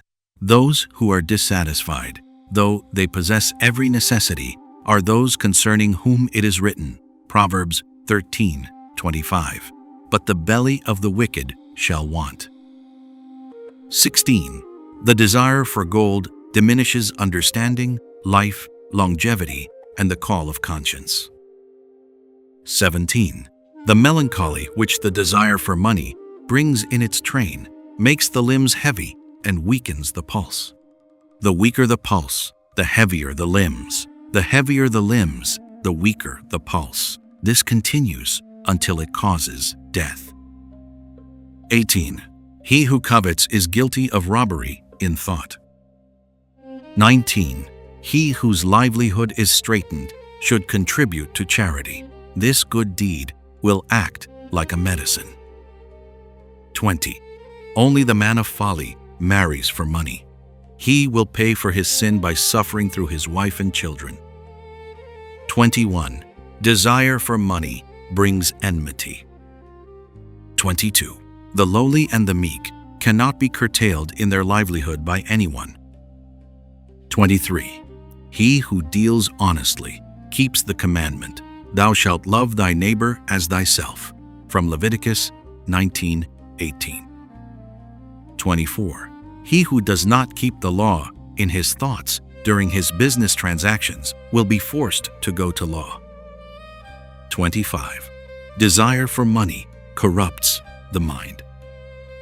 26. He who employs others should enforce a reasonable authority, and he will find it easier to provide them with a livelihood. 27. This world is merely a passageway to the eternal world. He who possesses and he who lacks money pass through it just the same. Profits are mere imagination. 28. The man and his money cannot both be in the same person. Either he loses his money and remains a man, or he loses his dignity as a man, and the money is left. 29. The will to attain immortality is precious in the eyes of the Lord. In your passage through life, take hold of an added prayer, a good deed, or a page of the Torah, so that your journey will be of benefit to you. B. 1. He who is accustomed to mock others will possess no wealth. 2. Wealth will not remain with him who has no pity on others. 3. Poverty is worse than 50 plagues. 4. The nations have power over Israel because they study the Bible. 5. Wine brings poverty. 6. The man who possesses knowledge will prosper. 7. He who breaks the fence of the sages will become poor. 8. He who controls his desire to eat will receive a fine home. 9. To gain a livelihood is as difficult as dividing the Red Sea. It is more difficult than the redemption, and twice as difficult as giving birth. 10. He who is appointed a leader oftentimes becomes wealthy. 11. Do not be anxious lest your competitors remove from you your livelihood. Against their will, people will seek you out in your place and call upon you, for your livelihood has been allotted to you. 12. For 4 things do householders lose their property: because they rob the wages of their hirelings, because they delay their wages, because they transfer their own obligations to the shoulders of others, and because of haughtiness. 13. A change of name and residence oftentimes aids in securing a livelihood. 14. Through faith, a man's livelihood will be increased. 15. When prosperity arrives, weakness is decreased. 16. Drought comes when people promise to give to charity and give not. 17. Uncleanliness in the home leads to poverty. 18. Honoring the Torah and the Sabbath brings wealth in its train. 19. To gain success, enter into partnership with a man of success. 20. He who dislikes money will live long. 21. He who seeks treasures hastens the day of his death. 22. Constant joy brings success. 23. Poverty saves from purgatory. 24. When your livelihood is endangered, try to give to charity. 25. He who engages in building becomes poor. 26. Modesty brings riches. 27. A man's livelihood is decreased if he judges not his fellow man in the scale of merit. 28. He who dislikes money receives inspiration from heaven. 29. Dishonesty leads to poverty. 30. He who deliberates not on his actions is embroiled in debt. 31. He who removes another's livelihood is as if he had slain him. 32. Atheism leads to poverty. 33. Melancholy decreases sustenance. 34. Overmuch sleep leads to poverty. 35. Honor your wife, and you will become wealthy. 36. He who has no livelihood should study the Torah and then pray for sustenance. His prayer will be heard on high. 37. He who engages in unfair competition is wicked. 38. For all things, including wit, wisdom, wealth, and children, a man must strive according to nature and pray that God may send him prosperity. 39. He to whom another's possessions are as dear as his own can pray with concentration of heart. 40. A man's wealth will remain with him if he gives generously to Palestine. Section 2. An informal prayer. R. Said the Mykolayiver. In many prayer books, 2 informal prayers are inserted in the middle of the benediction in the Amidah, beginning with the words, "Hear our voice." One pleads for forgiveness, and the other for sustenance. But why was not the plea for forgiveness inserted in the benediction for forgiveness? Doubtless this may be explained as follows. We see that the impious are oftentimes more wealthy than the pious. Hence we petition, "O Lord, we too have sinned. Hence we also are entitled to wealth." Chapter 106. Money and its use. Section 1. The use of money. The Premislaner said, "It is true that a Jew oftentimes offers most earnestly those prayers which plead for a livelihood and for money. But to what use does he place the money? He keeps God's commandments therewith. He donates it to charities. He engages a teacher to instruct his children in the Torah. He spends it on meals appropriate to the Sabbath. He contributes it to the support of students of the Talmud. Is it improper, then, for him to pray for money?" Section 2. The favors of the Satan. The Rimanover rabbi dreamed that he ascended to heaven and heard an angel pleading with the Lord to grant Israel wealth, saying, "Behold how pious they are in poverty. Vouchsafe unto them riches, and they will be many times as pious." The rabbi inquired the name of the angel. The reply was, "He is called the Satan." The rabbi then exclaimed, "Leave us in poverty, O Lord. Safeguard us from the favors of the Satan." Section 3. With silver and gold. Said the Gerer rabbi. We read in Psalm 105:37, "And he brought them forth with silver and gold, and there was none that stumbled among his tribes." The psalmist wishes to tell us that the money did not spoil them. Section 4. Treasure at home. A man asked the Kotzker's advice regarding the wisdom of moving from his native town in order to improve his circumstances. The rabbi told the following story. A certain Jew of Krakow dreamed several times that there was a treasure near a mill awaiting his arrival to dig it up. He left his house early in the morning and dug carefully, but did not find the money. The miller asked the reason for digging near his mill, and when the explanation had been given, he exclaimed, "Why, I dreamed that there is a treasure in the courtyard of a certain man in Krakow," and he named the digger himself. The man promptly returned to his home and uncovered the treasure in his own yard. "You see now," added the rabbi, "sometimes a man can find a treasure in his own home." Section 5. The Maggid and the Miser. The Helmer Maggid observed among his congregation, in the front row, a wealthy, beardless man who was known to be a miser. Looking hard at this person, he narrated the following parable. "I dreamed that I was walking on the street, and an ox met me. He greeted me in a friendly manner. 'What friend of mine are you?' I asked. 'I give you of my flesh,' replied the ox. Next, a cow greeted me. 'I give you of my milk,' she said. Next, a he-goat greeted me and said, 'Both of us wear long beards.' A swine came next to greet me. I cried at her, 'Keep away, thou swine.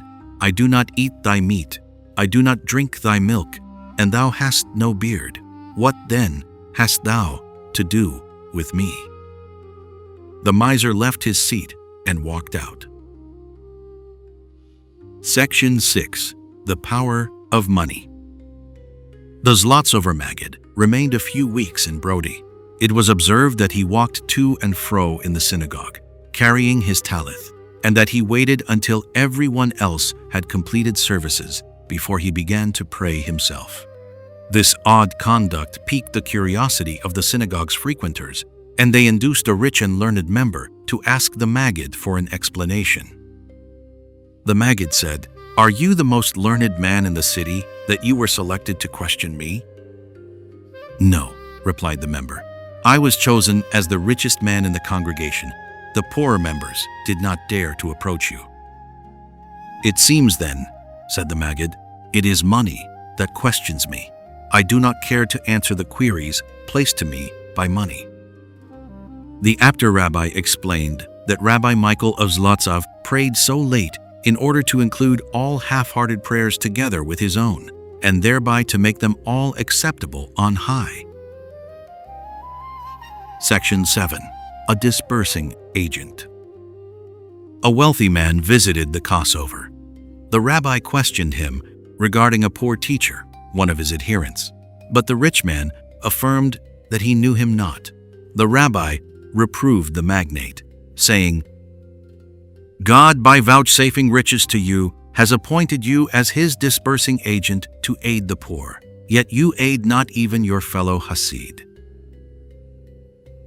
Section 8. Jacob and Esau. The Ropshitzer discussed Jacob's purchase of Esau's birthright. He explained that this world is the birthright of Esau, and the world to come, the birthright of Jacob.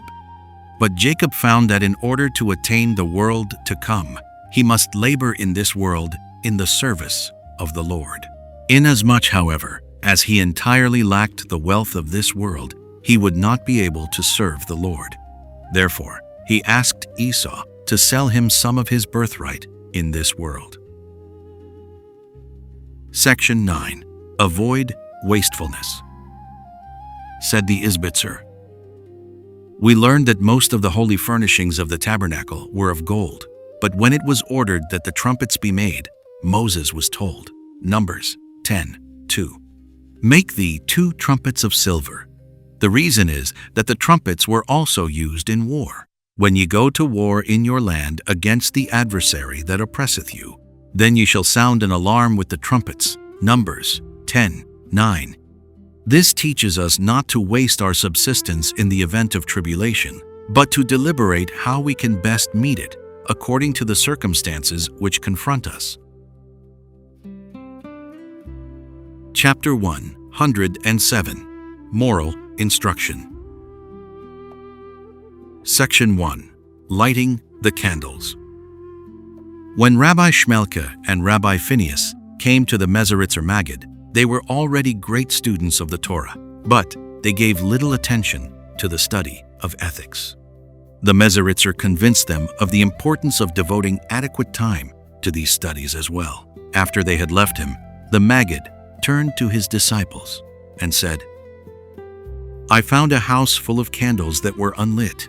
I have kindled them, and the house is filled with light." Section 2. The Bratslaver on Moral Influence. 1. Every man should frequently converse with his friend on the subject of the fear of the Lord. Each man possesses good points which the other lacks. Through such conversation, both receive the benefit of the other's judgments. Oftentimes, this influence may be transmitted in ordinary conversation. 2. Our understanding becomes as perfect as it is possible for mortals to attain if we seek to bring others near unto God. 3. Almost everyone possesses the influence to draw others to the fear of the Lord. Some may be able to affect only their near ones. Others may have power over multitudes. He who does not utilize his influence towards faith and morality is punished for the misdeeds which his influence might have prevented. 4. Through written words, we can influence those of whom we have never heard. 5. He who seeks to influence others should frequently judge himself. 6. He who influences others for good erects a holy temple unto the Lord, and builds an altar whereon is offered unto God the goodness which has been awakened. 7. In admonition, let no anger escape your heart. 8. Those whom we influence for good become our spiritual children. 9. There are persons so wicked that to befriend them is dangerous to your own spiritual peace. Pray to God to keep them far from you. 10. Even though your fellow men may not heed your admonition, you will have benefited yourself. By admonishing others, your own higher impulses are awakened more than by the effort at self-admonition. 11. When we wish to influence another person, we ought to begin by commending his good traits and help him find excuses for his misdeeds. In this fashion, we may hope to succeed in improving him. 12. We ought to have the greatest compassion upon him who has a burden of transgressions to bear. If we help him to rid himself of it, he becomes our disciple in holiness. We will then be destined to arrive in the afterworld with a precious gift for the Lord. Section 3. The Broom. The Besht was accustomed to send forth his disciples to endeavor to improve people. Once his disciple, Rabbi Mendel of Bar, returned to Medzabaz from a journey. The Besht said to him, "A broom sweeps the courtyard clean, but it becomes soiled itself. Go now and cleanse yourself of any offenses in which you may be guilty." Section 4. 3 Kinds of Jew. The Radomsker rabbi visited a spa in Austria on the Sabbath when the Sedra Kedoshim was read in the synagogue. He was asked to deliver a brief discourse. Noticing in the congregation a goodly number of irreligious Jews, he said, "We read today the portion in Leviticus, chapter 19. The second verse commands us to be holy and ends with the words, 'Today, I am the Lord your God.' The third verse commands us to reverence our parents and to observe the Sabbath. 'I am the Lord your God.' The fourth verse commands us not to turn unto idols, and also concludes with the words, 'I am the Lord your God.' Why does this repetition occur? It may be explained thus. God speaks to 3 kinds of Jews: the saints, the persons of average character, and the irreligious. To the first group, he says, "Lead a saintly life. Do more than you are required. I am your God, the Master of holiness." To the second group, he says, "Keep my commandments. I am your God who commands you to do so." To the third group, he says, "Even though you refuse to keep the entire Torah, at least do not become apostates. I am your God, and if you do not wish to obey me, at least do not turn to strange gods." Section 5. Seize the opportunity. Said Rabbi Bunam, "If by chance an opportunity comes to you to better yourself, do not hesitate to seize hold of it. It is so decreed in heaven. Cling to it until another opportunity comes to you." Section 6. The Need for Company. A rabbi was asked, "Why is it that the pious man seems less eager to persuade others to become religious than the impious man to gain companions in wickedness?" He replied, "The man of piety walks in light and is not afraid to walk alone, whereas the man of impiety walks in darkness and is anxious for company." Section 7. The seed will bloom. Said the Bereshiter, "Despair not if you preach and behold no result. Be assured that the seed you have planted will blossom in some listener's heart." Section 8. A mature Jew. Said the Bereshiter, "I asked my master, the Koretzer, how to strengthen my faith and trust in God in times when it seems that God has hidden his countenance and left me in want." He replied, "Only the young require such advice. A mature Jew has had sufficient experience to trust in God's constant watchfulness over him. On another occasion, I told him of the pride in my heart when people show me respect. He answered, "Indulge not yourself in minor, but rather in major thoughts, and your pride of heart for minor reasons will disappear." Section 9. Time to clarify. A young Hasid was ready to return to his home after a visit to the Dinover. He began to meditate. "With what am I going home?" The rabbi read his thoughts and said, "Young man, it is at home that you will become aware of your gain." Section 10. No exchange. A Hasid said to the Raziner, "The Hasidim who visit Rabbi N have both worlds, whereas your Hasidim have neither." "How is this?" asked the Raziner. "He lives near his Hasidim, and they therefore visit him in comfort. They find few visitors there, and hence the Rebbe can instruct them with thoroughness in proper service to the Lord. But this is not the case with you," explained the Hasid. "Know then," retorted the Raziner, "that you should not exchange my purgatory for that Rebbe's paradise." Section 11. Freedom for moral instruction. Said the Porous over, "Let us be thankful that the rabbis of old have already clarified and explained the halacha. This leaves us the opportunity in our days to occupy our minds with the principles of ethics according to the teachings of the Besht." Section 12. A letter of instruction and reproof. The following letter was sent to an unknown Hasid by Rabbi Eliezer at the command of the Lizensker, his father. "My father was greatly distressed on reading your epistle to see that among the Hasidim there are to be found such foolish and unwise persons. We note that you do not visit the Tzaddikim in order to observe their holy conduct, their constant repentance over each step, look, or word for which they are responsible, lest these be not holy for the sake of the Lord.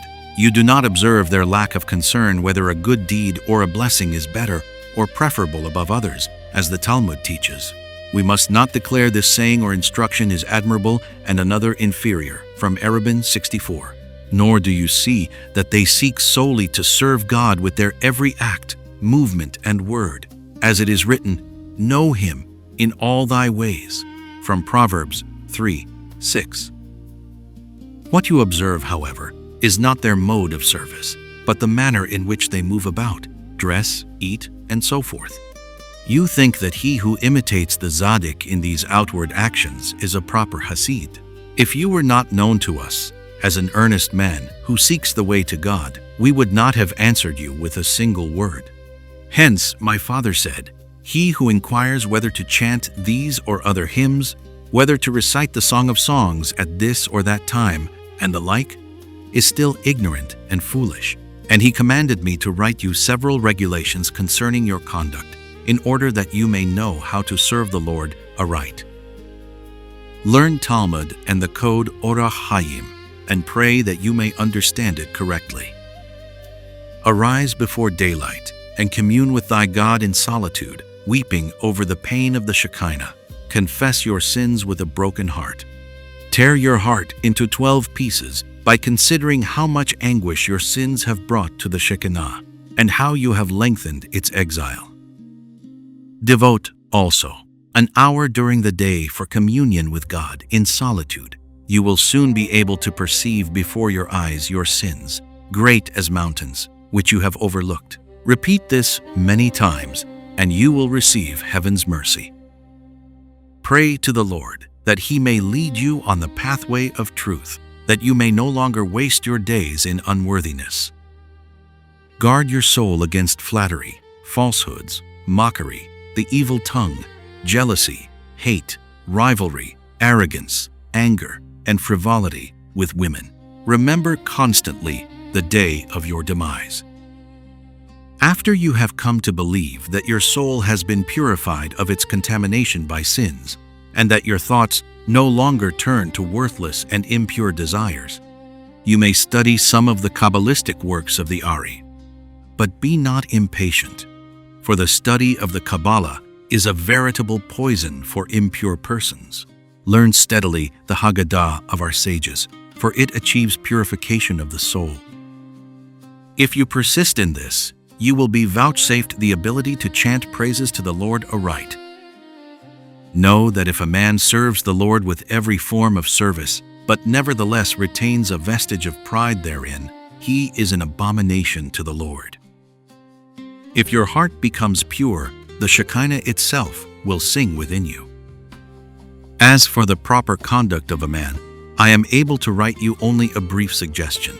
Each virtue, quality, and trait has an unlimited number of branches. A very important rule is to guard yourself against drinking intoxicating liquors.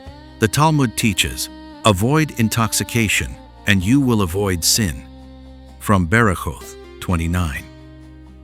Another important rule is to avoid evil thoughts, sadness in any form, and hatred of any person except the thoroughly wicked. Love other persons as much as you love your own kinsmen and children. Aid them with your person, your wealth, and your endeavors. If you hear your praises sung, feel truly downcast of heart. Think in truth whether others would have praised you, were every act, intention, and motive of yours known to them as it is known to the Most High. If you hear yourself abused, feel truly glad of heart. God has been merciful to you and has sent you someone to reprove you for your ugly deeds. Believe that every other person is superior to you. Let it seem to you that your every movement is being constantly observed and that you are ashamed to do anything you will not wish to become known. Remember that God sees your every movement and knows your every thought. Beware of uttering a single word before your prayers, as your mind must be wholly engrossed in contemplation of God, to whom you are about to offer prayer. Show not an angry mood to your household or to any person. If you feel anger, believe it to have come because of your sins. Pray to the Lord that you may not be summoned by death without true repentance. Pray also that all Israel may become sincere penitents. Be careful lest you utter God's name in vain. Take care not to think of holy subjects of the Torah in an unclean place. Engage in no talk in the synagogue. Do not speak even words of admonition, as they will lead you to unseemly words as well. At all times, abstain from unnecessary talk. Think always of your lowliness and of God's grandeur. May the Lord, blessed be He, guard us in His mercy and kindness from folly and unworthiness. May we deserve to serve the Lord in truth, awe, and love, without any evil inclinations and without any hindrances, until the coming of the Redeemer, speedily in our days. Signed by Eleazar ben Elimelech. Chapter 108. Music and Musicians. Section 1. Harmony in the Community. Said the Lekevitzer. We read 2 Kings 3:15. And it came to pass, when the minstrel played, that the hand of the Lord came upon him. The musician, the leader of the orchestra of community affairs, should be as unselfish and unprejudiced as music, as the melody which is pleasing to all. Then will the Lord's inspiration come to him to assist his efforts and to achieve every desirable and harmonious end. Section 2. Variations or monotone. The Bialexiger rabbi said, some persons wonder at the various methods of the Hasidic rabbis in serving the Lord, but the explanation is simple. It is the musical variations which make for melody, not the monotone. Section 3. Imperfect instruments. A rabbi asked the Lubliner, why do you stop to take snuff in the midst of prayers when interruptions are forbidden? The rabbi replied with the following story. A king heard a street singer playing his violin and singing. He found it to his liking and invited the troubadour to sing at his court. In the middle of a song, however, A violin string would frequently break, and the king was forced to wait until it was replaced. Finally, a courtier asked the violinist why he did not have the entire instrument restrung in order to avoid interruptions. "I will tell you," replied the street singer. "The king has many musicians with perfect instruments and could order any one of them to entertain him, yet he seems to prefer my playing. Hence, it appears as if he were willing to hear me play my imperfect violin. Likewise, the Lord has many hosts of singing angels, yet when he orders us mortals to pray unto him, it is clear he is willing to endure our frailties." Section 4. Melodies from Shepherds. The Kalaver rabbi learned from the Mesoritzer Maggid a melody for the hymn in the Haggadah, "The Mighty in His Kingdom," and was greatly pleased with it. The Maggid said he had learned it from a shepherd. From then on, the Kalaver made it a habit to walk in pastures to listen to the melodies sung by the shepherds. His melody for the Psalm 137:1, "By the waters of Babylon," was heard by him on the lips of a shepherd and is now well known. He used to say, "Many a melody once chanted by the Levites in the Holy Temple is now in exile among the unlearned common people." Section 5. The Singing Brigands. Rabbi Meir Margulis visited the Besht with his young son Saul. The father went to transact some business in the suburbs and left his son with the Besht for a few days. The Besht took the boy Saul with him on a brief journey. Passing an inn, they heard the sound of beautiful singing. They entered and saw a group of peasant lads entertaining a large audience with their songs. The boy Saul was asked to sing, and his sweet voice charmed the listeners. The lads were introduced and shook hands in token of friendship. In later years, Saul became a merchant, and passing through a forest, was set upon by brigands and robbed of his valuables.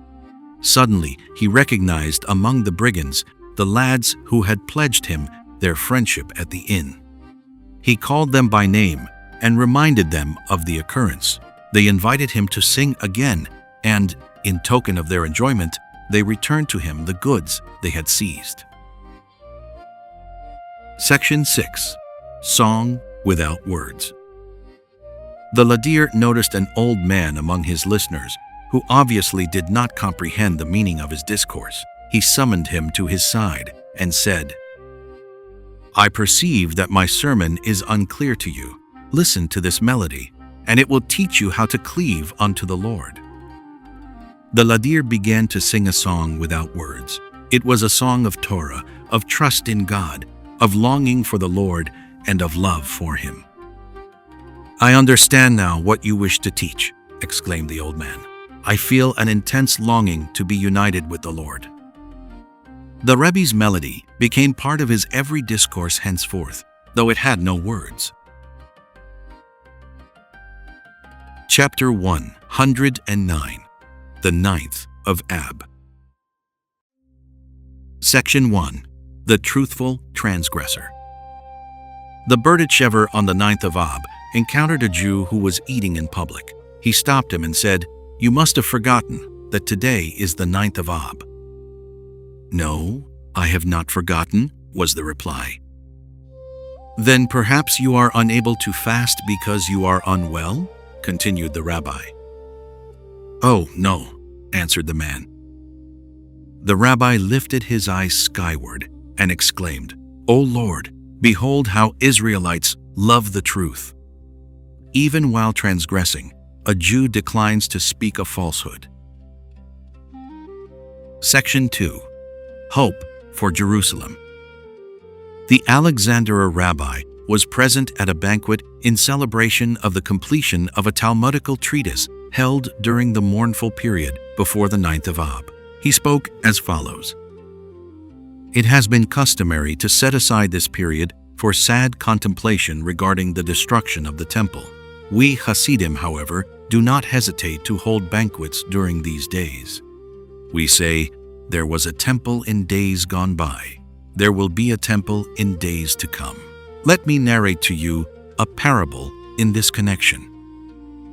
King Solomon, According to a Talmudic tale from Gittin, 68 lost his throne to Ashmedai, the king of the demons. He was compelled to escape from Jerusalem and to wander about among the villages. He chanced to come to a wealthy farmer who believed his statement to the effect that he was the king. The farmer gave a banquet in his honor, but bewailed his mournful lot so dolefully that Solomon was unable to partake of the viand set before him. On leaving the rich man's house, Solomon encountered a poor peasant and related his misfortunes. The peasant comforted him and persuaded him not to lose hope of restoration to the throne. "Thou hast been king, and thou shalt be king," said the peasant with confidence. Solomon's heart rejoiced once more, and he ate with zest. The frugal meal served him by the peasant. He found more to his taste the dry bread of the peasant than the luxurious viands of the wealthy farmer. In the same fashion, we Hasidim do not feel we please the King of Kings by overabundant sadness and gloom during these 9 days. The Lord was king in Zion, and he will again be king in Zion. Section 3. God's Secret Tears. Rabbi Bunam narrated this parable. A king beheld the evil conduct of his only son, and he concealed his most precious valuables in an inner chamber of the palace. He thought to himself, "When my son improves his ways, I will reveal the treasure to him." Later, the palace was consumed by fire, and nothing was saved. Everyone bewailed the heavy loss, but the king lamented most in secret. He alone knew of the magnitude of the loss. Likewise, when the holy temple was destroyed, everyone wept at the loss of outward possessions, but God lamented most in secret. He alone knew of the precious spiritual treasures which he had hidden there, as it is said, "My soul shall weep in secret for your pride," from Jeremiah 13:17. Section 4. Mourning with Joy. The Ropshitzer used to say, during the 3 weeks before the 9th of Ab, "It is not fitting that we should deplore the loss of the holy temple with our entire heart, for the Lord, who endowed this edifice with holiness, is with us in exile. We should mingle mourning with joy, because our Lord is present among us." Section 5. A Day for Peacemaking. The Bershiter narrated this experience. He came once to a town on the 9th of Ab. The townspeople informed him of a bitter quarrel between 2 factions and asked him to act as peacemaker. "We suppose, however," they said, "that you will not care to consider this matter on the 9th of Ab." "Quite the contrary," replied the rabbi. "The destruction of the temple was caused by unfounded hatred. According to the Talmud from Yoma 9, what can be more appropriate than to abolish unfounded hatred on this day?" Chapter 110. Noble Birth. Section 1. 3 Prerequisites. The Kotzker rabbi said, "There are 3 things desirable for success. The first, to be well born. The second, to be a good worker. The third, to have the aid of heaven." Section 2. The Palace Murals. The Riziner told the following tale. A king built a palace and summoned 4 artists to paint murals on the walls. 3 artists painted murals, but the 4th painted his wall with such a beautiful coloring substance that all the murals were reflected in it as in the clearest mirror. The king admired most the 4th wall. Noble birth, continued the Riziner, may be admired only when it reflects by its own worth the fame of a man's forebears. Section 3. Overstepping our sires. A rabbi visited Rabbi Shalom of Belz. During the course of the conversation, the Belzer rabbi mentioned that his forebears had been distinguished men and belonged to a famous family. The visiting rabbi, who was of humble descent, expressed surprise that his pious host should express pride in his family. where the true, good Jew knows only humility. The Belzer rabbi made the following reply: "You are quite mistaken in attributing to me pride for speaking of my high descent. It is really the contrary. We are taught by our sages that a man should say to himself, 'When will my deeds equal those of my sires?'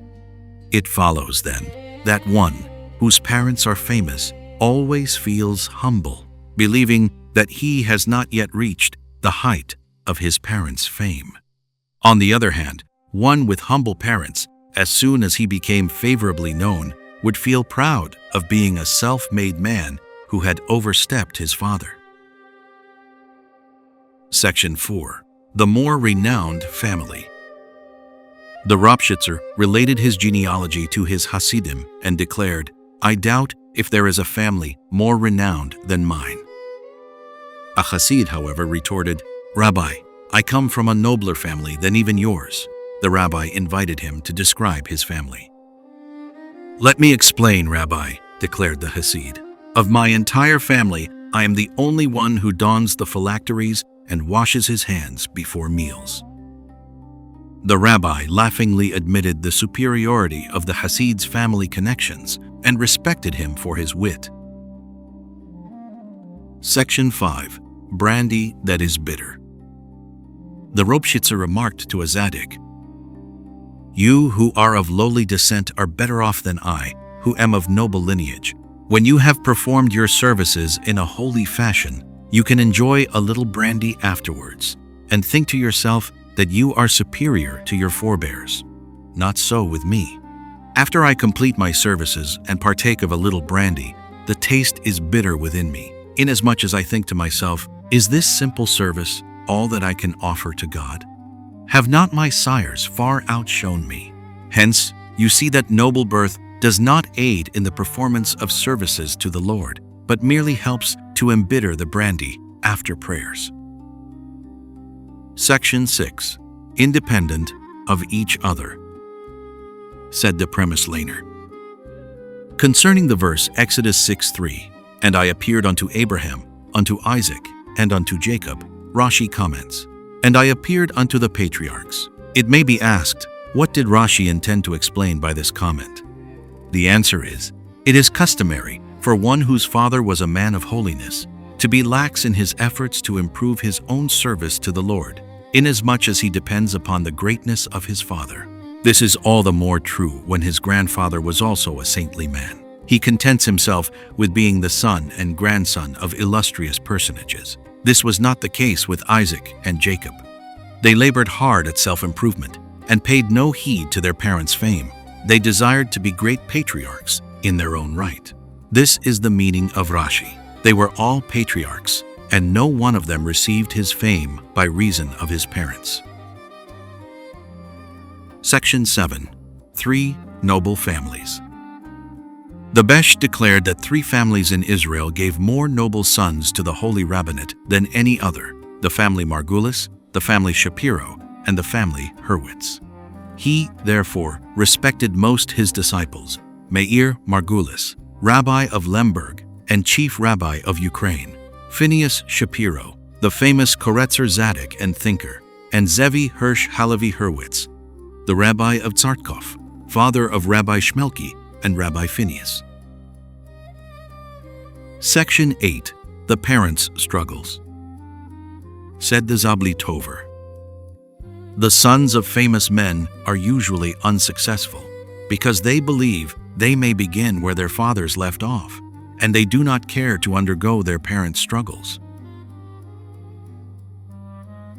Chapter 111. Non-Jews and Jews. Section 1. The Poverty of Israel. Said the Lubliner, "The Talmud tells us that poverty becomes Israel like a red ribbon becomes a white horse," from Hagigah 9. When the horse is for sale, the owner decorates him to please the eye of the purchaser. Likewise, when Jews look poor, it pleases the non-Jews, and they do not do us harm because of envy. Section 2. Help from naught. Said the Gera Rabbi, During many periods of Israel's history, they turned for help in their need to other nations or to those in authority. This rarely brought satisfactory results. Only when Israel comprehended that from naught shall come my help, namely, that there is no man or people in whom they can place their trust, did it come to pass that they declared in song, "My help is from the Lord," from Psalm 121:2. Section 3. Jewish Inns. The Rimanover rabbi greatly opposed the residence of Jews in the villages, since their children were forced to associate with non-Jews and grew up in ignorance of Judaism. He induced many of his Hasidim to leave the villages and move into the town. Those who did not follow his injunction, he threatened with excommunication. They related their troubles to the Ropshitzer, explaining they could not throw away their opportunity for a livelihood for themselves and their families. The Ropshitzer hired a sled and journeyed to the Rimanover. The snow was deep and the cold severe. When he arrived at the Rimanover's home, he found the rabbi absent. He removed his garments and laid himself in the rabbi's bed. When the Rimanover prepared to retire, he found the Ropshitzer occupying his bed. He tried to awaken him, but the Ropshitzer merely groaned and refused to move. "What ails you, Ropshitzer Rabbi?" asked the Rimanover. "I am frozen with cold, despite my warm fur coat," replied the Ropshitzer. "Before you compelled the Jewish innkeepers to move to the town, a Jewish traveler could find a place to halt his journey and warm himself. Now I can find no Jewish inns near Rimanov. I can provide for myself since I own warm clothes, but I shudder to contemplate the plight of the less warmly dressed travelers." The Rimanover saw the point and promised to recall his threat of excommunication. Section 4. The Lord will provide. The Ladier rabbi in his youth was on a journey one wintry morning, and his feet became frostbitten. The driver brought him to an inn, where the aged innkeeper rubbed his feet with snow and brought warmth to them again. The future rabbi questioned his benefactor, who seemed to be a pious Jew, about his affairs. The innkeeper related that for 50 years he had been an innkeeper in the village, where he was the only Jew. "How often do you attend public worship?" asked the Ladier. The innkeeper replied that every year at Rosh Hashanah and Yom Kippur he attended the synagogue at the nearest town. The rabbi sought to persuade him to move to the town in his old age, where he would be able to attend services daily and listen to the preaching. "But how will I earn a living there?" asked the old man. "How many Jewish families live in the town?" inquired the rabbi. "About 100, was the reply. "Do you not believe," asked the rabbi, "that the Lord who provides for 100 families is able to provide a livelihood for one more?" The old man immediately assembled his belongings and journeyed to the city. Section 5. Who is superior? Rabbi Aaron Livenier related the following experience of his early manhood. "In my student days, I attended the Talmudical Academy at Prague. Once a wealthy man visited the academy and requested the dean to recommend him a studious, clever youth as a son-in-law. I was selected and soon after married the rich man's daughter. My father-in-law promised to support me in great comfort on condition that I continue my rabbinical studies. But the luxurious living made me indolent, and I began to neglect my books. In reply to my father-in-law's reproofs, I said, 'No matter how little I study, I know more than any other person in the town.' An itinerant rabbi who sojourned for a time at my father-in-law's home was urged to discuss the matter with me. The rabbi remarked to me, 'It is true that in this town you are the most learned person. But suppose I should counsel your father-in-law to send you back to the academy. Would you not feel shame at your backwardness in comparison with the progress of your fellow students?' These words convinced me of my error, and I speedily mended my ways. I then understood the verse, 'Be holy, for I, the Lord, am holy.' from Leviticus 17:2. I used to wonder how man's holiness can be compared to God's. The rabbi's words clarified my doubt. A Jew who is careless in his duties as a Jew believes that no matter how neglectful he may be, he is still superior to the non-Jew. This may perhaps be true in this world. But when his soul comes before his God after death, how will he feel in the holy realm, above the academy on high, when he observes the superiority of his friends? Section 6. Extra Covering. Said the Koretzer. In the synagogue, the Jews make use of an extra covering, the talith, that is, the prayer shawl, so that they may the more separate the nakedness of the body from the spiritual. Non-Jews, however, remove their coats and their hats. They do not realize that the body and the soul are distinct from each other. Section 7. Gifts for Justice. The Duke of Mannheim complained to a rabbi that the Jews made gifts to the judges. The rabbi replied, "When your judges have before them a Jew and a non-Jew, they are inclined to decide in favor of the non-Jew, but the gifts induce them to mete out justice." Section 8. The town's owner. The Polish nobleman, Radziwill, who owned the little town of Nishviz, chanced to be out of funds while in Warsaw. He entered a Jewish banking house and asked for a loan. The clerk refused on the plea of not knowing him. The nobleman asked, "Did you ever hear of a town named Nishviz?" "Yes," answered the clerk. "Do you know to whom it belongs?" "Surely I do. To the Rebbe of Lechowitz," said the clerk. The nobleman left in disgust. Section 9. The Unwelcome Jew. The author of Homer Ledrush writes, we read in Genesis 26:16, "And Abimelech said unto Isaac, Go from us, for thou art much mightier than we." Isaac did not open a shop, so that the Gentile shopkeepers might have the excuse of complaining against his rivalry. He did not open a tavern in the village, so that there might be complaint that he demoralized the peasants.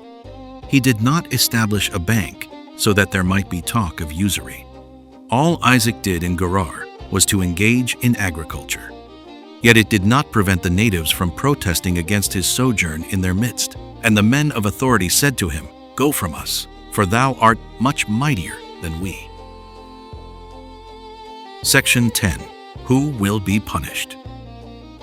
The Gerer overheard several zealous Hasidim condemning the untraditional ways of the Jews of Germany, saying that they should be banished from the face of the earth. The rabbi summoned one to his side and said, "Yosel, when you visit Prussia on your next trip, I could give you a Kabbalistic phrase with power to turn into dust all the impious ones of Prussia. I hesitate to do this, however, since you will have no one with whom to trade." "But Rabbi," said Yosel, "I will trade with the Gentiles." "Aha!" exclaimed the rabbi. "You wish Jews to die, that you may turn to non-Jews. I do not wish it so." Section 11. The Garments of Esau. Several university students, unmistakably Jews, passed the Belzer rabbi on the thoroughfare. The rabbi sighed and said, "I am not opposed to non-Jewish education. Even our father Jacob adopted Esau's garments in order to obtain a blessing. I sigh, however, because, unlike our father Jacob, they do not return to the culture of Israel after they have received the blessing of secular learning. For the most part, they decline to remove the garments of Esau." Section 12. When Enemies Rule. The Rizener once prophesied that the time would come when every country would be ruled by the enemies of Israel who would force us to return to the Holy Land. "It will be a disgrace," he added, "if, after so long an exile, we return for this reason. Be this as it may, however, honors will attend us in Zion, if for once we can escape from our adversaries." Chapter 112. Obedience. Section 1. For the sake of certainty. Rabbi Chaim Czernowitzer narrates the following parable. A king wished to visit an outlying town and wrote its officials to prepare for him and his retinue. The inhabitants spoke a dialect unlike the cultured speech of the capital city and did not comprehend clearly the royal instructions. A discussion ensued among the leaders, and many explanations were offered. A sage advised them to follow all the explanations of the message, and they did so. When the king saw the abundance prepared in his honor, he inquired the reason. The reply pleased him greatly. In the same way, if we do not understand a commandment clearly, we should obey it according to all the explanations. Section 2. Obeying the record. A rabbi, who accepted a call to become the rabbi of Metz, asked that the community record be brought to him. When this was done, he proceeded to write therein the 10 Commandments. The leaders were astounded and asked the rabbi to explain his action. He replied, "My experience in the rabbinate has shown me that the words written in the community record are more readily obeyed than those written in the Torah." Section 3. The Worm. Said the Ropshitzer in his first sermon, "I am a worm, not a man, as the psalmist states, from Psalm 22:7. But you, Hasidim, are afraid of worms. I shall, therefore, expect from you fitting obedience." Chapter 113. Occupations. Section 1. Loving God's ways. The Best narrated the following parable. A son came to his aged father and asked his counsel regarding the occupation in which he should engage. The father replied, "Seek a different occupation from mine. I labor hard at it and earn a mere pittance." The son's friend marveled at this, inasmuch as his own father had earnestly advised him to follow the paternal vocation in order to learn a comfortable livelihood. The son replied, "My father apparently dislikes his work, while yours has affection for it." God says regarding Abraham, Genesis 18:19, "For I have known him, to the end that he may command his children and his household after him, that they may keep the way of the Lord, to do righteousness and justice." Abraham loved God's ways and asked his children to walk in the same path. Chapter 114. Offerings and Sacrifices. Section 1. Offering His Spirit. Said the Amshinover. We read Exodus 25:2-3. "Of every man whose heart maketh him willing, ye shall take my offering.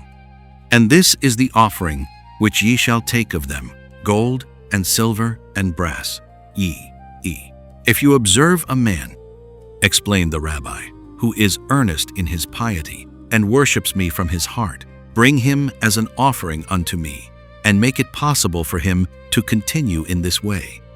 And the way to bring him as an offering to me is by removing from him the desire for gold, silver, and brass. Give him a position of security, display to him due regard, and he will be content to devote his life unto God." Section 2. Neither leaven nor honey. The Kotzker rabbi commented on the verse Leviticus 2:11. "No meal offering, which ye shall bring unto the Lord, shall be made with leaven, for ye shall make no leaven, nor any honey, smoke, as an offering made by fire unto the Lord." He said, "In your devotion unto the Lord, be neither tasteless, like leaven, or too sweet-mannered, like honey." Section 3. Overabundant Offerings. Said the Gerer rabbi. We read Exodus 36:6-7, "And they caused it to be proclaimed throughout the camp, saying, Let neither man nor woman make any more work for the offering of the sanctuary. So the people were restrained from bringing, for the stuff they had was sufficient for all the work to make it, and too much. Two things need explaining here, said the Gerer. First, why proclaim against bringing more work? It would be useful later. Second, why does it say sufficient and then too much? It may be explained in this fashion. Every man and woman in Israel was eager that his or her contribution be employed in furnishing the Holy Tabernacle. Moses regretted to disappoint anyone by returning a gift or having it left over for later use. There were already more gifts than sufficient, and the workmen were hard-pressed to plan the use of everything offered. Hence, Moses was most eager to halt the flow of donations. Section 4. Behind and thicket. Said the Sassover. Abraham was not commanded to offer up a ram instead of his son Isaac, but he was a prophet, and he foresaw that his children would worship a calf, and he offered up a ram as an atonement for them in advance. A suggestion is given in the words Genesis 22:13, and behold, behind him a ram caught in the thicket. The Hebrew word for thicket is composed of the letters Samek, Beth, and Kaf, and the letters following each of these, respectively, in the alphabet are Ayin, Gimel, and Lamed, composing the Hebrew word for Kaf. Section 5. A substitute. Said the Dinover. We read Leviticus 1:2. When any man of you bringeth an offering unto the Lord, ye shall bring your offering of the cattle. The words of you seem superfluous, but the meaning is this. The reason for an offering is that God, in His mercy, permits us to offer an animal as a substitute for our own life, of which we have deprived ourselves by sinning against God. But the sinner must thoroughly repent of his sin before the offering. Hence, the verse may be understood thus: if a man offers himself wholeheartedly as an offering unto the Lord, then he may bring of the cattle as a substitute. Section 6. A rescue from punishment. Rabbi Baruch of Metzibos was seated at his meal when a man entered. The rabbi ordered him ejected and began to abuse him. His friend, Rabbi Abraham Dov of Kamelnik, said, "And what have you to say of the statement in the Ethics of the Fathers 3:15? He who puts his fellow man to shame in public has no share in the world to come." Rabbi Baruch answered, "That man had committed a serious offense, and I have ordered him ejected and have abused him in order to save him from God's punishment. To rescue a Jewish soul, I gladly surrendered my own share in the future world." Section 7. Learning the Law of the Offering. Said the Koretzer. It is written, Leviticus 7:37. This is the law of the burnt offering, of the meal offering, and of the sign offering, and so forth. Repentance, while the temple stood, was accompanied by an offering. Nowadays, however, it should be accompanied by the learning of the law regarding the offering, which in the times of the temple it would have been a man's obligation to bring. Chapter 115. Ostentation and Luxury. Section 1. The Playing Card. The Alexandria rabbi said, "An overdressed man who tries to imitate blindly his betters is like the poorly drawn imitation of a man on a playing card." Section 2. The Three Funds. The Reasoner lived in great luxury. A rabbi inquired the reason, and the Reasoner explained as follows. "I have three kinds of funds. One is from the real Hasidim, and this goes for my necessities. One is from the householders of middling piety. This I give away to the needy. The third is from habitual sinners, and this goes for luxuries. Is it my fault that the third fund is the largest?" It is said that the real reason was the same which prompted the command to the high priest to wear gold-embroidered vestments and the tabernacle to have gold appointments, namely, to gain the deference of the people. Section 3. The Pearl in the Ash Heap. Ere leaving for the land of Israel, Rabbi Menachem Mendel Vitebsker called upon the great disciple of the Besht, Rabbi Jacob Joseph of Pulno. He came to the tavern in a carriage drawn by 3 horses, which scandalized the Hasidim not a little, for their teacher had taught them to live austerely. The guest gave further offense, going from the inn to the Zaddik's house without a fur hat or girdle, a long-stemmed pipe in his mouth. They all knew Rabbi Joseph for a short-tempered man, and fully expected him to forbid his house to the free-mannered guest. But the old man received him at the threshold right lovingly, and remained with him for hours in earnest discourse. The disciples asked him the next day, "Who is this man, making bold to enter your house without a fur hat or girdle, with a pipe in his mouth, and silver buckles on his shoes?" Said the Zaddik, "A certain king going to war placed his treasures behind locks and bars, but his choicest pearl he hid in an ash heap where no one was likely to search for it." Rabbi Mendel hides his great humility in the ash heap of worldly vanity, where the powers of evil cannot meddle. Hasidic rabbis wear a fur hat and gird their loose garments. Section 4. The Zaddik's opulent living. The Rizener gave another explanation for living like a prince in a richly appointed home. He explained his manner of life by declaring that when a Zaddik lives in poverty, he has only limited ideas of people's needs and prays for mere sustenance. When, however, he enjoys riches, he feels bold enough to pray that his adherents also may have a life of comfort. Section 5. The Maggid's Worldliness. After grave deliberation, Rabbi Shmelk and Rabbi Phineas resolved to remain in Meseritz, but the longer they tarried, the less they found the conduct of the Maggid to their liking. They noted with disfavor that he kept court like a potentate and busied himself overmuch with the concerns of his house and landed estate. Before morning prayer, belatedly said, he looked after his horses and cows, assigned tasks to his servants, and saw to it that they greased the wheels of his carts. In other matters also, his ways appeared strange, for he held converse in the streets with people of little worth, and even with some of evil repute. This gave offense to the rabbis, and they made ready to leave, until Rabbi Susia prevailed upon them to remain with the Maggid. "Our fathers," remarked Susia, "have said, the froward to Gehinnom, the shamefaced to the Garden of Eden, from the ethics of the fathers." 5:23. How is this to be understood?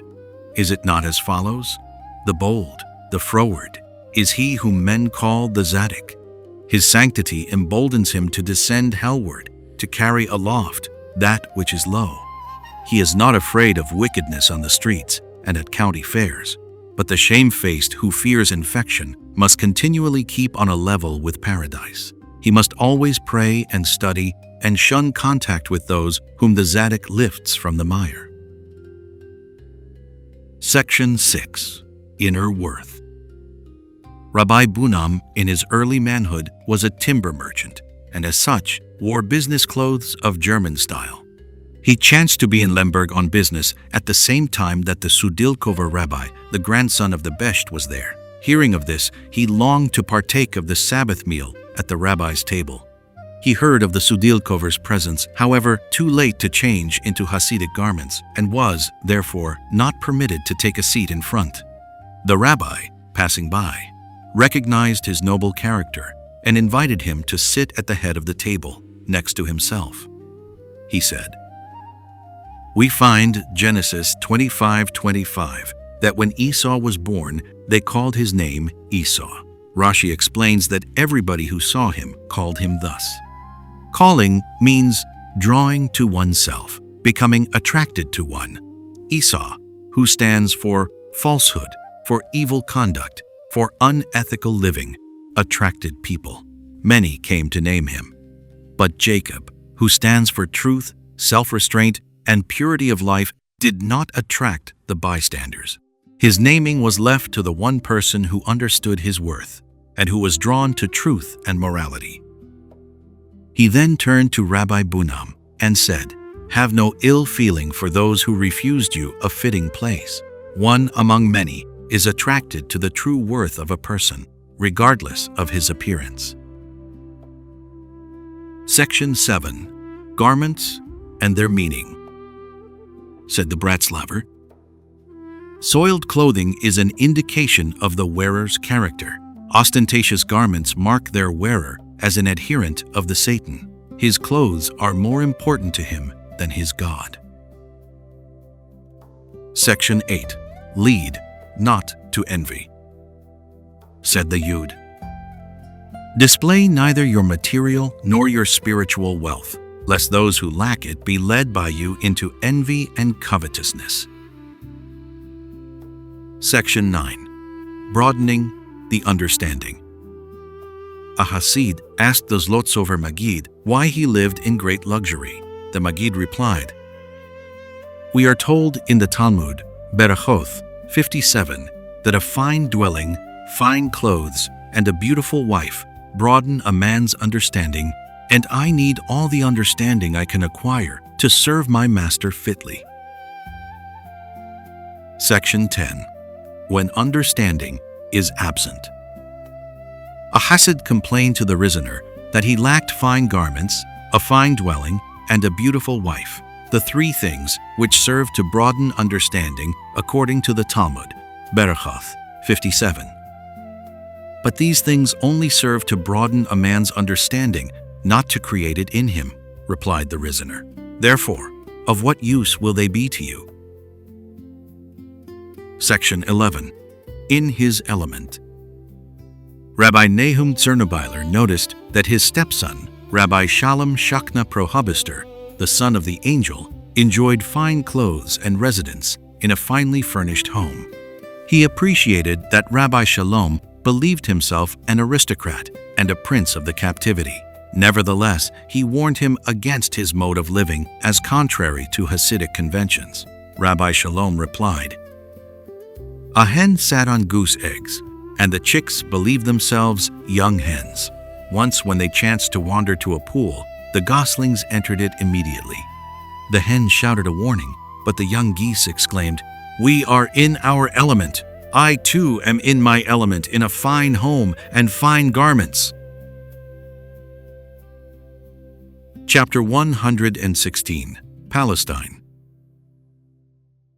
Section 1. Land of Abraham. The Kozmiter Rabbi said, the Lord gave Canaan to Abraham on the condition that his heirs should follow in his footsteps. When Ishmael did not adhere fully to his father's teaching, Isaac received the inheritance. When Esau did not comply with the true tradition, Israel was given the heritage. When Israel became habitually delinquent, his heirloom reverted to Esau, the names given to Rome and Christendom in Hebrew literature. When Esau's followers degenerated, they were compelled to surrender Canaan to Ishmael, the Muslims. At the present, the process is reversing itself. The land was lost by Ishmael to Edom, that is Esau, and will shortly be given up by Edom to its rightful owner, Israel. Section 2. The Return. Rabbi Bunam explained the verse, Psalm 37:34. He will exalt thee to inherit the land. He said, the Lord tells us that he will raise the people of Israel to a high place of fame among the nations before they will be fit to inherit the Holy Land. Let us, therefore, become great enough to arouse the admiration of the peoples, and we shall be ready to return to our land.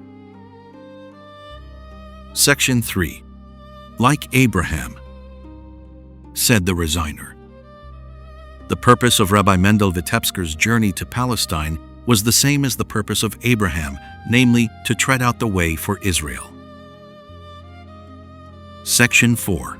Palestinian Fruit.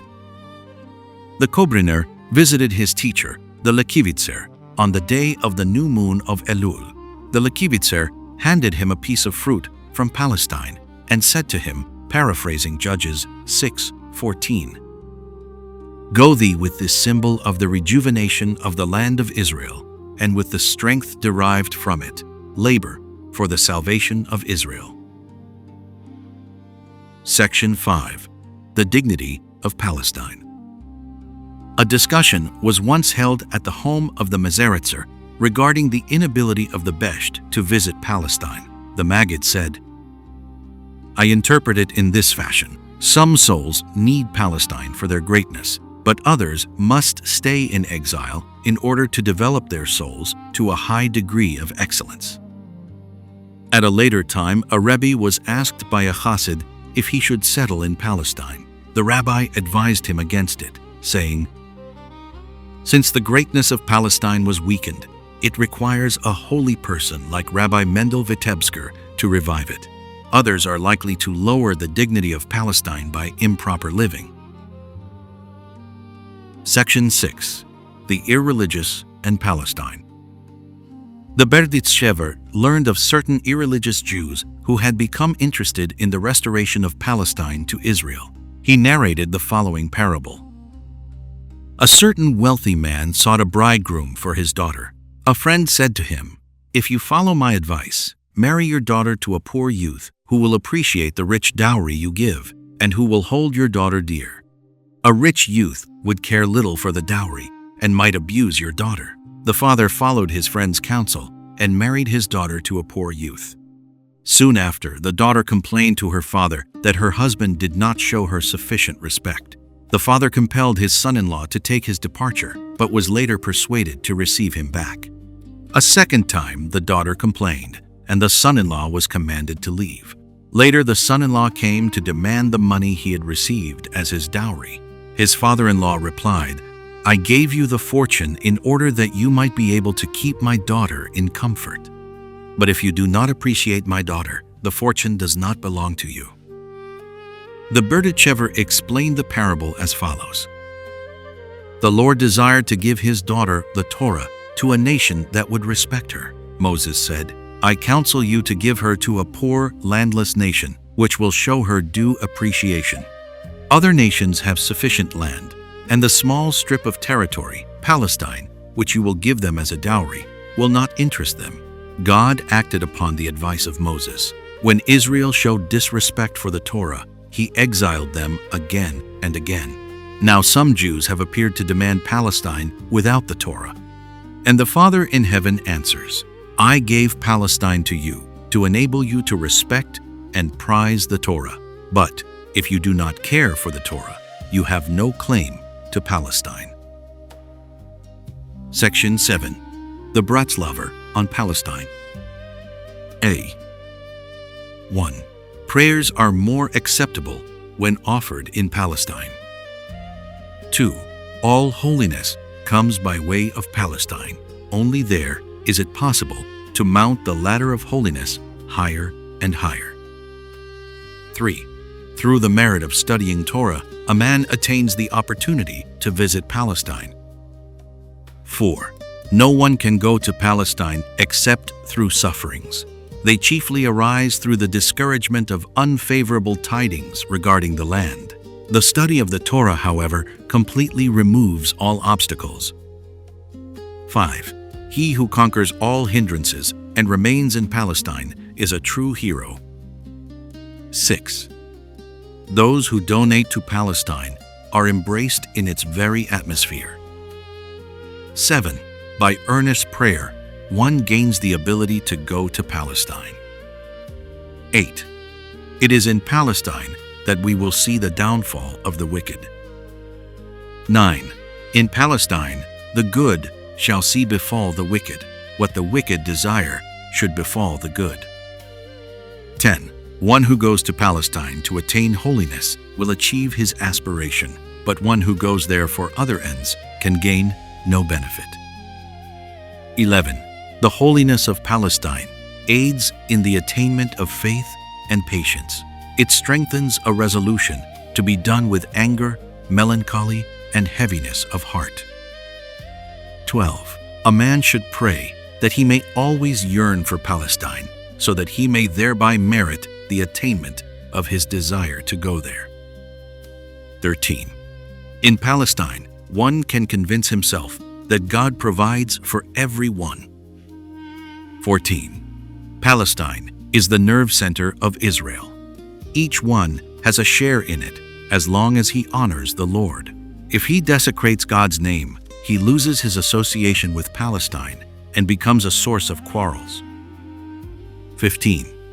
The brain nerves of Palestine work for calmness and peace. Through gifts to Palestine, these qualities are absorbed by brain nerves elsewhere.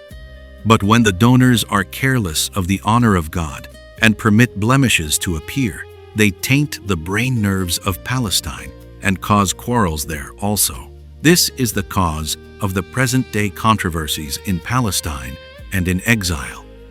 B. 1.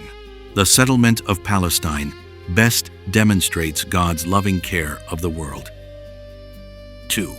The desire to go to Palestine draws affluence in its train. 3. He who gives sustenance to the multitude draws blessings from Zion to other countries. Section 8. Outside of Palestine. Said the Yud. Rabbi David of Lelov said, "Outside of Palestine, a man may attain success, but not blessing. For the Lord bless thee from Zion," from Psalm 134:3. Success means mundane prosperity, and blessing, prosperity from on high. Rabbi Moses of Lelov added, "He who surrounds himself with holiness may obtain a blessing even outside of Palestine, since holiness sanctifies the very ground beneath his feet, making it as if it were Palestine itself." Section 9. Land and People. Said Rabbi Bunam. It is written, Nehemiah 9:8, "And madest a covenant with him to give the land of the Canaanite, even to give it unto his seed." The phrase, "to give," is repeated, for it means that God vouchsafed a gift to Palestine by giving it a holy people to dwell in it. Section 10. Building Jerusalem. Said the Ropshitzer. By our service to God, we build Jerusalem daily. One of us adds a row, another only a brick. When Jerusalem is completed, the redemption will come. Section 11. Admitting the blessing. Rabbi Abraham David Butzatzer said, "Since the Holy Land was granted to Israel, every Israelite, by virtue of his share in it, may demolish the boundaries of any land where he resides and give entrance into it for the blessings from Zion." Section 12. From holy to profane. A Palestinian merchant brought to the Medzabozer a few bottles of wine made from the grapes grown in a Jewish vineyard in Palestine. The Medzabozer said to his son, "What shall we drink when we have finished these few bottles?" "The wine we ordinarily drink," answered his son. "Then remove the gift from our table," commanded the Medzabozer. After drinking holy wine, it would be profane to return to ordinary wine. Section 13. Holy and Unholy. Said the Savroner. He who serves the Lord earnestly and thoroughly, despises worldly affairs, should go to the Holy Land if he is able. The holiness there will enable him to attain a higher position of holiness.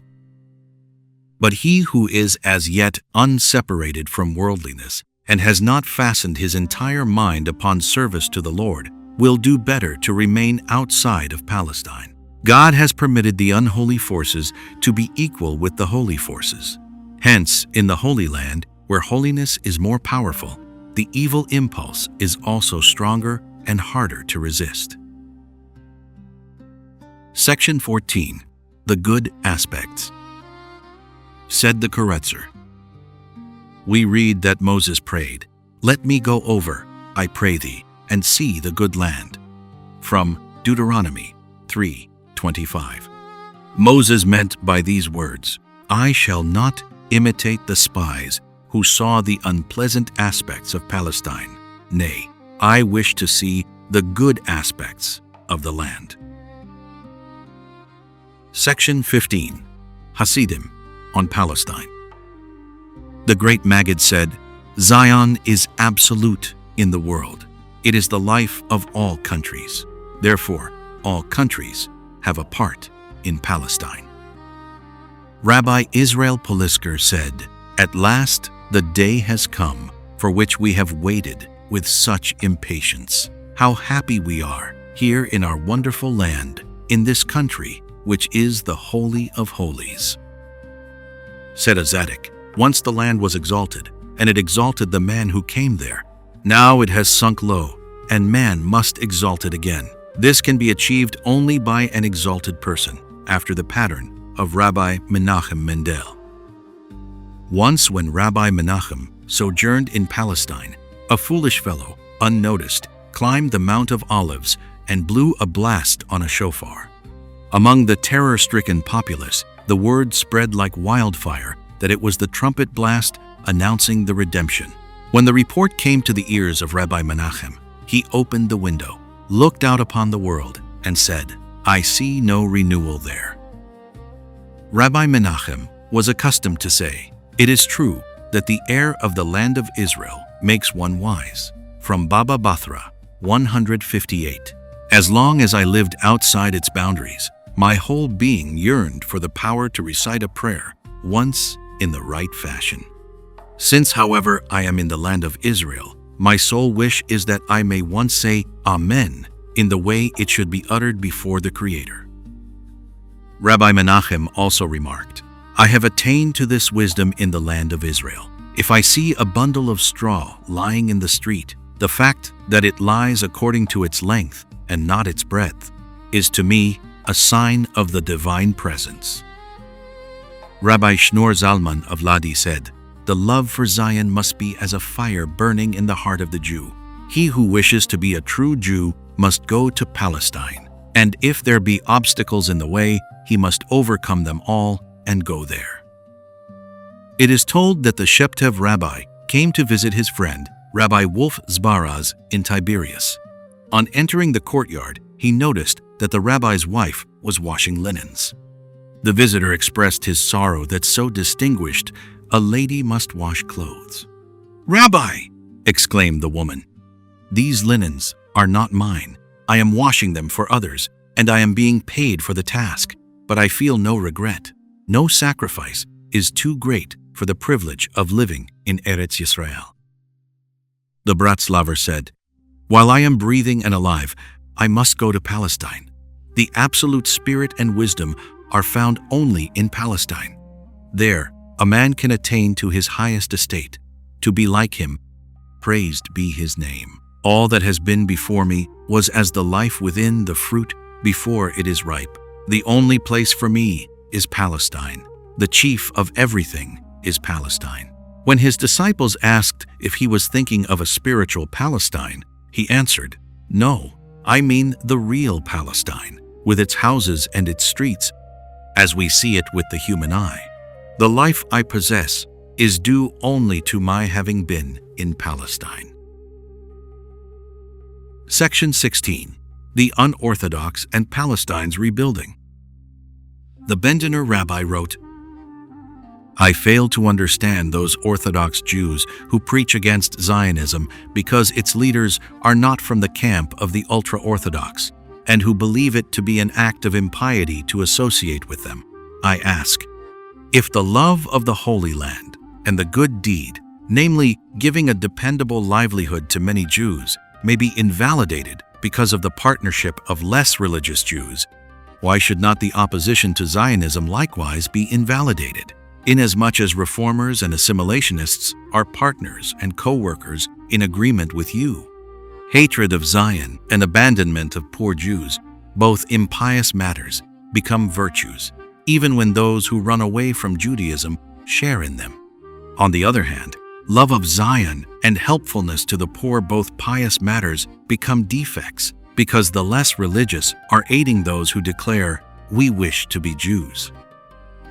The Zakrotziner rabbi wrote, "Many ultra-Orthodox parents are so bitter in their hostility to Zionism that they force their sons, who are Zionists, to overthrow paternal authority and thereby to lose the paternal guidance so essential to them. Yet we read in the Torah, Genesis 18:19, that God loved Abraham because he taught his son to walk in the ways of the Lord. Do these anti-Zionists who dispense with the love of God realize what they are doing? Rabbi Mordecai Ashkenazi said, "We find that Ezra did not discriminate against any Jew who wished to join him in migrating to Eretz Yisrael. Only afterwards did he preach against the sinners."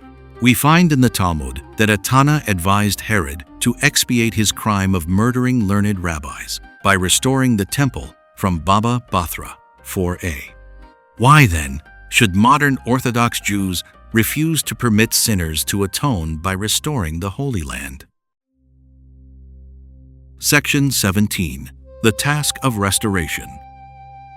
The Shepser Rabbi wrote, "It is the duty of every Jew either to migrate to Eretz Yisrael or to help support the colonists. The holiness of the land is broadened as the number of Jews increases." In the Talmud, Kethubhoth 75, we are taught that one who demonstrates his yearning for Eretz Yisrael by aiding its Jews contributes to the broadening of its holiness, just as if he himself went to reside there. We are also taught that the Lord says, "I shall not enter the upper Jerusalem of the truly pious until they shall come to the lower Jerusalem, they," meaning the common people who are enjoined to perform daily labor, from Tanith 5.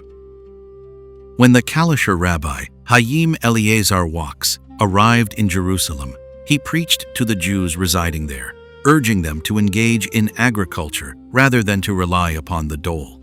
They answered that the uncertain benefits from tillage of the fields did not appeal to them. They preferred the steady dole. The rabbi thereupon inquired, "And what will you do if for some unexpected reason the dole is not forthcoming?" "Oh, we do not concern ourselves about the morrow," was their reply.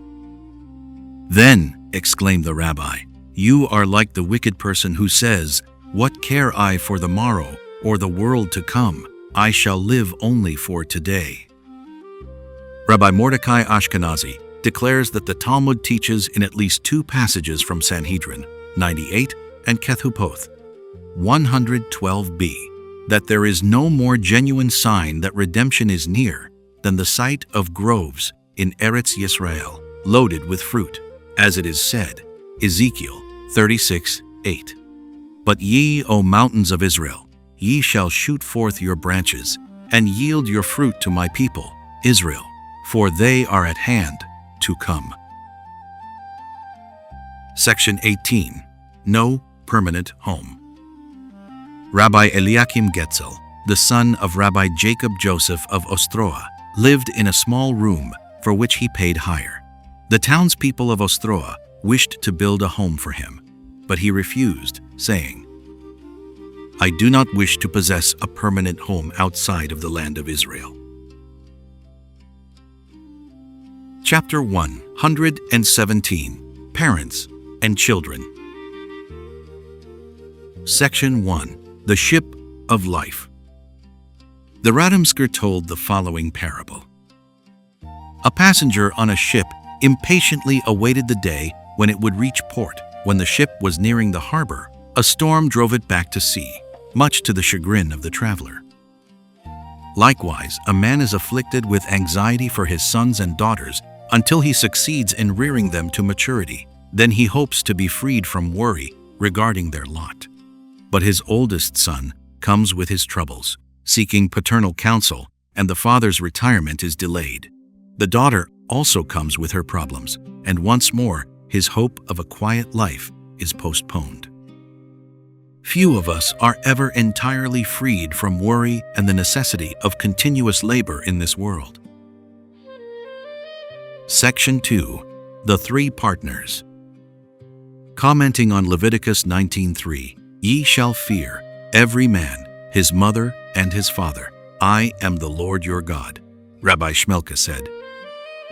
The Talmud teaches that there are three partners in a man: God, his father, and his mother, from Kiddushin 30. And the Lord tells us, "You could truly attain holiness if my share in you predominated, for I am holy. But it is essential that you retain also the share you have inherited from your father and your mother. Refuse, however, to succumb to bodily desires, but maintain an equilibrium between matter and spirit." Section 3. Obeying his mother. A disciple of the Yud perceived that his rabbi had become engrossed in a problem of interpretation of the Torah. The youth knew from experience that such concentration was of long duration, and he returned home for his meal. When he had finished, his mother asked him to perform an errand for her, but the boy refused to stop on the plea of not caring to miss the rabbi's lesson. When he had departed, however, the boy bethought himself, "Is not the object of learning the performance of good deeds? Obedience to my mother is more important than haste for my lesson." He returned and performed the errand for his mother. Then he hurried to his rabbi. When the latter saw him, he exclaimed, "You must have done a good deed, for the moment you entered, a complicated matter became clear to me." Section 4. Even in old shoes. A bride gave a dance in Tzunz. The rabbi's daughter asked him for money with which to purchase new shoes, but the rabbi refused to give it. He noticed, however, that her companion, a daughter of a Hebrew teacher, wore old shoes, and he asked her, "Are you invited to the dance?" "Yes, Rabbi," she answered. "Here then, take this money and buy yourself stylish shoes," and the rabbi urged her to accept his gift. One of those present inquired from the rabbi why he treated a stranger better than his own daughter. He answered, "I know that my daughter's friend comes from excellent parents, yet should she wear old shoes to the dance, she will be scorned. But my daughter will be treated with deference even in old shoes." Section 5. Ungrateful children. A rich fur merchant married his son and daughter into wealthy families and rejoiced in his successful life. But the wheel of fortune turned. His wife died, and his business collapsed. Neither his son nor his daughter wished to give him assistance. He complained of this to the Resigner rabbi, who enjoined his Hasidim by letter to aid him. With the money thus assembled, the father re-established himself in business and prospered. Soon after, he married a widow and lived in great happiness. Hearing of his prosperity, both the son and daughter began to urge him to live with them and to give their stepmother a divorce. On the way to the Leipziger fair, he stopped over to visit the Resigner and told him of his children's importunities. The rabbi said, "On your way back, stop again here, and I will advise you what to do." When he returned, the rabbi said, "Write a letter to your wife, another to your son, and a third to your daughter. Each letter should read as follows: A great misfortune has befallen me. My fur became moth-eaten and worthless. I sold some of my clothes in order to enable me to leave Leipzig, and I had just enough money to reach the home of the Resigner rabbi. I beg of you to send me sufficient money for my fair home. Then show me the answers you receive." The merchant followed the Resigner's advice. Both the son and daughter gave excuses for failing to forward him any money and advised him to remain with the rabbi. His wife, however, sent him sufficient money and comforted him with her promise to work faithfully with him to earn a livelihood anew. When he returned home, only his wife welcomed him. Then he told her that he was richer than ever and willed to her his entire property. When his children protested, he showed them the 3 replies to his letters and ordered them out of his home. Section 6. Never go back. It is told of Rabbi Zalman of Lodi that immediately after his marriage, he received free board from his parents-in-law, according to custom. But his solitary meditations and strange ecstatic prayers were an offense to them, and they declared him to be a fool, his great learning notwithstanding. They urged their daughter to demand a divorce from him, but in vain. Therefore, they made his life miserable, stinting his maintenance. They refused him candles, and he was forced to study by moonlight. In winter nights, they let him freeze, and so they kept on tormenting him until he reached his 20th year. Then he took to the road and journeyed to the great Maggid of Meseritz. When, in later years, Rabbi Zalman's fame began to spread, His mother-in-law repented of her ill usage, and she begged him, with tears in her eyes, to return to her home and to abide there. She promised, with many protestations, that she would serve him hand and foot there and be hospitable to his Hasidim. Rabbi Zalman would not consent, and when she did not cease her entreaties, he said, "Look you, who can be better off than the child in the mother's womb? It careth not for food or drink, and knows the whole Torah. But when the babe is born, an angel touches its lips, and it forgets its learning. Yet no one, if such a thing could be, would return to the mother's womb. Why not? Because babes, once born, soon outgrow the measure of their erstwhile habitation." Section 7. The Premier's Demotion. The Kotzker read from the Dubner Maggid's book the following story. A courtier, the nephew of the Premier, was guilty of misbehavior on several occasions. The Premier interceded for him with the king and won the royal forgiveness. Once, however, the courtier's misconduct was so heinous that his uncle was ashamed to approach his master on behalf of the culprit. He loved his nephew nevertheless, and desiring to save him, he went to the king and said, "The offender's reason for misbehaving was his belief that I would intercede for him. The best remedy, therefore, would be for you to demote me. The knowledge that I shall no longer be able to secure his immunity from punishment will cure him of his evil behavior." Moses interceded many times for Israel, but when they worshipped the golden calf, he begged the Lord, "Blot me out, I pray thee," from Exodus 32. Chapter 118. The Passover. Section 1. Reasons for its names. Rabbi Zevi Meir of Radomsk said, "The Lord calls the spring festival the Feast of the Unleavened Bread, but we usually call it the Feast of Passover. The reason is as follows." We read, Deuteronomy 26:17.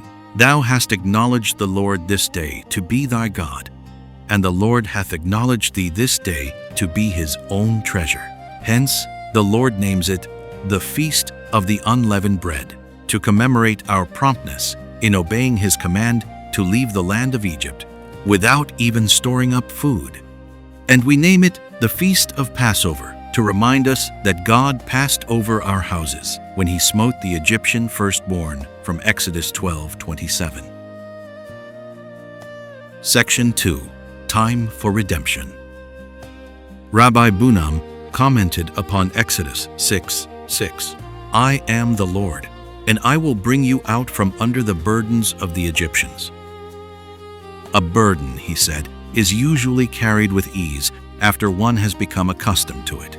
When the Lord observed that the Israelites were growing accustomed to their tasks and labored at them without complaint, then he deemed it high time they were liberated. Section 3. The Miracle of the Exodus. Thus taught Rabbi Elimelech of Lizensk. At the pronouncement of laws, Holy Scripture always makes mention of the Exodus out of Egypt and never of the creation of the world. How is this? Was not the creation out of a void a greater miracle than the Exodus? Understand then that the creation, properly speaking, was not a miracle. All nature is in God and subject to him, and whatever sprang into being at his behest did so in a natural way. But the Exodus was a wonder, for to deal with the Egyptians according to their merits, God had to divest himself, for the time being, of his goodness, and let evil prevail. Section 4. Miracles beyond imitation. Said the Belzer Rabbi, "We find that Pharaoh's magicians were able to perform by their secret arts the miracles of turning water into blood and of bringing up frogs. The other miracles they were unable to duplicate. The question arises, why did the Lord cause Moses to perform miracles that could be duplicated by magic? Could he not have enjoined that all the 10 plagues be beyond imitation? The answer is as follows. The Lord knew that in later times unbelievers might arise and say, the Egyptian soothsayers were possessed of little sagacity, and hence Moses was able to deceive them. We, however, would not have been victims of his chicanery. Then we believers might retort, if you are wiser than the Egyptian sages, accomplish at least as much as they. Turn water into blood and bring up frogs. If you cannot do this, you must admit their superiority, and at the same time recognize that they acknowledge the divine power resident in the acts of Moses. Section 5. Dividing the waters. The Gerer Rabbi said, we find that the division of the waters of the Red Sea accomplished the beneficent result of instilling into the Israelites the virtues of the fear of the Lord and of true belief in Him. As it is said, and the people feared the Lord, and they believed in the Lord. From Exodus 14:31. By means of these virtues, they were able to overcome seemingly insurmountable obstacles. It were well for us to bear this lesson constantly in mind, namely, that nothing can withstand the union of genuine fear of the Lord and sincere belief in Him. Section 6. The body overpowers the soul. Said Rabbi Shmelk, we read in the Song of Songs 1:9, I have compared thee, O my love, to a steed in Pharaoh's chariots. The Talmud in the Mekilta to Exodus 14:25 explains that when the chariots of the Egyptians entered the Red Sea, the force of the current became so powerful that the horses were pulled along by the chariots. Likewise, the soul within us has its own life, and the body can be compared to inert matter. Yet we permit our bodies to draw our souls into the torrent of pleasures, even as the living horses were dragged along by the chariots. Section 7. Angelic Music. Said Rabbi Shmelk, we read in the Talmud Megillah 10 that when the Egyptians were drowning in the Red Sea, the angels wished to sing for joy, but the Lord silenced them, saying, the works of my hands are perishing. How can you wish to sing? This may signify that the angels desired to sing so loudly that the souls of the Egyptians would take their departure through the sweetness of their celestial melodies. And the Lord said, they have caused my children to perish. Should they not perish of themselves, rather than die from your singing? Section 8. Higher than justice. Said the Gerer Rabbi, we read in Exodus 19:4, ye have seen what I did unto the Egyptians, and how I bore you on eagle's wings. Rashi remarks, the eagle carries his offspring above his wings, as if to say, if an arrow be shot in my direction, let it enter into me, and not into my son. This, however, does not explain the use of the simile or the connection between an eagle and the Lord. It may be explained thus. The attribute of justice, the midrashic allegory from Shemoth Rabbah 21:7 runs, complained to the heavenly tribunal that the sons of Israel did not merit deliverance at the expense of the Egyptians, both being as yet pagans. The Lord responded, I have lifted Israel above the wings of strict justice. If you question my act, direct your arrows at me, not at my son.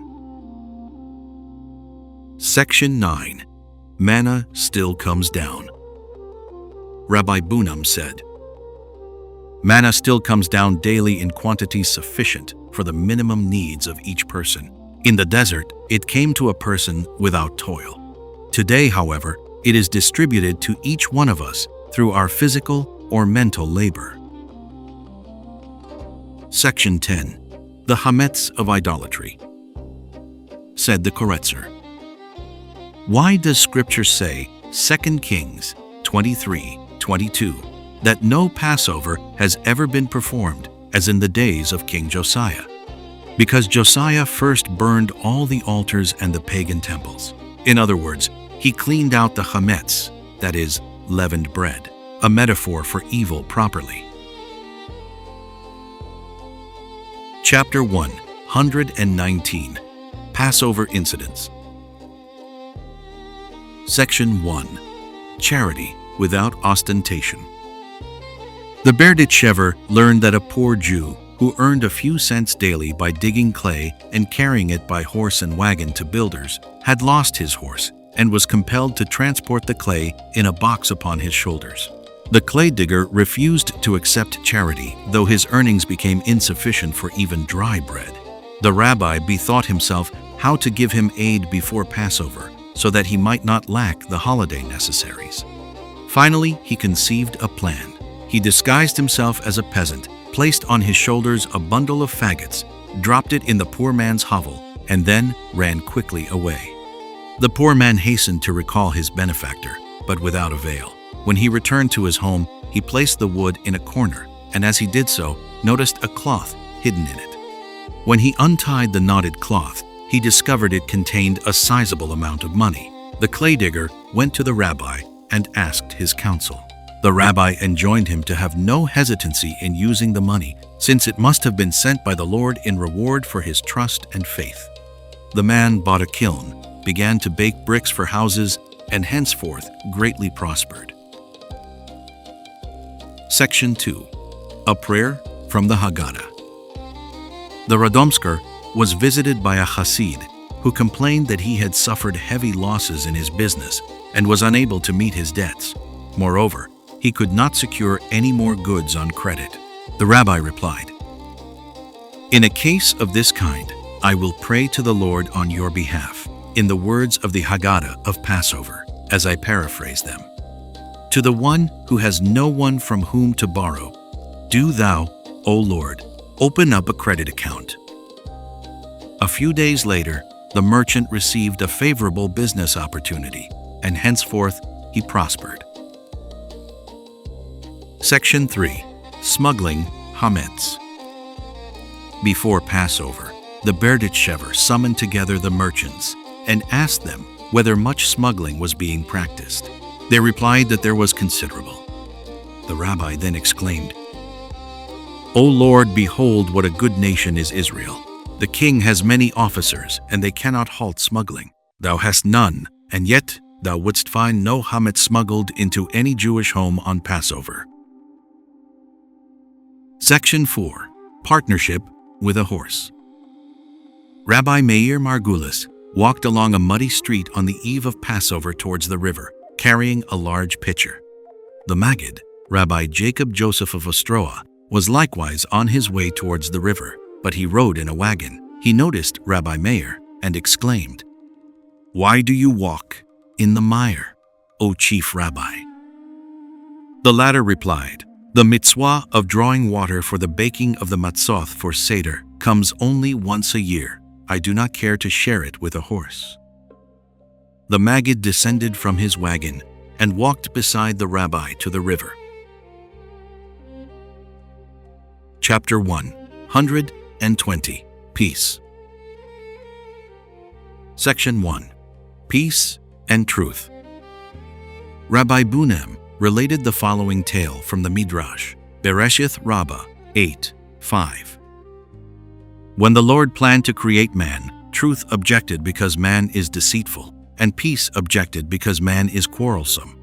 The Lord, thereupon, ordered truth to depart. The question arises, why was peace allowed to remain? The answer is that after truth has departed and falsehood has taken its place, there is automatically peace, inasmuch as false foes hide their true sentiments and give the appearance of friendship for each other. Section 2. Peacemaking. Said the Pulnor, "We are taught in Peah 1, Mishnah 1, that it is a great mitzvah to achieve peace between two men who quarrel. I will tell of an even greater mitzvah, namely, to make peace between your body and your spirit, so that materialism does not conquer the spirit." Section 3. The Value of Cooperation. Said the Carliner, "The entire progress of mankind depends upon loyal cooperation. If quarrels are absent from a company of men, no evil can overtake them. Section 4. The Full Truth. A Hasid asked the Bershitter, "You teach that a man should always tell the truth. How can one do this if he wishes to make peace?" The rabbi replied, "To make peace, I demand the full truth, and with the full truth, I make peace." Section 5. The Breslaver on Peace. 1. The Sabbath candles increase peace. 2. The pursuance of peace brings honors in this world and a goodly share in the next. 3. That which is done for the sake of peace is immune from the prohibition to avoid untruth, from Yebamoth 65. 4. When people are forced to give to charity, it increases peace in the community. 5. The pursuance of peace leads to trustfulness. 6. Peace comes through truth. 7. The building of Jerusalem depends upon peace. 8. Peace brings good tidings. 9. When reproof is heeded, there is peace. 10. Through education, peace is increased. 11. Prayers are not heard where there is no peace. 12. Peace is a sign of the good life. 13. The pursuance of peace saves from death and exile. 14. Blessings come through peace. 15. Where there is peace, there is no terror. 16. Even the wicked who live in peace enjoy prosperity. 17. Peace is a sign of prosperity. Chapter 121. Penalties and Punishments. Section 1. The King's Treasure. 3 officials were assigned to guard the king's treasures. They proved to be corrupt and, dividing the valuables, ran away. One thought better of it and returned of his own accord. The second was persuaded by a friend to return. The third witnessed the execution of an embezzler and returned out of fear. The first was restored to the king's confidence. The second received a less responsible post. The third was appointed executioner of the embezzlers. There are 3 kinds of people in this world who act like these 3 officials with respect to the fulfillment of God's injunctions, explained the Pulnor. Section 2. Rigor versus kindness. Rabbi Nachman of said, "There are 2 ways of curing offenders. Some claim a cure by inflicting privations, but these usually result in the transgressor becoming embittered against society and cruel henceforth. Others effect a cure through persuasions, which oftentimes transform the sinner into a man of kindness and helpfulness." Section 3. Punishment to fit the crime. Said the Belzer, "The Lord fits the punishment to the crime. Korach opened his mouth to utter rebellion and dissension. Therefore, the earth opened her mouth and swallowed him." From Numbers 16:32. Section 4. Only in ourselves. In the town of Bausk, an epidemic occurred. Some Jews wished to organize a committee to investigate whose grave sins had brought so great a calamity upon the city. The rabbi, however, dissented. He said, "It is true that penalty implies sins, but we must not search for the sins in others. We must seek them only in ourselves." Section 5. The Long Piyutim. The Ropshitzer was told that one of his Hasidim ate matzah that had been dipped in soup on Passover. He ordered a holiday prayer book to be brought to him and laughingly said, "If you eat like a mithnaged, then say the long piyutim liturgical poems from medieval Jewish literature that the mitnagedim say." Section 6. In Genuine Need. The Ropshitzer needed money for his son's marriage and asked the residents of Ropshitz to aid him. The leader of the community asked the rabbi why in this instance he wished the residents of Ropshitz to assist him, whereas on other occasions he was accustomed to visit his rich disciples in other towns and to receive their abundant donations. The rabbi replied, "On other occasions I did not need the money badly, hence the people gave me freely. But this time I am in genuine need, and I fear that I shall receive only a little from free will offerings." I explain thus the Mishnah, Peah 1. He who needs no charity and asks for it will in the end be compelled to ask people for charity. 12. What punishment is there in this statement for a man who is accustomed to live on charity?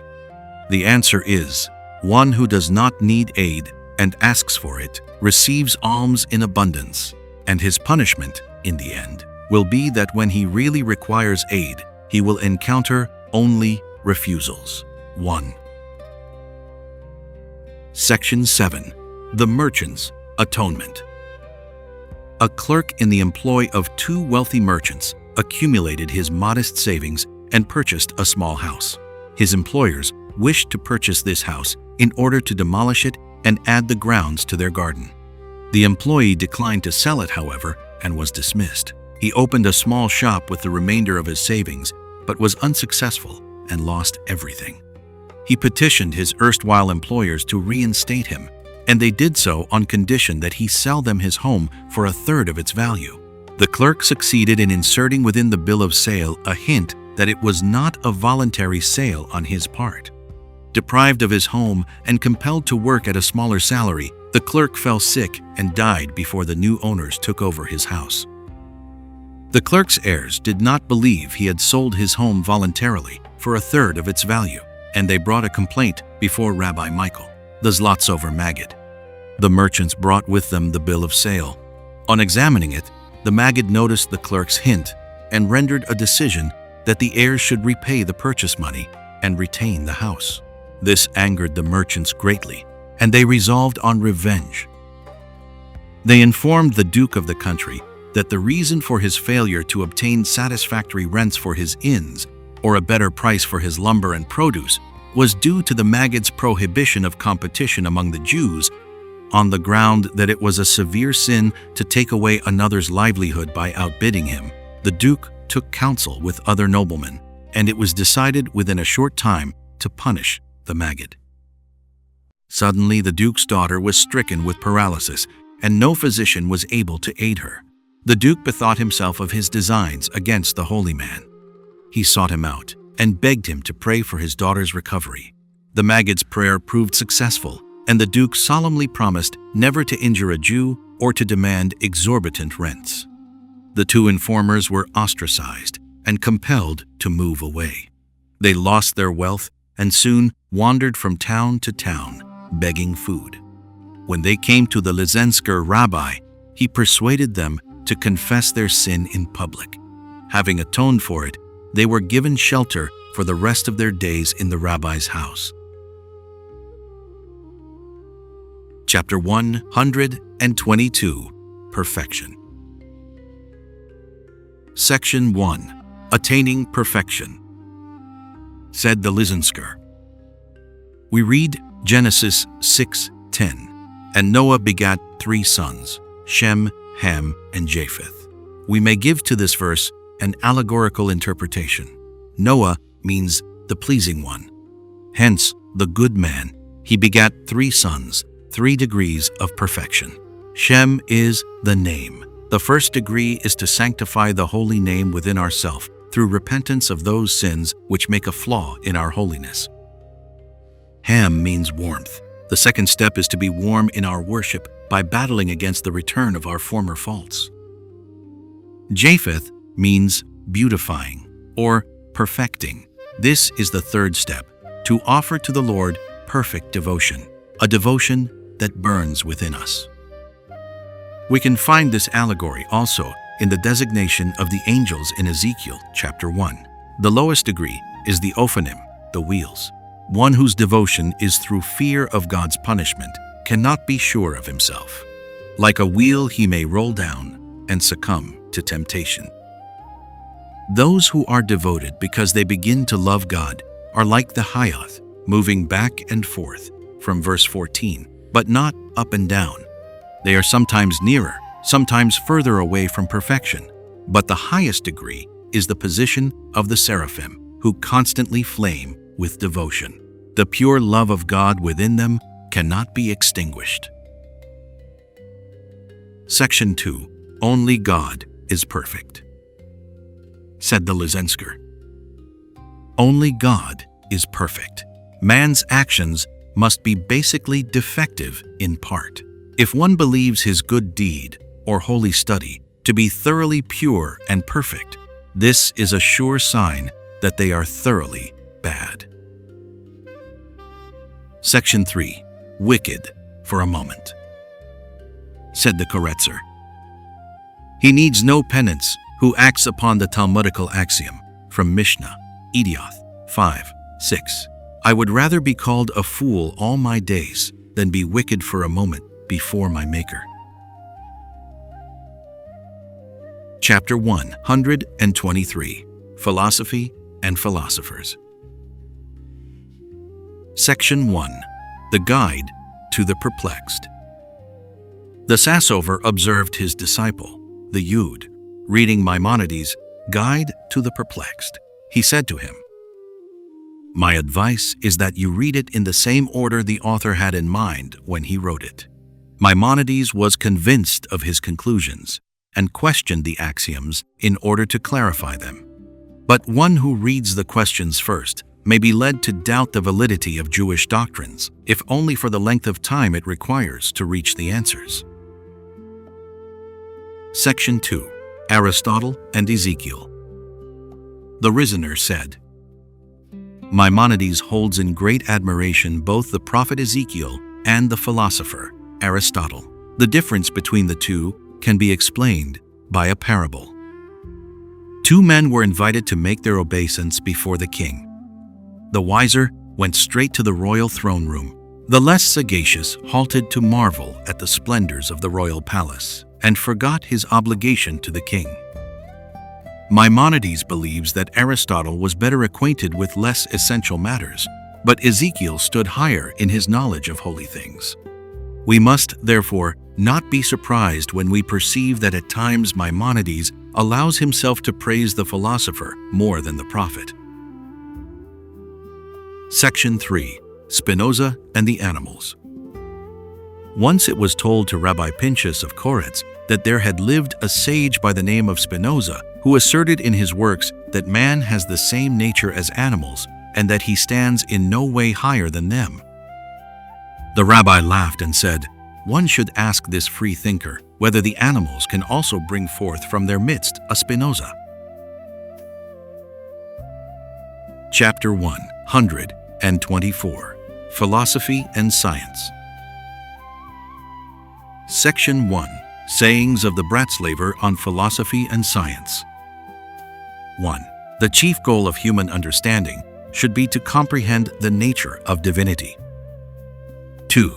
General philosophy suggests understanding that has fallen to a lower plane. 3. The science of divine knowledge is the only true science. 4. The more one acquires the secular sciences, the less room there is in his brain for holy studies. 5. Into the brain cells utilized by the secular sciences gather and unite all passions and evil traits. 6.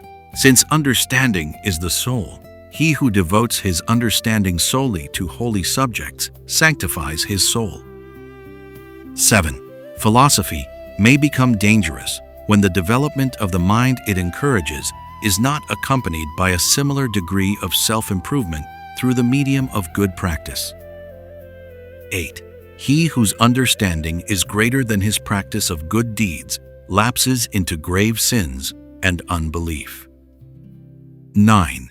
Man should not neglect the intelligence which God has granted him, but he should utilize it to the utmost. Nevertheless, there is a limit which the human mind may not transgress without danger to a man's sanity and his faith in God. 10. It is because of God's ineffable greatness that we are unable to comprehend many truths which seem self-contradictory and unjust. The reasons prompting God are inexplicable. Section 2. Decay and Rebirth.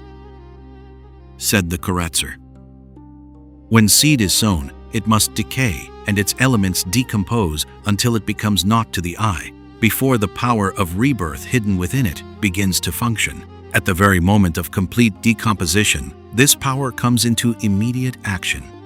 It demonstrates the formula of the Kabbalah, putting off form and putting on form, teaching that everything in both the material and spiritual worlds is constantly changing form.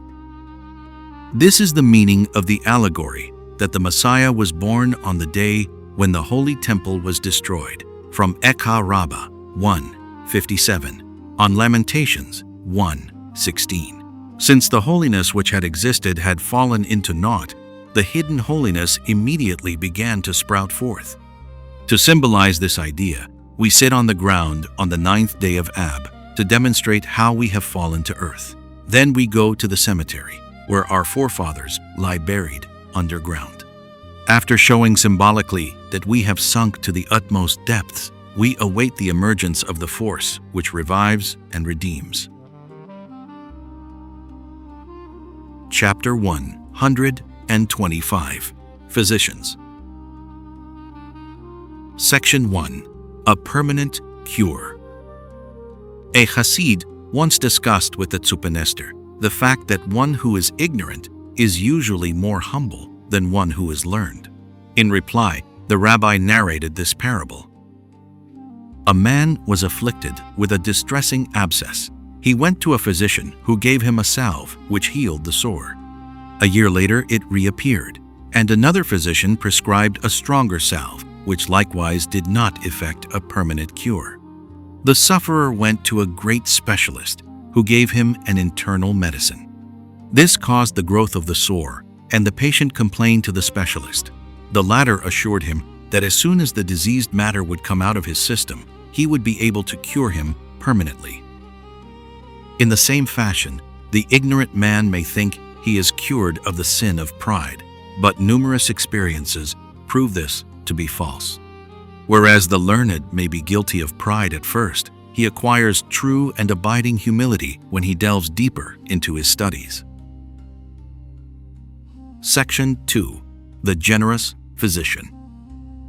Said the Alexandra rabbi, we find in the Midrash, Vayikra Rabbah 9:3, the expression that courtesy preceded the Torah. We should love the Lord not because we were so commanded in the Torah, but as a matter of courtesy and appreciation. If a physician not only cured a poor patient, but also donated to him a sum of money, would not the sick man feel everlasting love for the generous friend? The Lord gives us life, and the means of maintaining it, and our love for Him need not be dictated by the law alone. Section 3. The cheap physician is valueless. A mithnagd came to Rabbi Bunam with a complaint that he attracted young men as students and thereby led them away from their study of the Torah. People say, remarked the complainant, that you teach ethical precepts, but they can learn these from ethical writings with less waste of time. The rabbi related the following story. When I was an apothecary, I was acquainted with two physicians at the hospital, both settled in the same city, and though their knowledge was equal, their characters were different. One cared little for money, accepted any fee tendered, and earnestly desired to cure the sick. The other demanded his fee beforehand, refused to repeat any instructions, and seemed to care more for the money he received than for his patients. Yet I heard that the first physician became unpopular and was rarely summoned. The second, however, was in constant demand and hence difficult to secure. I inquired the reason for such odd behavior on the part of the townsfolk and received the following explanation. The first physician, being cheap, was often called for slight indispositions. When he gave a prescription, it was not used inasmuch as the patient did not care to spend money for medicine. The result was that the patient became steadily worse, and the physician was summoned again. The latter did not imagine that his prescription had not been followed, but gave the patient another medicine, which caused his death. The other physician's prescriptions were invariably filled, and his patients were cured. When a man is spiritually sick and seeks to find a remedy in well-known ethical writings, he has no patience to follow the instructions they contain. He delays from day to day, and before he realizes the seriousness of his moral defects, his soul is lost. But when such a man comes to me and finds it difficult to approach me because of the many demands upon my attention, he is willing to follow my practical counsel, which I vary according to his particular need and ability. Before he knows it, he is cured of his malady. Section 4. The Kindly Soldier. The Gasteiner rabbi recounted the following episode. A poor mother fell asleep at the cradle of her sick baby. Suddenly, she opened her eyes and beheld a soldier standing near the cradle and giving medicine to the ill child. The mother screamed in her fright, and the soldier hurriedly departed. The distracted woman ran to the rabbi with her story, and he sent for the soldier and questioned him. The soldier described how he had become a doctor. I was walking one day, he said, with my non-Jewish comrades on a road. The soldiers forgot I was a Jew, and when they met a Jew on the highway, they robbed him and hanged him to prevent his complaining to the authorities. I lagged behind, and when the robbers had left, I cut down the Jew and gave him my own money. This delayed me, and I was missed at the roll call. My comrades were dispatched after me, and fearing their revenge, I fled and came to this town.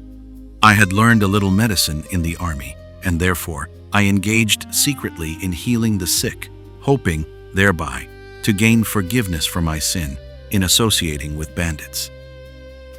So you see, continued the Gasteiner, a holy man may be concealed even beneath the uniform of a man whose trade is war. Section 5. The Surgeon and the Rabbi. Said the Yud, in the same way that a surgeon may shed a man's blood in order to heal his body, a leader may shame a sinner, even in public, in order to cure his soul. And just as the surgeon may not operate when he knows it will not avail the sick patient, the leader may not shame a sinner when he knows that his rebuke will accomplish no good. Chapter 126. Piety, Public and Secret. Section 1. Special Piety and Servants. The Ropshitzer once walked abroad late at night and passed a watchman. He asked the watchman his employer's name. The watchman gave it, and then, to the rabbi's astonishment, asked him the same question. The rabbi bade him come to his house the next morning and forthwith engaged him as his servant. The Ropshitzer appreciated that such a golem, a dull clod, would be unable to understand anything before his eyes, and that it would be unnecessary to seek concealment when he performed any acts of special piety. Section 2. True Piety. A young Hasid complained to the Kotzker rabbi that many Hasidim speak of him with contempt as a pietist. The rabbi responded, "The reason they feel contempt for one who openly exhibits his piety is that the pious man usually changes the proper places of important and unimportant things in religious conduct." Section 3. The Deceiving Cloak. The Tzupenister rabbi was informed that a certain man was renowned for his piety. He remarked, "Piety that is renowned is a cloak, the cloth of which is pride. It is lined with anger and sewn with the threads of melancholy."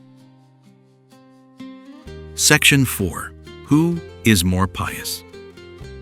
Said the Riziner, "One Jew may be praised that he does not attend to his business on the Sabbath. Another Jew may be blamed because he talks during the services on a weekday. Who is the more pious?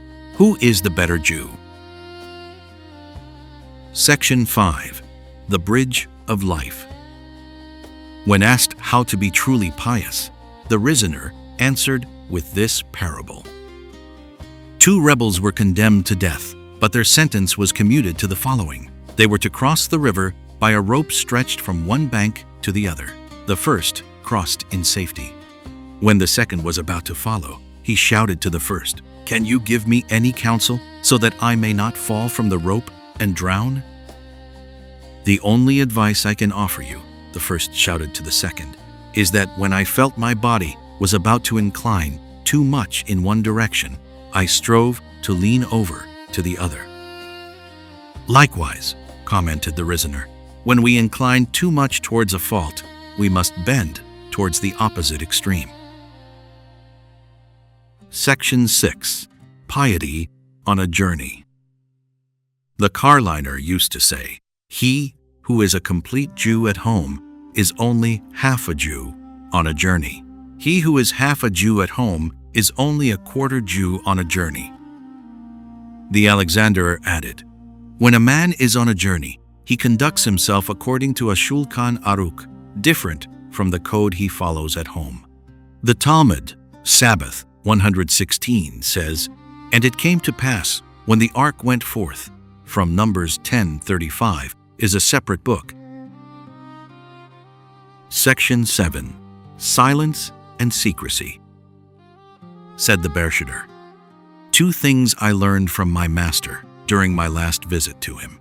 The less one talks, the nearer he is to holiness, and only that good deed is valuable of which no one knows." Section 8. Outside and Inside.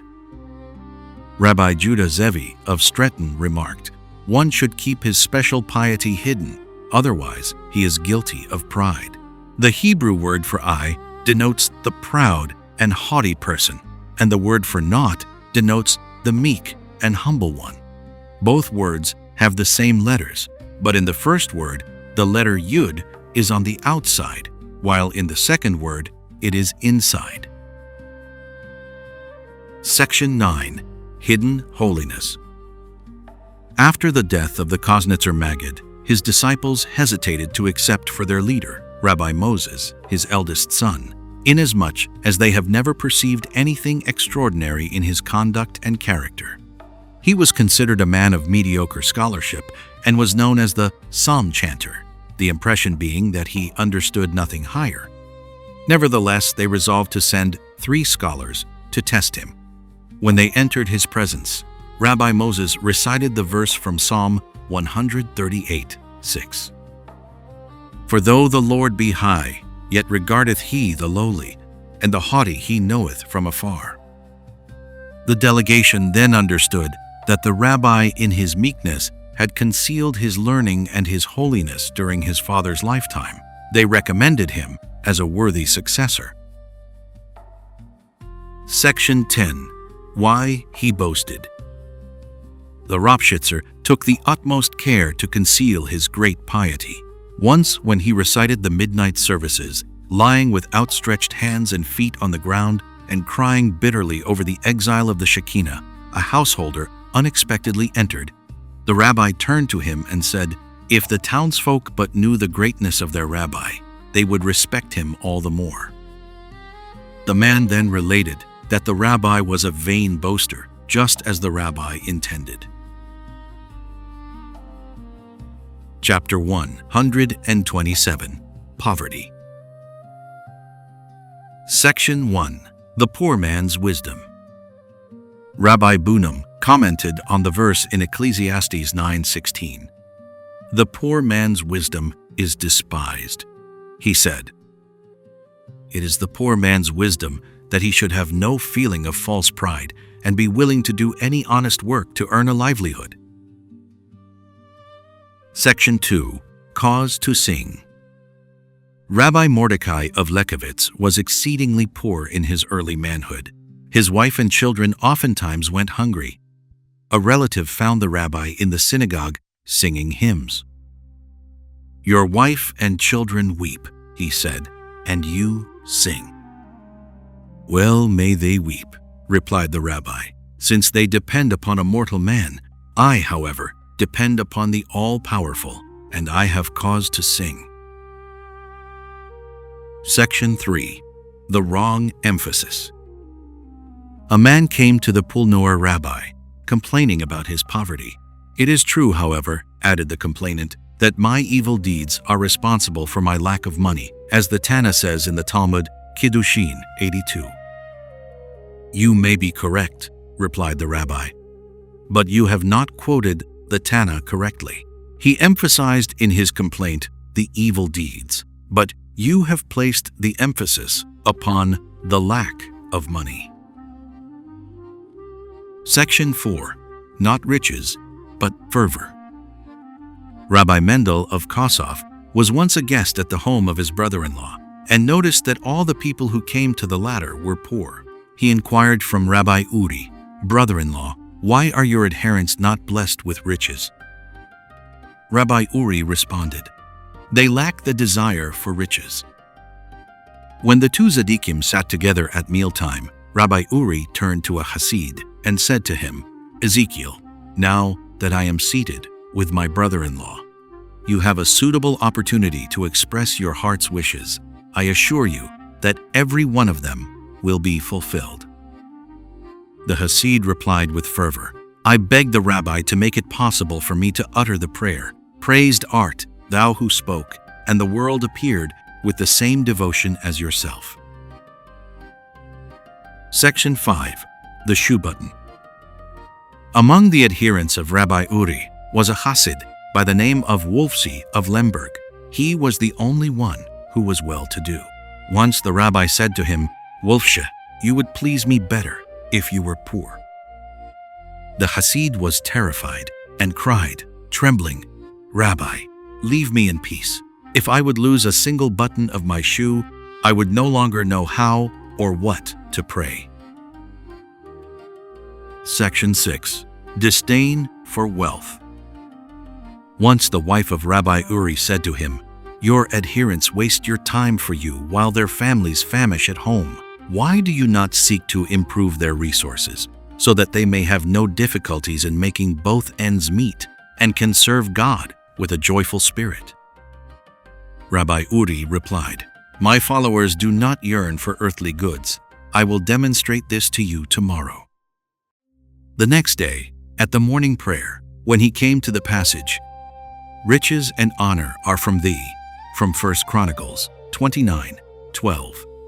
He spread out the folds of his robe, stepped up to each Hasid, and said, whosoever wishes money, let him place his hand into the fold, and he will have it. But not a single one of the Hasidim stirred from his place. Section 7. Why the pious are poor. The Besht was asked why the pious are poorer than the impious. In reply, he narrated the following parable. A king desired to please his loyal courtiers and announced that to each would be granted his particular wish. Some asked for honors, others asked for wealth, but one of them said, my wish is to speak to the king 3 times a day. We, the pious, prefer communion with the Lord thrice daily above all honors and riches, and God grants unto us our wish. Section 8. The Foundation. A rabbi was asked why the true tzaddik is always so poor. Because, replied the rabbi, he is the foundation of the world, from Proverbs 10:25, and the foundation is built in the ground. Section 9. A Morsel of Bread. Rabbi Nahum Tsernobyl's Hasidim could no longer endure the sight of the abject poverty in which their rabbi lived, and they begged permission to build him a decently furnished home. He refused their request on the plea that he wished to remain a Hasid. They asked him to explain, and received the following reply. The Talmud, Baba Kama 30, says, one who desires to be a Hasid should perform the commandments of the ethics of the fathers. In this work we are taught, chapter 6, verse 4, this is the way that is becoming for the study of the Torah, a morsel of bread, water by measure, sleep on the ground. Section 10. The Children of Our Home. Rabbi Nahum Chernobyler's wife came to him weeping and complained that there was not a piece of bread in the house. She said, "You promise to others wealth and possessions, and your blessings are fulfilled. But your wife and children alone must remain in want." He sighed from the depths of his heart. Then he bethought himself and said, "It is written, 'And the poor shall be the children of your home,' from Ethics of the Fathers 1:5. His wife left the rabbi's little room comforted. Section 11. See no excuses. Said Rabbi Shmelke, "Look not for offenses in the poor man who asks thy aid as an excuse for not helping him. For then will the Lord surely look for offenses in thee, and he is certain to find them in abundance. Remember that thy suppliant's sins have been erased by his poverty, whereas thine still remain with thee." Section 12. Joy in poverty. Said the Porosover, "If a man is poor and meek, it is easy for him to be joyful, inasmuch as he has nothing to guard against losing." Section 13. The Choice of Poverty. Said Rabbi Nahum Chernobyler, "Between poverty and wealth, I always choose poverty. It is the best shield against egotism and against every evil of the spirit. It is the least costly, the most easily attainable. It need not struggle against jealousy and competition. It need answer no questions or suspicions. It is understood without comments and without explanations. I beg of you, my good friends, not to deprive me of this great treasure." Section 14. God's Will and Man's. The Gerer rabbi, in his younger days, was extremely poor, his father-in-law having been unsuccessful in business. His wife complained and entreated him to pray to the Lord for money. The rabbi refused, saying, "It is my desire to do the will of God, but not that God should do my will." Unquote. Chapter 128. Praise of God.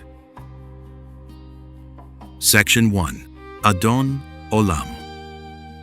The Kotzker rabbi was asked, "Why do we begin services with Adon Olam and finish them with Adon Olam?"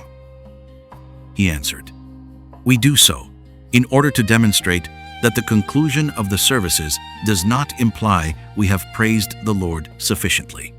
Nay, it is fitting that we should repeat the services again and again. There is no limit to the praise we ought render the Creator." Section 2. Praise and Thanksgiving. The Mesoritzer Maggid said, "We read in the Sabbath prayers, 'Though our mouths were filled with song as the sea, yet would we be unable to thank thee. Therefore the limbs which thou hast planted in us, lo, they shall thank thee, and us.'" There seems to be a contradiction in these two statements, but it may be made clear by the following parable. A king informed one of his generals that he wished to lunch at the latter's home. The general showed the confusion he felt, inasmuch as he did not know the proper dishes for the royal food. The king noted this and added, "My cooks will prepare the food in order to save you the trouble." Likewise, the Lord desires our praise, and we tremble at the thought that our mouths are ignorant of the proper words and that we lack the proper spirit. But then we remind ourselves that our limbs have been formed by the Lord, and we feel that He will accept our words through His vessels. Section 3. At all times. The Radziminer rabbi said, "One who crosses the ocean and is rescued from a shipwreck gives thanks unto the Lord. But why should we not thank God if we cross without a mishap? One who is cured of a dangerous illness blesses the Lord. Why should we not bless Him when He grants us health and preserves us from illness?" Section 4. Greet my Father. The Lysensker met a group of Jews who were traveling to Warsaw. "Forget not my father, please. requested the rabbi. "Who is he?" the rabbi was asked. "He is mine and yours, our Father in heaven," said the Lezensker. Section 5. The King's Son and the King's Courtiers. Said the Besht. The courtiers of a king are accustomed to converse with their royal master, only seldom, and then with a few brief phrases. If they observe that the king is angry, they do not approach him. The prince, however, does not hesitate to speak with his father even when the king is in anger, and he holds lengthy converse with him. The angels are the courtiers of God, and their singing unto him is limited. Israel, however, is his son, and he is permitted to praise him as often as he desires. Section 6. The Ever-Broadening Spring. Said the Lezensker, to relate the goodness of God and his wonders draws forth ever greater goodness and wonders. It is like a spring that gushes forth water increasingly and grows wider and wider, the more frequently its water is drawn. We read, "The fame of thy great goodness they shall pour forth." From Psalm 145:7. Section 7. Thanksgiving for our God. Said Rabbi Baruch of Medzibos. We read in the Grace After Meals, "We thank thee, O Lord our God, because thou didst give the land, redemption from Egypt, the covenant, the law, thy statutes, life, grace, and loving kindness, food." Then we continue, "For all this, O Lord our God, we thank thee." This last passage may be translated thus, "And, above all, for being the Lord our God, we thank thee, for our not having erred as other peoples have done." Chapter 129. The Ecstasy of Prayer. Section 1. Fiery Words. The Lubliner asked the Yud, "Why do you pray so fast?" The Yud replied, "I love the words of the prayers, hence I swallow them quickly." "But," retorted the Lubliner, "I too enjoy the prayers, and yet I enunciate the words slowly." "Your words," exclaimed the Yud, "are like flaming fire, hence you must allow them to cool." Section 2. A Lesson from Dancers. A village innkeeper complained to the Kobriner that he lacked a private room for praying, far enough from the noise made by the patrons of his inn. The Kobriner told him in reply this experience. "Once I chanced to visit an inn, and the time for the afternoon prayers arrived. It was a Catholic holiday, and the inn was filled with noisy merrymakers and dancing couples. Still, I prayed there with complete devotion, thinking to myself, if so much enthusiasm is given to physical enjoyments, why cannot I be even more enthusiastic in activities of the Spirit?" Section 3. Father, O Father. A Hasid was praying with great enthusiasm and frequently interjected the exclamation, "Father, O Father." A second Hasid argued, "We know from the Talmud, Kiddushin 36, that when we obey God, He is called our Father. Otherwise, He is our Master. How is this Hasid so certain that he is worthy enough to call upon the Lord as his Father, not his Master?" The Kotzker rabbi who overheard this remark said, "If one cries out, 'Father, O Father,' many times, at last God becomes in truth his Father." Section 4. A Single Amen. Said the Kobriner, "If I knew that I have answered a single Amen as it ought be said, I would be contented." Section 5. Noiseless Prayer.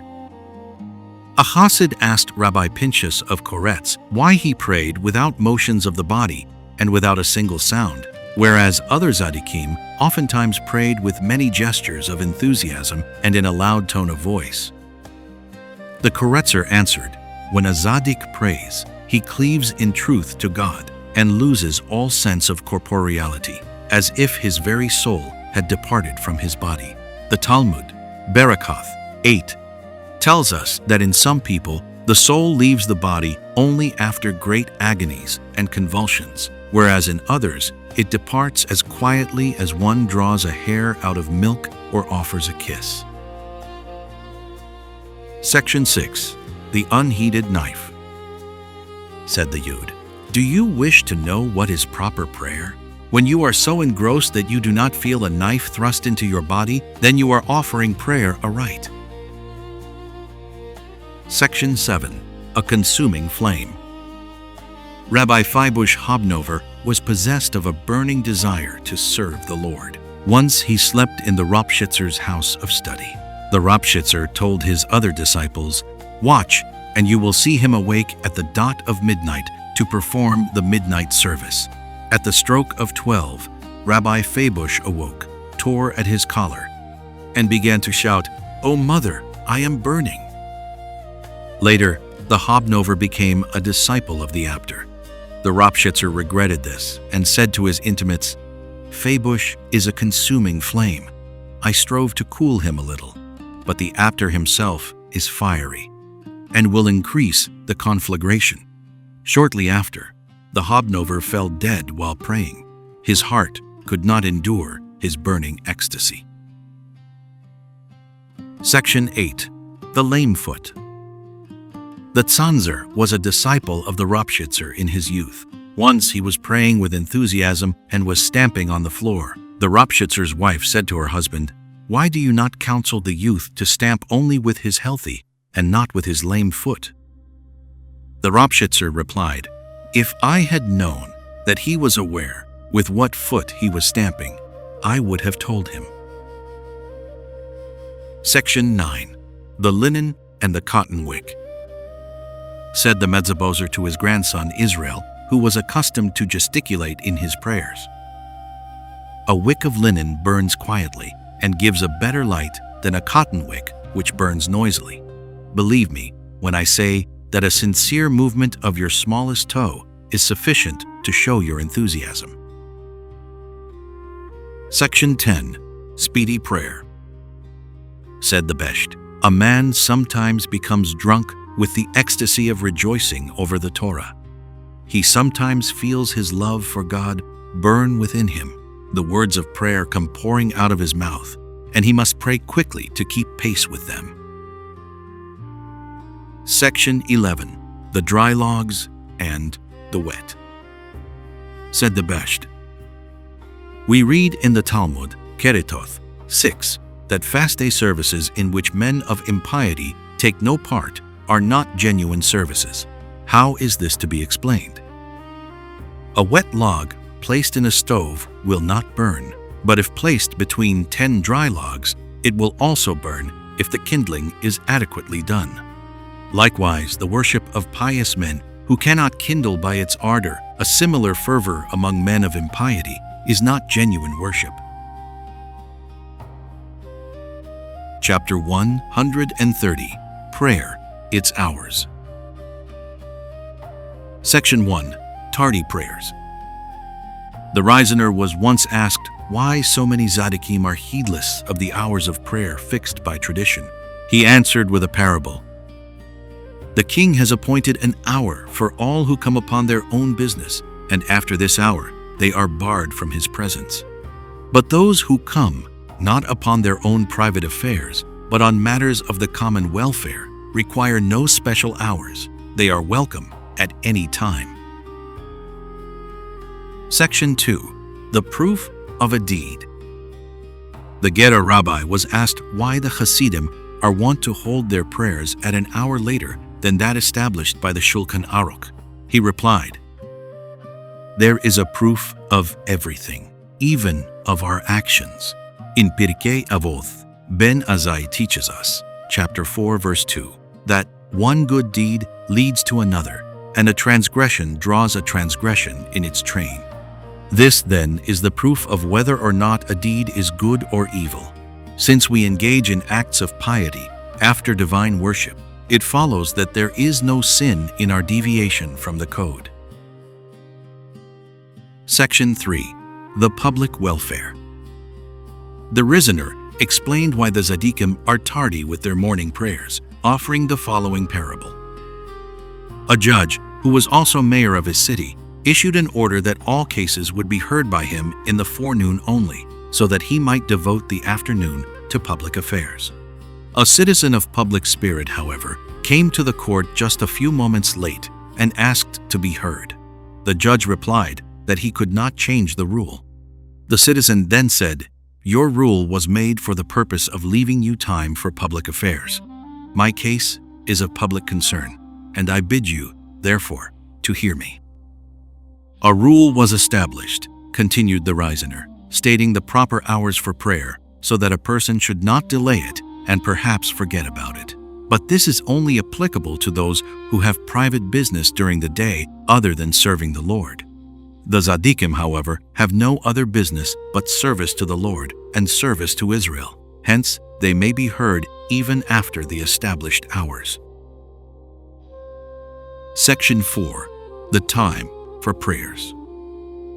A man who was not a Hasid desired to witness for himself the behavior of the Apter rabbi. He visited the Apter synagogue and found the rabbi buried in thoughts and smoking his pipe. He dared not interrupt the rabbi, but recited the morning prayers to himself, and then took a collection of extracts from the Bible and Talmud, studying in it for some time the portion of the day. When noon came, and the rabbi made no movement to begin his morning prayers, the visitor whispered to him, "Rabbi, the time for the morning prayers is past." The Apter replied, "A man like you is satisfied to enter the synagogue and to commence his worship immediately. As for myself, it is different. I began the order of prayers earlier than you with the words, 'I give thanks before thee, King, living and ever existent, that thou hast restored in me my soul with pity. Great is thy faithfulness.' And I commenced to think, 'Who am I to give thanks before the Lord?' I am still thinking of the same matter." Section 5. All Prayer. Rabbi Bunam narrated this parable. A man of handsome raiment came into an institution to ask for charity and was compelled to make considerable explanation as to the reason for his need. Another man, poorly attired, entered, and he was given aid at once. In the same way, a self-satisfied man who asks God for help needs to do much entreating. But he who is broken of heart and meek is answered at once. We read, "But I am all prayer," from Psalm 109:4. "My broken heart is in itself a prayer, and I hardly am required to entreat thee." Section 6. The Tardy Soldier. The Sidlovtser rabbi was opposed to those Hasidim who declared that they required a long time to prepare themselves for prayer. He said, "A soldier received an order to arise daily at sunrise and to stand guard before the royal palace. He arrived at his post late and pleaded that he needed to brush his clothes and make himself ready before appearing at the palace. He was, nevertheless, punished for disobedience. We too are commanded to commence the day with prayers, and a plea that we require preparation will not avail us if we delay our worship beyond the appointed hours." Section 7. The best he can. Said the Ropshitzer, "A man should not declare, 'I cannot pray at this moment because my thoughts are astray. I shall wait until I can pray with the proper concentration.' He should pray at the appointed time to the best of his ability. It is written, 'But from thence ye will seek the Lord thy God,' from Deuteronomy 4:29. This means, at any place, at any hour, where thou art. Section 8. Shall prayer be punctual or tardy? Rabbi Eliezer of Tarnograd narrated the following parable. A prince chanced to sojourn overnight in a village. He commanded his servant to procure for him palatable food for breakfast from the nearest city. When the prince awoke, he waited for the meal, but it did not arrive. He then ordered a peasant woman to bring him simple food. In the same fashion, the soul of a Hasid would rejoice to offer worship of the highest degree of holiness. But if it cannot attain this, it prays in a simple manner, Therefore, why wait with prayer until it is too late? Rabbi Leib, the Zakhlikover, told this parable.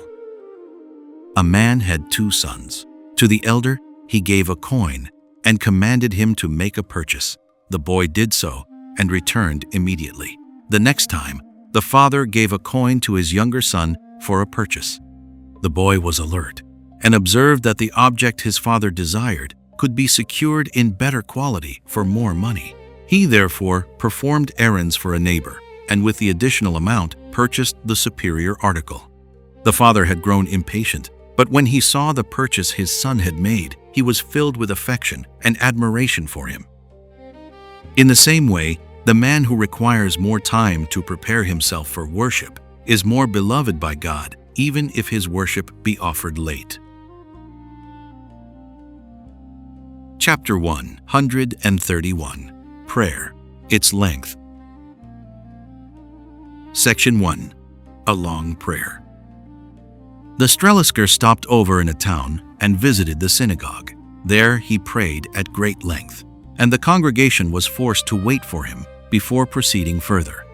The Rav of the town said, "We read in the Talmud, Barakoth 31, that Rabbi Akiba, when praying with the congregation, was accustomed to pray quickly, but when praying alone, he prayed slowly. Why do you compel the congregation to wait?" The Strelisker replied, "The Talmud means the following. When Rabbi Akiba felt that the members of the congregation prayed with him, namely, with his own intensity and fervor, then he prayed rapidly. But when he prayed alone, namely, when he sensed that the congregants did not offer their prayers wholeheartedly, he was forced to pray at length, so that their prayers might also prove acceptable." Section 2. Worship at length. The Nadvorner rabbi was accustomed to worship nearly the entire day. His morning services lasted until nightfall. Once he visited Rabbi Moses Teitelbaum at Ohel. The Oheler said to him, "I am also a Jew, and yet my praying does not consume more than an hour. Why does yours require the whole day?" The Nadvorner replied, "Both rich and poor alike use bread. The rich man eats a small slice, since he has other food. The poor man eats 3 slices, since bread constitutes his entire meal. Likewise, you spend your time in study. Hence, worship does not occupy so important a place in your day's activities. As for me, I have no other occupation but worship.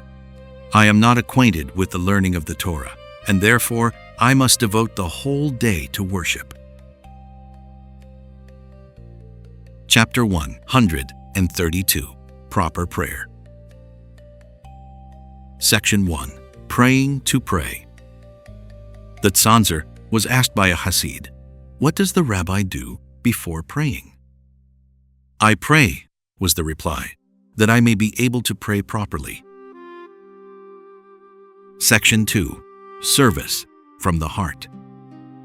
A Hasid complained to Rabbi Bunam that he oftentimes is afflicted with severe headaches after praying. "What has worship to do with the head?"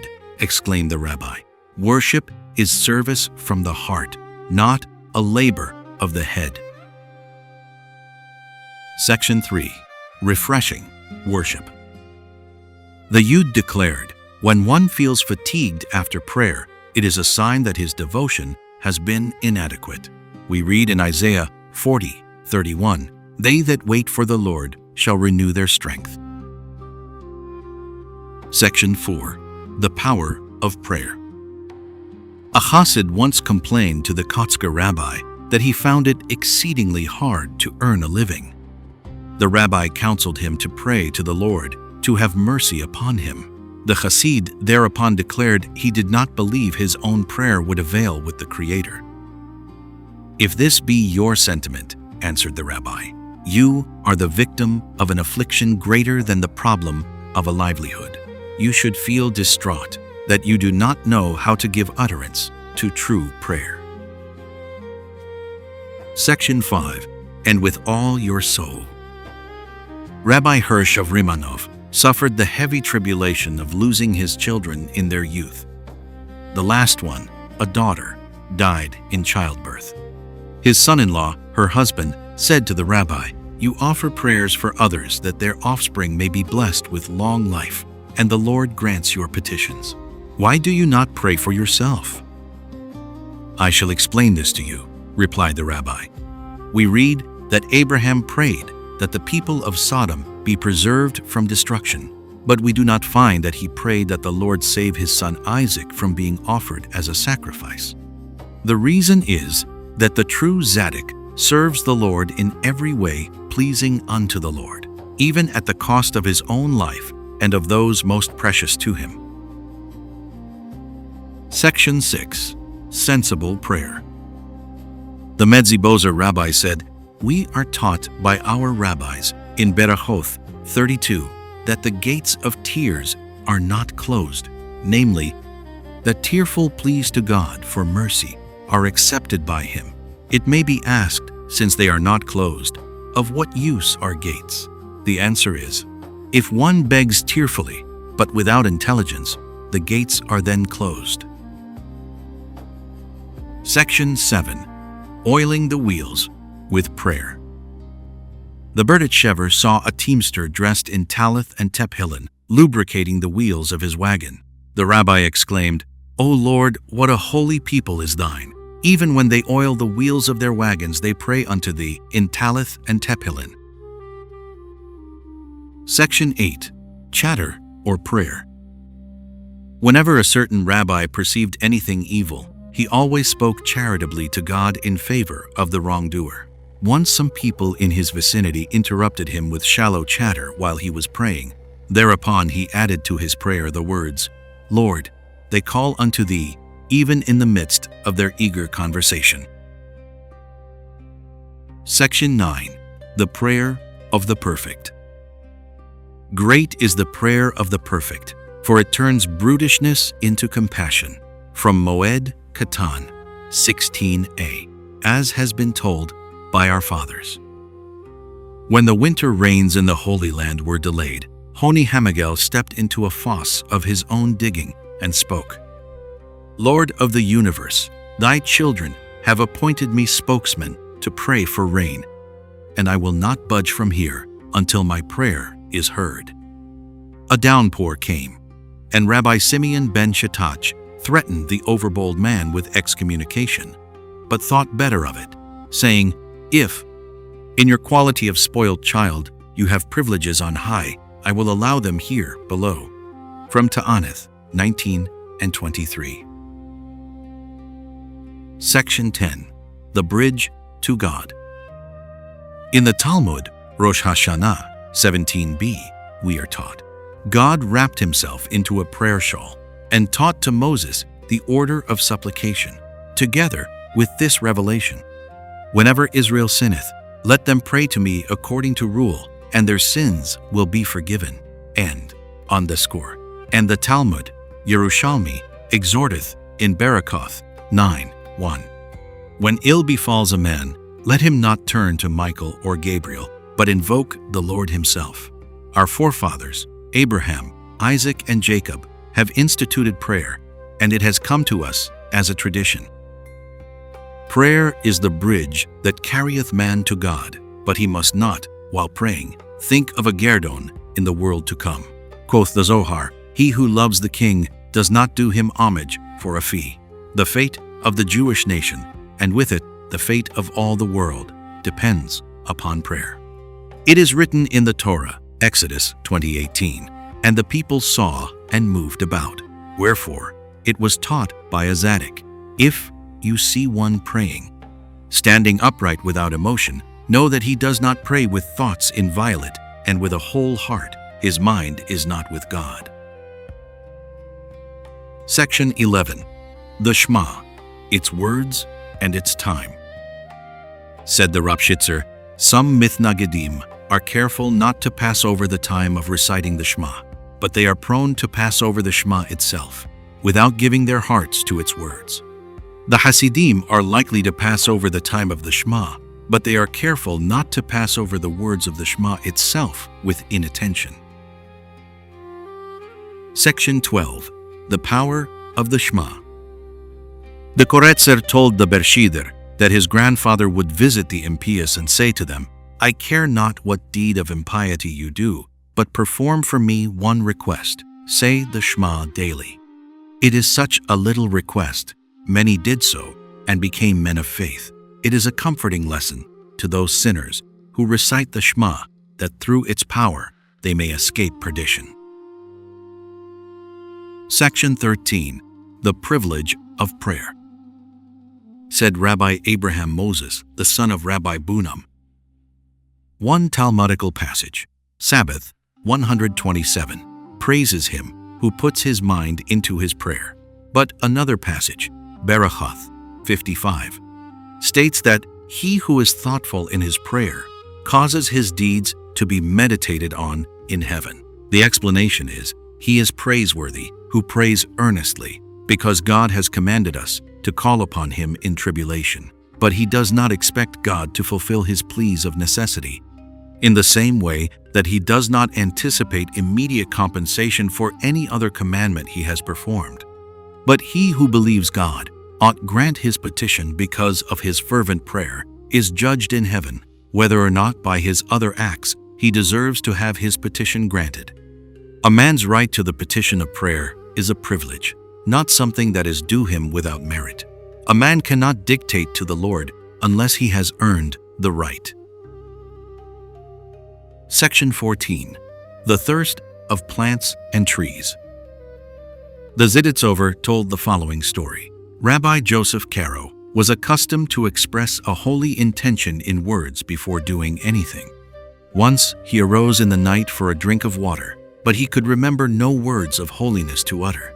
Finally he said, "As I am about to quench my thirst with this water, may it please the Lord to still the thirst of plants and trees." This prayer was accepted, and rain, which was sorely needed, came down in abundance.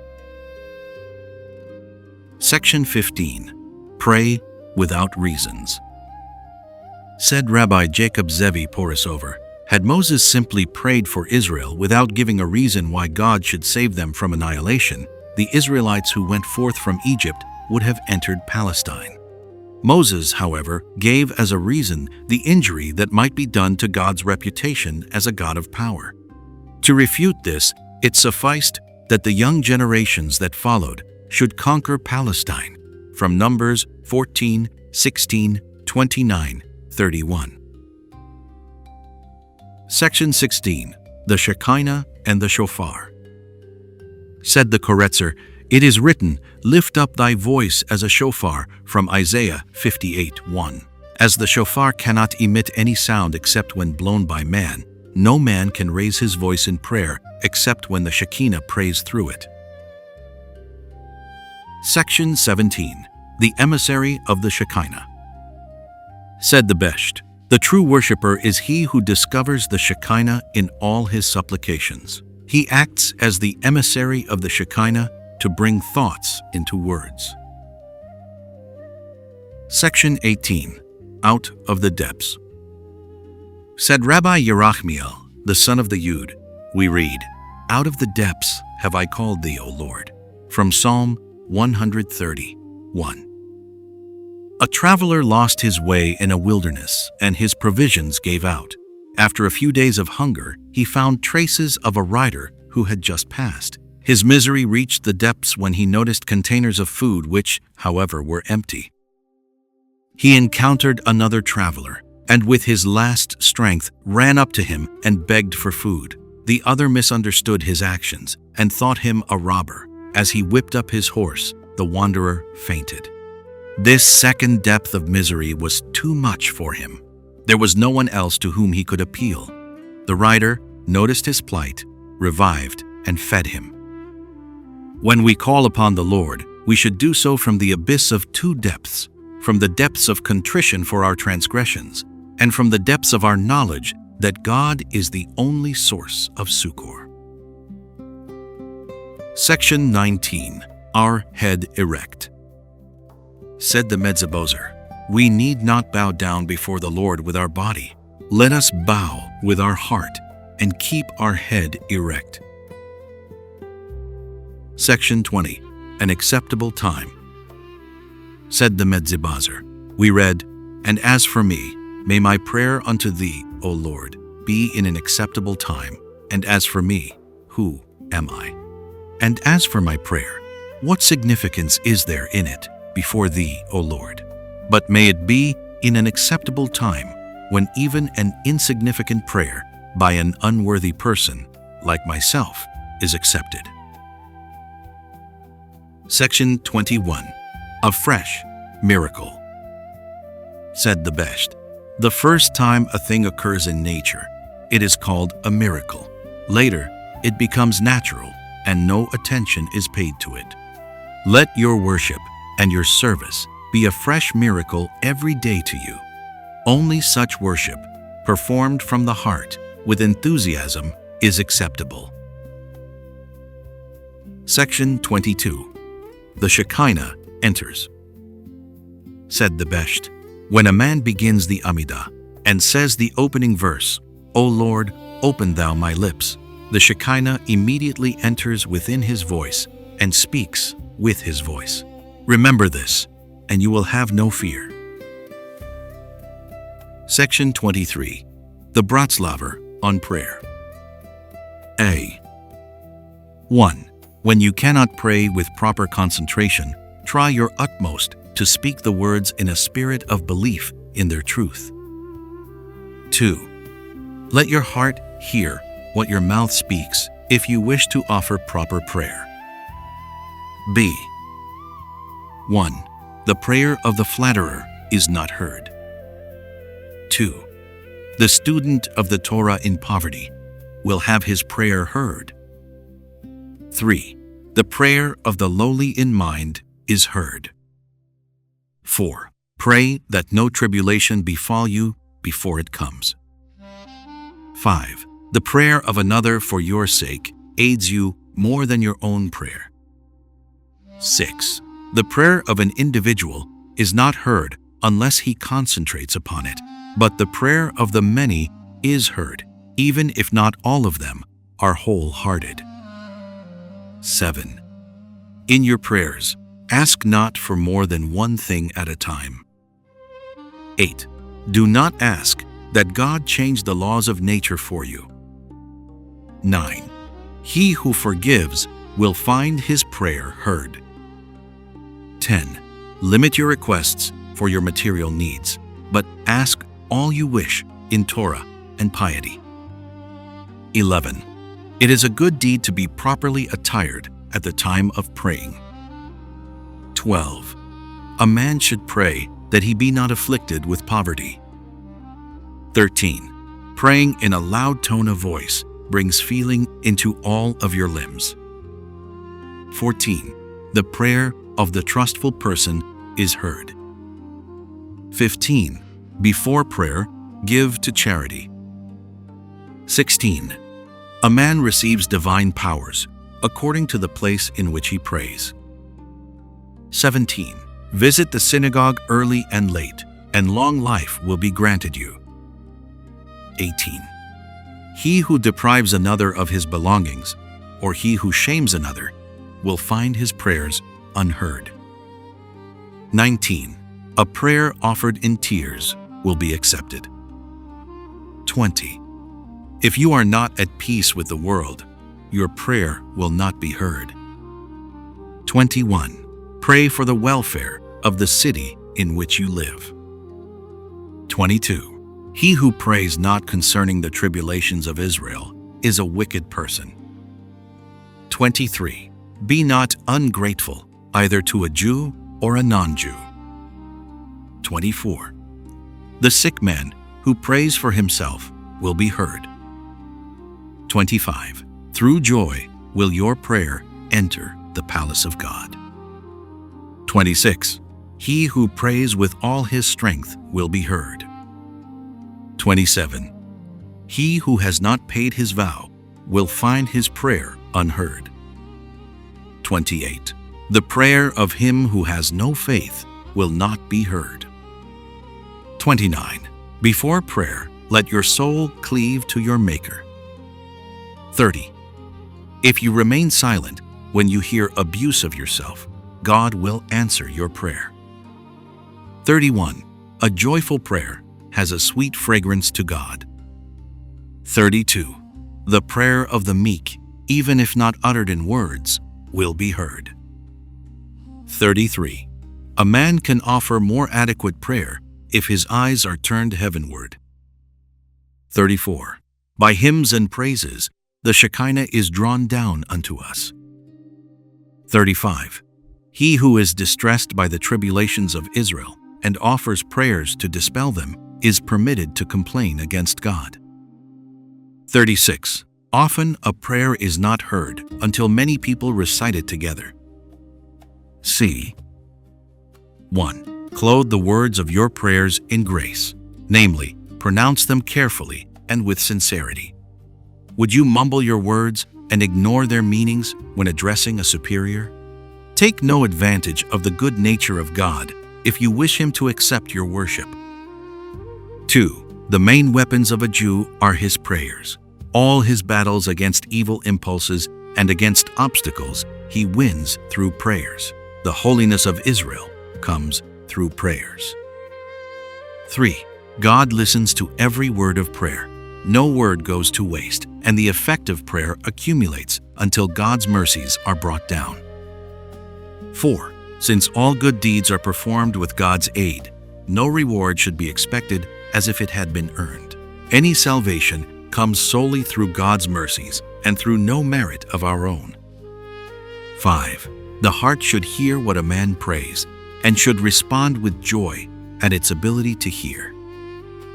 6. Fear, other than fear of the Lord, prevents the joy of proper prayer. Strive to overcome this fear through faith. 7.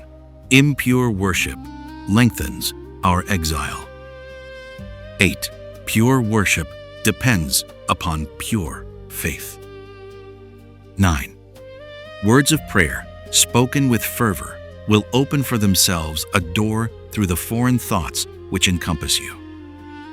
10. A man should pray with such devotion that his heart is as if it were poured out like water before the Lord. 11. Our every act, even that of worship, should be intended for the benefit of our soul. Since the soul cannot abide in this world outside a body, the profits of our soul will automatically bring profit to our body. Body without soul is as mere clay. 12.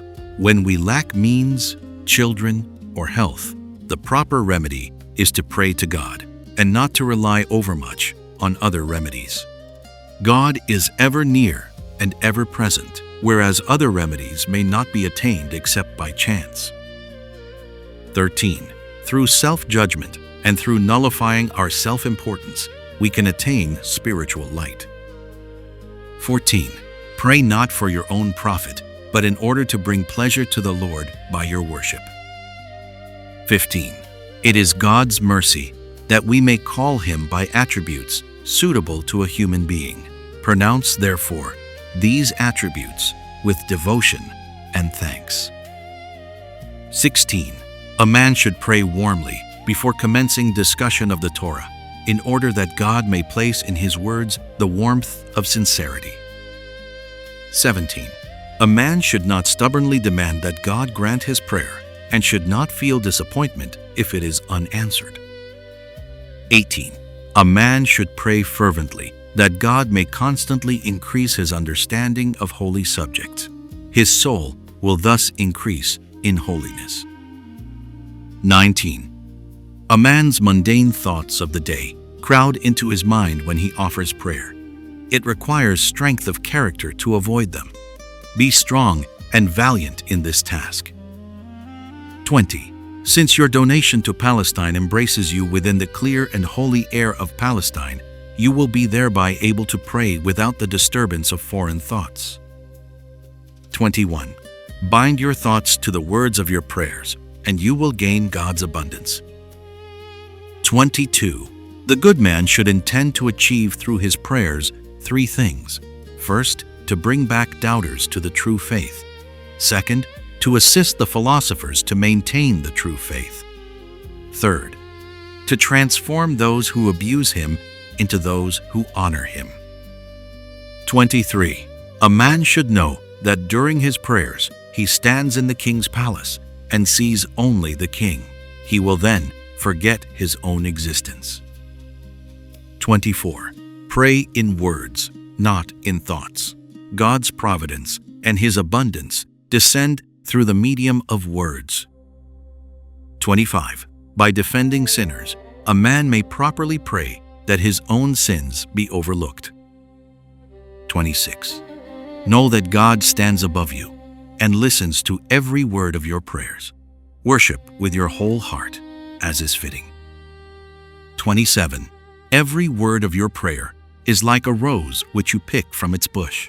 You continue until you have formed a bouquet, a complete blessing. From them you form new bouquets of blessings, until you have pleated a wreath of glory unto the Lord. 28. Every word is reluctant to leave your soul. For example, the word blessed talks to you, implores you to consider the meaning of blessed, to remember whom you bless and why, and it begs you not to forget it even when you recite the other words. If you heed it, your prayers become a unity of holiness. 29. Forget everybody and everything during your worship. Forget yourself and your needs. Forget the people of whom you have need. Then, in truth, you may worship the Lord. 30.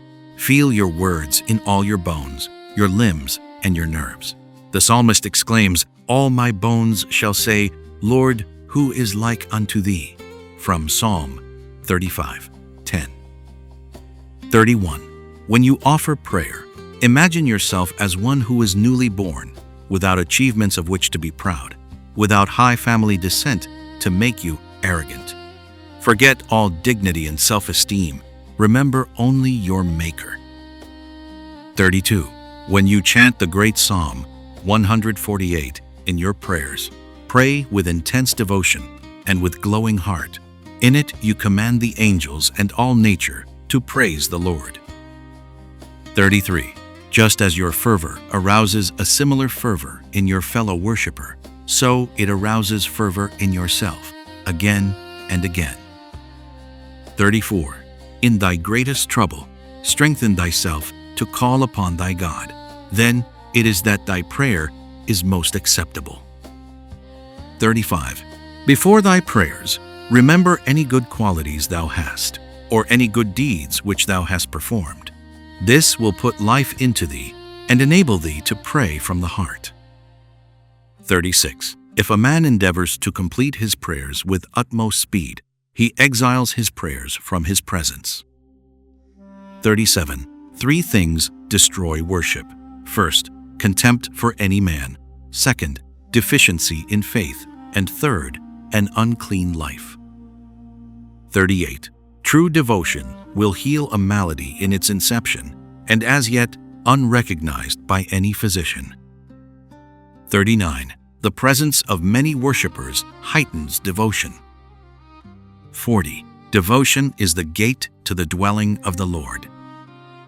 41. Everything may be attained through devotional prayers. 42.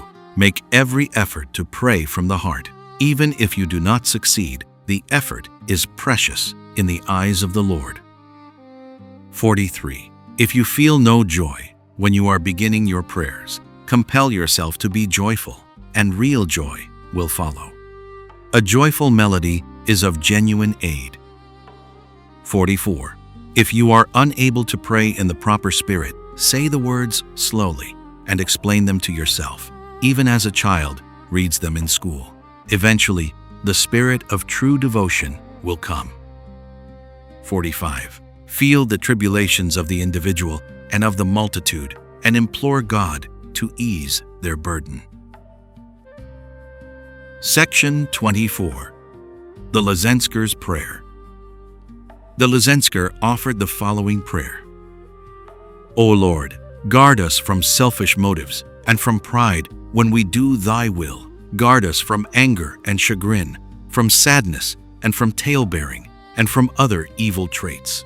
May no jealousy of our comrades enter our heart, and may no jealousy of us enter the heart of our fellow men. grant us the ability within our own heart to behold no defects, but only virtues within our comrades. Section 25. Prayer after discussion.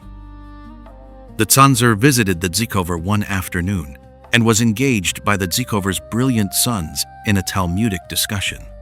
At its conclusion, the Tzanzer began to offer the afternoon services with the greatest enthusiasm. The Tzikover inquired, "Did not your mind still retain during your prayer a recollection of the discussion?" "In no wise," replied the Tzanzer. "When I pray, I forget there is Torah in the world, and when I study, I forget that there is anything else in the world." Once the Tzanzer was sitting in judgment of an important civil suit with two other rabbis. The disputants had chosen to accept a decision according to the Jewish law. One of the rabbis suddenly exclaimed aloud, "Master of the universe, one and unified." The Tzanzer displayed his displeasure and said, "When you are engaged in deciding a case according to law, leave the Master of the universe alone and give attention to the authorities." Chapter 133. Prayer in Tribulation. Section 1. The Heavy Heart. Rabbi Bunam used to say, "When a man's heart is heavy and full of anxiety, he may lighten it through ardent prayer and a belief in God's mercies." Section 2. Intercessions and Evil Decrees.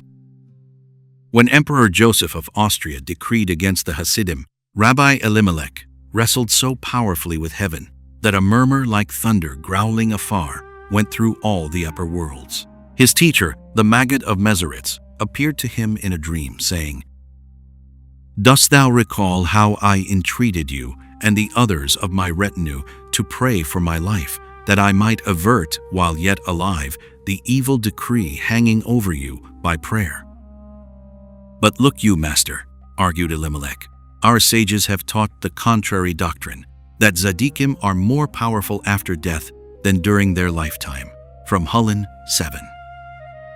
"True," said the Maggid, "but once dead and raised on high, they are not always inclined to make intercession as you wish. As long as I walked on earth, I saw naught in an evil decree, save a misfortune to be turned. In the upper worlds, I know better. Why should I pray to shield you from blessings in disguise?" Section 3. Crying to the Lord for rescue. A Hasid said to the Besht, the psalmist, Psalm 145:19, says, "He will fulfill the desire of them that fear him. He also will hear their cry, and will save them. But after he fulfills their desire, what need is there for their cry?" The Besht replied, "Frequently, a thief calls upon the Lord to help him, and the Lord permits him to accomplish his nefarious deed, in the same way that he hears those who are law-abiding. The difference lies in this. When the thief is caught and again calls upon the Lord, he refuses to aid him. But if a good person asks to be permitted to do that which is evil for him, and the Lord grants him consent, then, when he discovers that he has walked into a veritable hornet's nest and cries unto the Lord to save him, the Lord aids him out of his tribulations." Section 4. The Teaching of Phinehas. Said the Radomsker. We read Psalm 106:30-31. "Then Phinehas stood up and prayed, and the plague was stayed. And that was accounted unto him for righteousness unto all generations forevermore." The question arises, Aaron also stayed the plague, from Numbers 17:12. Yet we find no such recompense for him as for Phinehas. The explanation is, Aaron used incense, and that was available only in the days of the temple. But Phinehas used prayer, which may be utilized even today, even for the halting of an epidemic. Hence, the great reward meted out to Phinehas. Section 5. Nearest to God. After the Rimanover was disclosed as a holy rabbi, a Polish noblewoman came to him and entreated him to pray for the life of her son, who was dangerously ill. The rabbi said, "Do you come to me as a worker of miracles?" "Nay," replied the mother, "I come to you as to a man who is nearer to God than any other living person." The rabbi prayed for 3 hours, and sweat covered his entire body. At noon, he said to the noblewoman, "I hope that my prayer has been heard. Return home." When she arrived at her home, she was told that the child had opened its eyes and had asked for a drink. In 1883, when the boy had become a man of 80 years, he came to Riemannow, accompanied by his own son, the Cardinal of Lemberg, to visit the grave of his early benefactor. Section 6. Rescue first and prayer later. A woman came to the Belzer rabbi, entreating him to pray for her. The rabbi said, "But have you sufficient belief in the efficacy of my prayer?" The woman answered, "We find that Israel at the Red Sea was first saved from Exodus 14:30 and then believed from Exodus 14:31. The rabbi smiled and offered prayer on her behalf. Chapter 134. Prayer without concentration. Section 1. Hunger amid prayers. The Medzebozer rabbi said, "If one feels hunger while he is praying, it is a certain sign that he has not prayed properly. The true supplicant cannot feel any material needs when he communes with his Creator." Section 2. Business and prayers. Rabbi Nachman Kosover taught that we should always have the Lord in our thoughts. He was asked, "Can we think of the Lord when we are engaged in buying and selling?" "Surely we can," answered the rabbi. "If we are able to think of business when we are praying, we should be able to think of praying when we are doing business."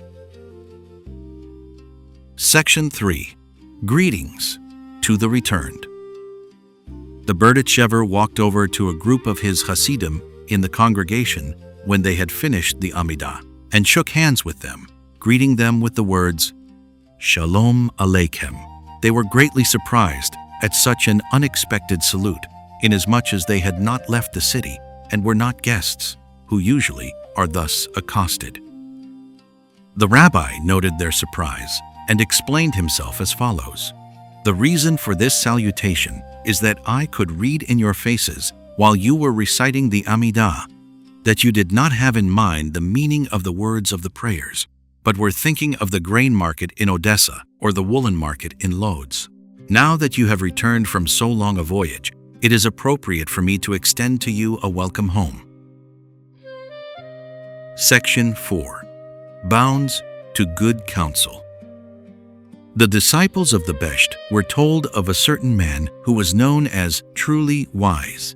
There were several of the disciples who were prompted to call upon this man in the town of his residence and to profit by his doctrine. The master gave them leave, but they inquired, "How shall we know him for a true Zaddik?" "Ask him to counsel you," said the Besht, "how to keep your thoughts from going astray when praying or learning. If he offers counsel, you will know that his wisdom is not. For it is part of man's bondage, until the hour of his death, to wrestle with alien thoughts time and again, and to subdue them in any ascent of the soul." Section 5. The Insulted Guest.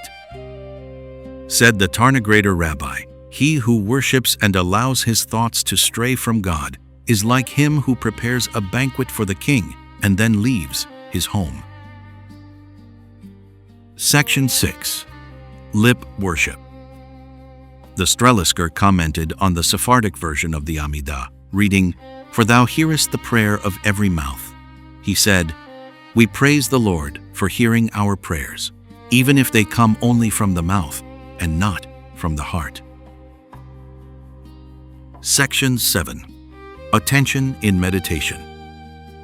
The Besht was asked, if a man prays without concentration upon the meaning of the words because of foreign thoughts, should he say the prayer over?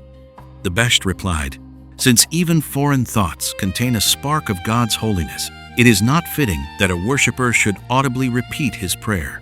This would be a slight on the holiness of his first prayer. Let him add in meditation the attention lacking in his words, and thereby complete the holiness of the prayer. Chapter 135. Preaching. Simple preaching and its uses. Section 1. Telling tales. The Raziner Rabbi said, "There are two ways to influence men for good. One is by sermons of a serious and profound character, when the hearers are of high intelligence. The other is by sermons of a light nature, interpolated with tales and parables, when the listeners are ordinary men and women of little learning." We may thus understand the verse, Song of Songs 8:8. We have a little sister, namely, an audience of but little education. And she has as yet no breasts, namely, is undeveloped and immature as yet. What shall we do for our sister? How shall we influence such a gathering? In the day, on the Sabbath or holiday, she shall be spoken to, namely, told tales. Section 2. Folk stories for the people. The Besht was narrating folk stories to his disciples. Noting their surprise, he told them the following parable. A king sent his son to take charge of a fortress situated near the frontier. He informed him that the enemy was planning an attack in the near future, and instructed him to store within the fortress all food procurable. If he could not secure food of superior quality, he was to fill every storehouse with food of poor grade. Though the king's counsel did not seem necessary to him, the prince obeyed. The siege of the fort continued a long time, and the coarse food in the end proved the safeguard against surrender. Likewise, my friends, store in your memory those common tales I narrate to you, as well as the teachings which seem to you profound. In your work among the people, everything will prove useful. Another version of this story is: a king noticed that his sons cared little for the viands set before them. He ordered the leftover bread and cake to be stored in sacks. Later, the enemy besieged the city, and in the ensuing scarcity of food, the leftover food was consumed with gratitude. Likewise, store in your mind, said the Besht, the popular tales and sayings which you hear from me. The time will come when you will appreciate them. Section 3. The Popular Sermon. Said the Raziner, various methods were utilized by the sages in order to prompt the people to devote earnestly a part of their time to religious thoughts. At first, sacrifices were ordered to be brought before the Lord. It proved evident, however, that the pure sentiment of faith was absent, and hence prayers were substituted. These also failed oftentimes to hold the full attention of the worshippers. It became necessary, therefore, to add sermons by the rabbi. And it becomes the duty of the preacher to expound his message in easily understood terms, interpolated with parables and stories, clever expressions, epigrams, aphorisms, and even secular matters. Every listener seems to possess an antagonistic spirit which bids him turn away his thoughts from interest in faith and worship. But the same spirit of mischief is apparently beguiled by an effective discourse, and it fails to command loss of interest by the listener until it is too late. The religious teaching has already penetrated his mind and is retained by his memory. Section 4. The Horse Doctor. Rabbi Elimelech of Lizensk once came to the city of Nikolsburg, where Rabbi Shmelki was officiating. On being asked to deliver a sermon, he said to the congregation, "Your rabbi's method is to cure your spirit by means of delicate medicines, like the good physician. I am but a horse doctor, and I cannot do otherwise than treat you with plain and homely medicines. I must adjure you to beware of breaking the 10 Commandments, not to steal, not to bear false witness, not to covet, and the like." Section 5. miracles, or sermons. The Gera rabbi heard that another rabbi specialized in performing miracles. He said, "Nowadays our people cannot be brought near to God through the working of miracles, but through appropriate sermons and ethical teachings." Section 6. Cutting the earth in vain. Said the Rizener, we read in Psalm 141:6, "And they shall hear my words, that they are sweet, as when one cleaveth and breaketh up the earth." This means that when a preacher expects his listeners merely to enjoy his clever phrases, caring not whether his words bear fruit, it is like cleaving the earth, a useless and vain process. Section 7. Parables for the soul-sick. Said the Pulnor, "A man in good health when he is thirsty drinks pure water. One whose constitution is weak requires milk or wine." In the same fashion, a healthy-minded man thirstily absorbs words of exhortation and reproof in a sermon, welcoming their explicit and frank message. But he whose soul is sick finds direct reproof too bitter and too personal. It is necessary for the preacher to clothe his admonition to the soul sick in a garment of parables or tales. At the same time, it is necessary to guard against the danger that those who hear absorb merely the outer meaning and miss the inner message. Section 8. Exhortation and reproof. Said the Pulnor, "It is the rabbi's duty to exhort and reprove his congregation. If a direct reproof is displeasing to most of his congregants, he should not resort to it against their wish and acquire thereby their enmity. In such a case, he should use words of admonition and warning found in the Torah without adding words of his own. If his congregants then become angry, their displeasure is against the Lord who has inspired the Torah." Section 9. Speech at a banquet. Said the Pulnor, "It is proper for a rabbi or a sage to say a few words at the commencement of a banquet in order to overcome the usual tendency towards gossip and to give a praiseworthy tone to the conversation. But some rabbis, unfortunately, endeavor to display their erudition and enter into a learned disquisition. This method is entirely wrong. The rabbi's purpose should be to subdue the self-satisfaction and complacency encouraged by a rich meal. But if he is himself guilty of these faults through his vanity, how can he subdue similar inclinations in others? Moreover, only a few understand his erudite references.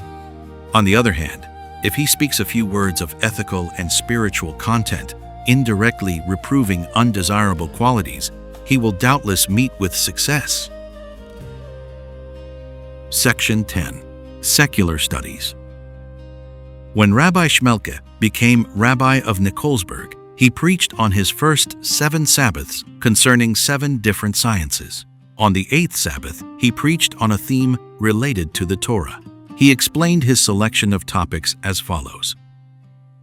We read in Ecclesiastes 7:5, "It is better to hear the wise admonition from a man who understands the song of the unlearned. If I should counsel you to study the Torah rather than secular learning, you might retort that, had I known the niceties of secular knowledge, I would not have offered such advice. Now, however, that you have heard I am acquainted with the sciences and prefer the Torah nevertheless, you will appreciate that my counsel comes from experience." Section 11. In gathering the multitude. A famous Rav asked the Lubliner, "Why do so many thousands come to you and not to me? I have learned more Talmud than you, and I can discourse on the halakha more profoundly." The Lubliner replied, "I am likewise surprised at the multitudes who come. Who am I, that thousands should seek to learn godliness from me? But perhaps they come to me because I know how little is my worth, and they do not come to you because you are surprised at their failure to come." Section 12. The Lover of Money. A Maggid addressed the congregation at Premislan and was heartily congratulated by his hearers. But after the discourse, when the warden passed among the congregation, in order to gather a sum of money for the preacher, only a small amount was donated. Before his departure from the town, the preacher went to Rabbi Meyer to bid him farewell. While sitting in the rabbi's room, he observed with intense envy the piles of money given to the rabbi by his visitors. The rabbi noticed this and said to him, "Every man is able to transfer some of his personality into the minds of his hearers. As for myself, I have no use for money, and I receive it only to distribute it among the indigent. Therefore, some of my disdain for gold is transferred to my visitors, and they become generous. As for yourself, however, it appears that you love money for your personal use, and when your characteristic is transferred to your listeners, they feel the desire to retain their money for themselves, and hence they do not care to part with it." Section 13. The Tailor and the Garment. Said the Mikolayever, "In the same way that a tailor sketches the design and cuts away the extraneous material before making up a garment, so the preacher must first outline his subject of discussion, and with questions eliminate the non-essentials before he brings his analysis to a point." Section 14. The Rooster and the Goose. A preacher decided to settle in a small town. When he met the Rav of the community, he explained his purpose. The Rav was surprised and protested, "But the community pays its Rav an exceedingly small amount. How will you make a living here as well?" The Maggid narrated the following parable by way of answer. A goose belonging to a thoughtless owner often suffered from hunger because her master forgot to feed her. One day, the man bought a rooster and placed him in the same coop with the goose. The goose was greatly concerned. "Now I shall surely starve. There are 2 of us to eat from my small portion." "Do not worry," retorted the rooster. "I can crow when I feel hungry, and this will be a reminder to our owner. Then we shall both be fed." Section 15. Short and True.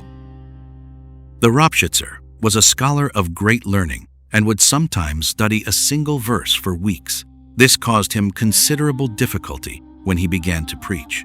He commenced one of his first sermons as follows: "It is fitting that a rabbi always preach the truth, that he speak briefly, and that his theme be taken from the Sedra. I wish to say that I do not know what Sedra is to be read on this Sabbath. This is true. It is brief and has the Sedra for its theme. Amen." Section 16. Inspired Preaching. Rabbi Joshua Belzer invited a visiting rabbi to say a few words. The rabbi replied, "To speak words of Torah, one must receive inspiration." Moses said, "This is the word that the Lord commanded to say," from Leviticus 17:2. If the Lord commands one to say a word, he should speak it.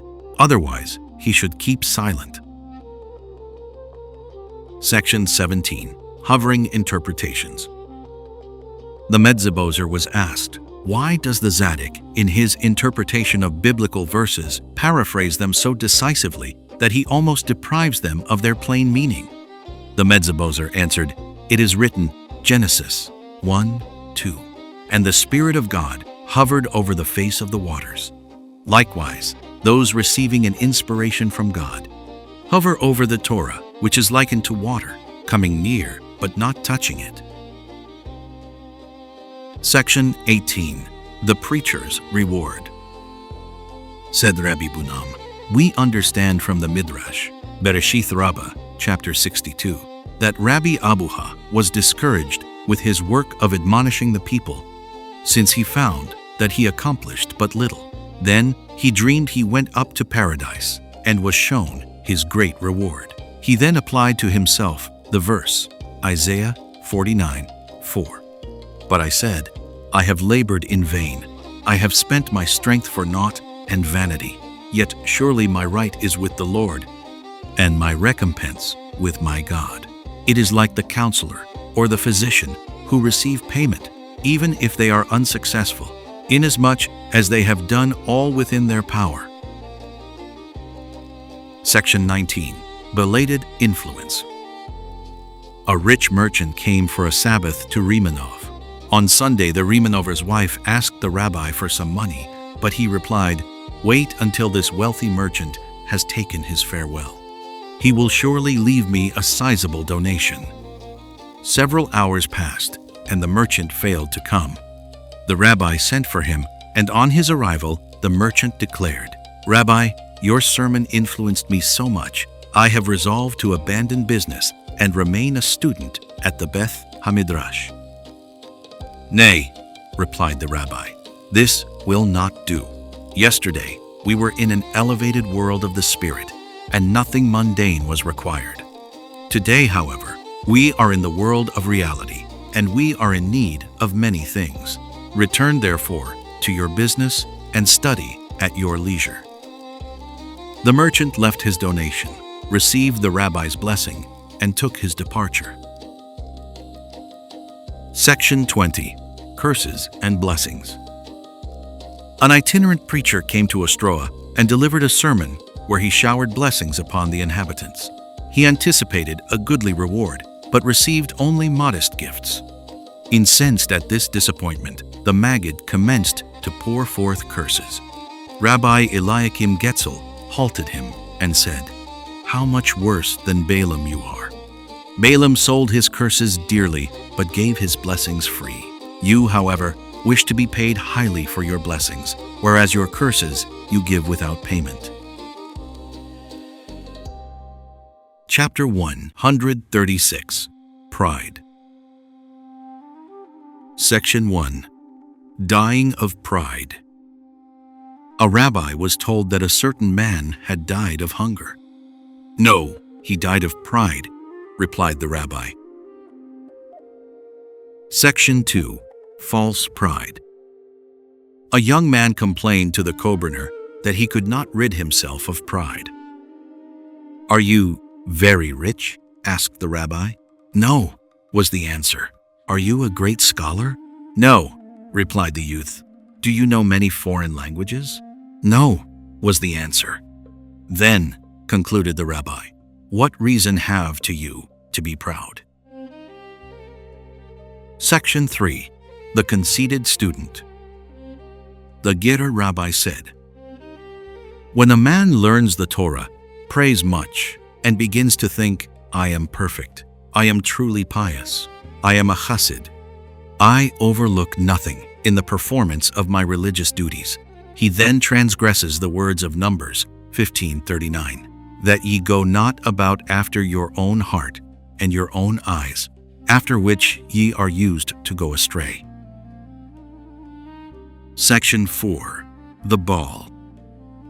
Ere the great Maggid began to teach the two brothers, Shmelch and Pinchas, he told them how to order themselves all day long, from rising to falling asleep, and by command and prohibition made manifest his miraculous knowledge of their ways, as if they had been known to him long before. In the end, he said, "Before retiring to rest at night, the disciples of the wise are accustomed to cast accounts of their doings during the day. And if a disciple's heart swells within him at the thought of having made excellent use of the day, the angels in heaven knead all his good works into a ball and hurl it into the abyss." Section 5. Pride within Meekness. A merchant who was a Hasid of the Rizener was proud of his apparent meekness. He began to suffer great reverses and complained to the Rizener. The rabbi warned him to abandon his weakness of giving ostentatious display of his humility. But the merchant soon forgot this warning, and in his pride refused to ask his friends for temporary loans to bide him over the crisis. This necessitated the liquidation of his business. Still, the merchant failed to alter his character, and soon after his home was burned to the ground. Instead of appealing to his friends, he left the town and wandered from place to place. He was arrested on suspicion as a vagrant and jailed. Buried deep in his melancholy thoughts, the destitute prisoner allowed the cigarette he was smoking to fall upon his cloak, and he was severely burned. In the hospital, a relative visited him, and for the first time, the former merchant broke through his pride and, weeping, described his miserable state. The relative promised him assistance, and little by little, the unfortunate man was able to overcome his difficulties. In the end, he prospered greatly. When he next visited the reasoner, the rabbi said, "Be sure that you maintain the mood of sincere meekness, and your success will endure." Section 6. The Breslov on Pride and Humility. A. 1. The humble man understands that everything that happens to him happens for good. 2. The humble man is able to rid himself of materialism. 3. Pride leads to poverty. 4. Only the humble man is able truly to repent. 5. One who must fast and scourge his body is not yet a tzaddik, since he has not yet rid himself of bodily desires. 6. To overcome pride, one must cleave to the tzaddikim. 7. By overcoming pride, one receives faith, joy, and understanding. This also contributes to length of life. 8. The Torah itself becomes coarse in the mouth of the man of pride. 9. Because of pride were we exiled. Because of pride and the quest for glory, we are still in exile. 10. One who appears to be humble in order to win praise is guilty of the highest degree of pride. 11.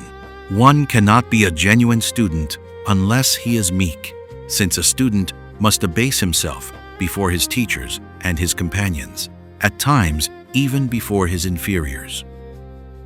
12. The man of meekness must beware of pride in his strength, in his riches, and in his learning. 13. Meekness leads to peacefulness. 14.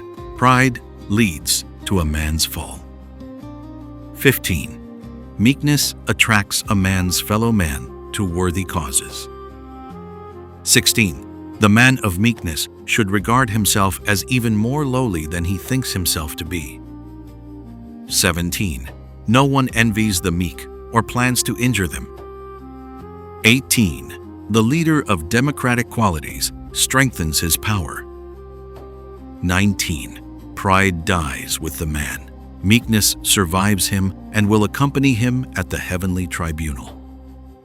20. Meekness is born within every man. By drawing near to the tzaddik, it is revealed in him. 21. Severe study is required to recognize true meekness. The ne'er-do-well's humility is undesirable. Pray to the Lord to teach you how to be meek. 22. If your affairs are not well with you, meekness will restore them to strength. B. 1. Through faith and truth, a man attains humility. Humility brings greatness and long life. 2. Humility removes the fear of enemies, quarrels, and pains. 3. Everyone is at peace and friendly with the humble. 4. The humble has no fear of losing his leadership. 5. The soft-hearted is able to attain humility. 6. God remembers and fulfills the desire of the humble. 7. By his voice a man can be recognized as haughty or meek. 8. Messiah will come when pride will end. 9. Pride leads to drunkenness and to terror. 10. To break thy pride, partake in the tribulations of Israel. 11. Pride leads to a lapse from faith. 12. Pride closes the heart and the eye from seeing God's wonders. Thus it leads away from reverence for Him. 13. Good food and much drink bring pride in their train. 14. The wisdom and the inspiration of the haughty man are doomed to disappear. 15. Pride is a blemish. 16. Through faith, a man can subdue pride. 17. The proud man's plans are unsuccessful. 18. A poor and lowly man who gives nothing to charity is preferable to a rich, haughty man who gives to charity. Section 7. Without foundation. Said the Bershiter, one must beware of pride, since pride needs no foundation on which to build. A man may be lying on his bed, his house may be cold, he may be covered with a torn blanket, and yet he may think in his heart, I am great, I am great. Section 8. A play on words. Said the Bershiter, a book on the transmigration of souls declares that the proud man after death will become a bee. The reason a bee was chosen appears to me to be the following. An arrogant man is wont to say, I am a writer, I am a scholar, I am a sinner. I am in the Yiddish is ich bin, and a bee in Yiddish is a bin. Section 9. Pride and anger. Said the Bershiter, anger, like pride, is the chief weapon of Satan. It brings impurity to the soul and leaves not a pure thread in it. As to pride, it is the garment of the Lord. Psalm 93:1.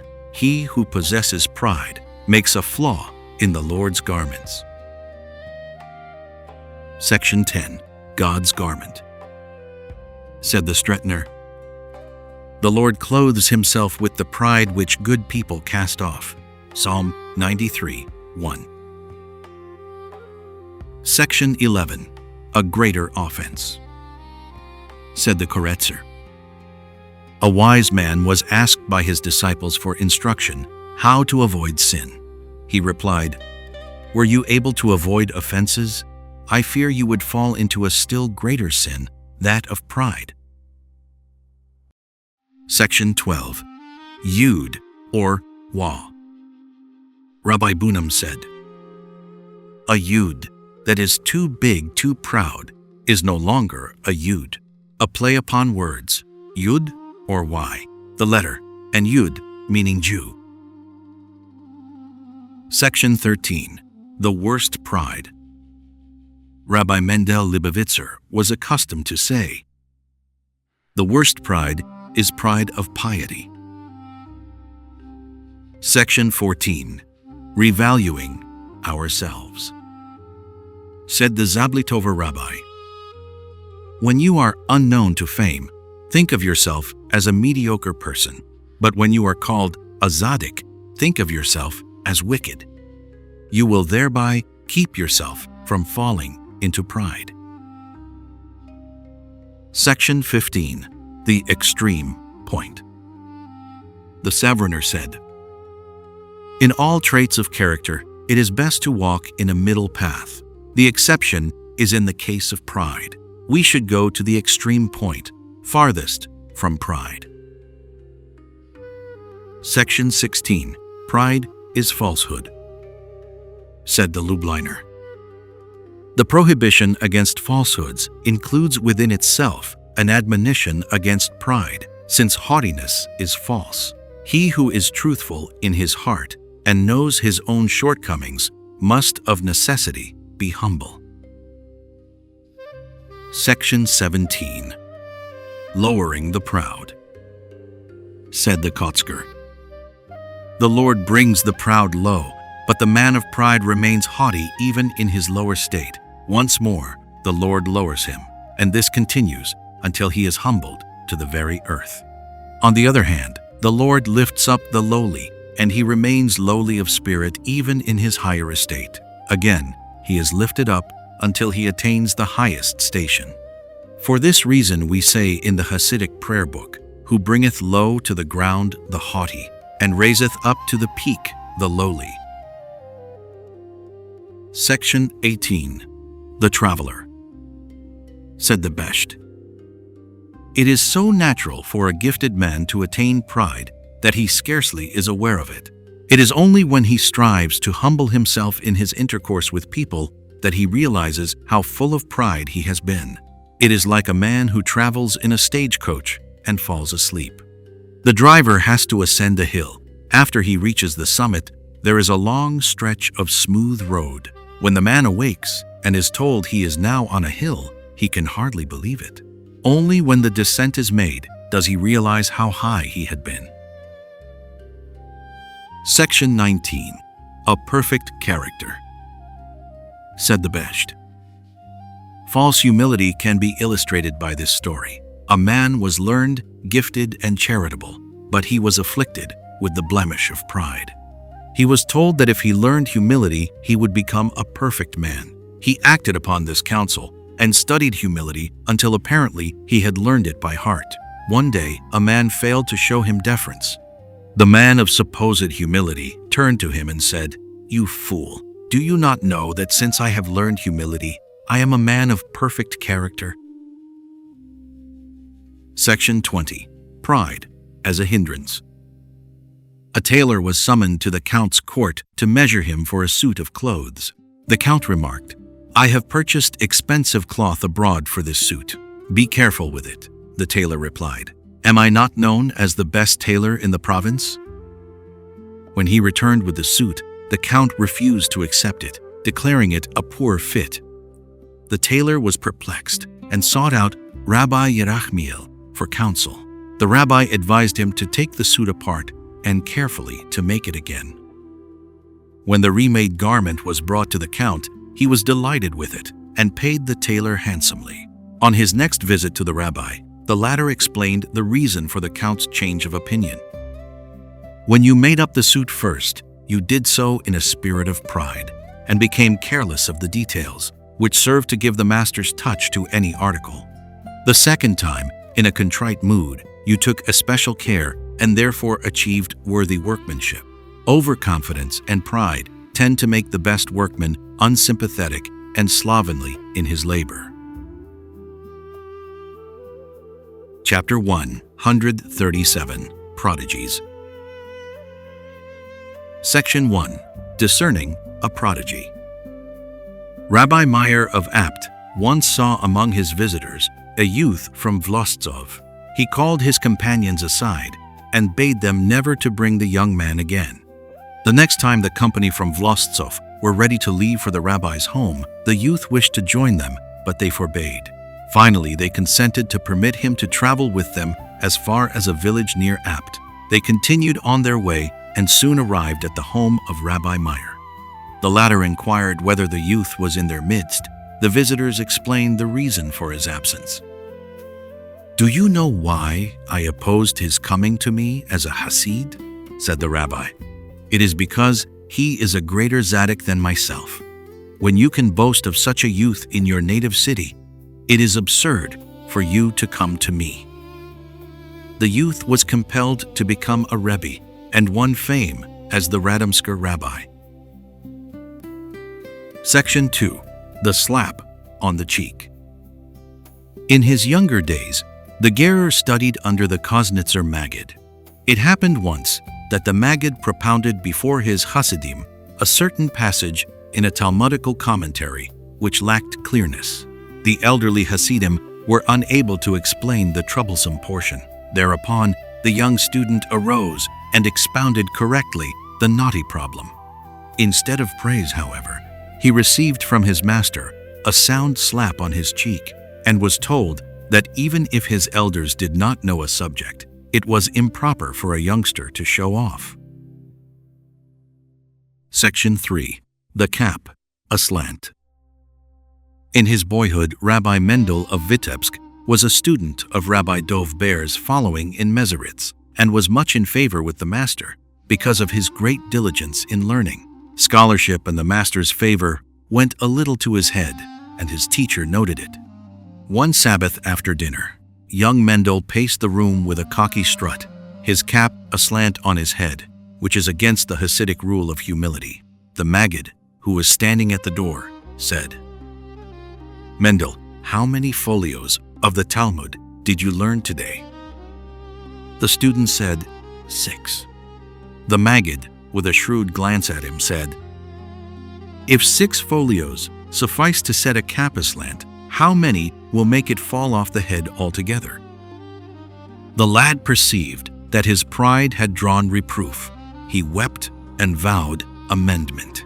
Rabbi Mendel used to tell this story of his early years himself, adding how the master bade him be of good comfort and how the remembrance of his youthful error served him through life, as a pillar of fire lighting his path. Section 4. He will be a man. A youthful prodigy visited the Koznitzer Maggid and began to exhibit before the disciples his profundity of learning. The middle-aged adherents of the Maggid jokingly belittled his talents. When the youth returned home, he complained to his father-in-law.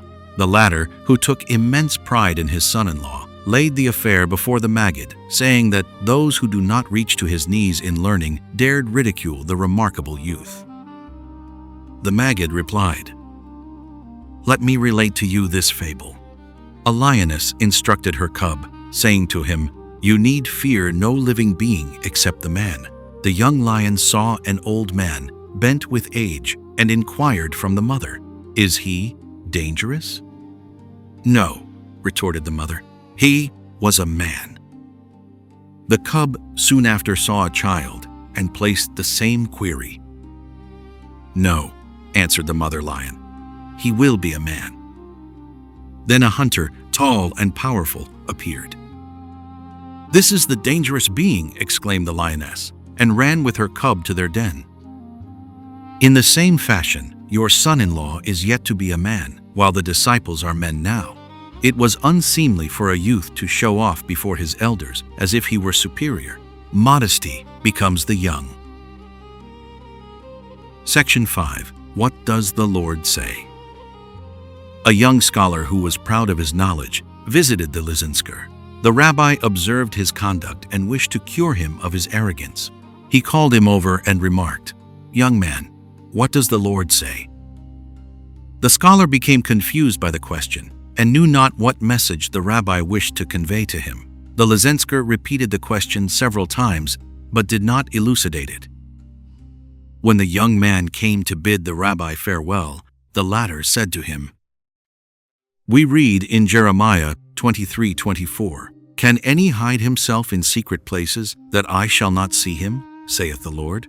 I interpret this phrase thus: though one hides his piety in secret, but thinks that I am a scholar, a good Jew, I shall not look at him, saith the Lord."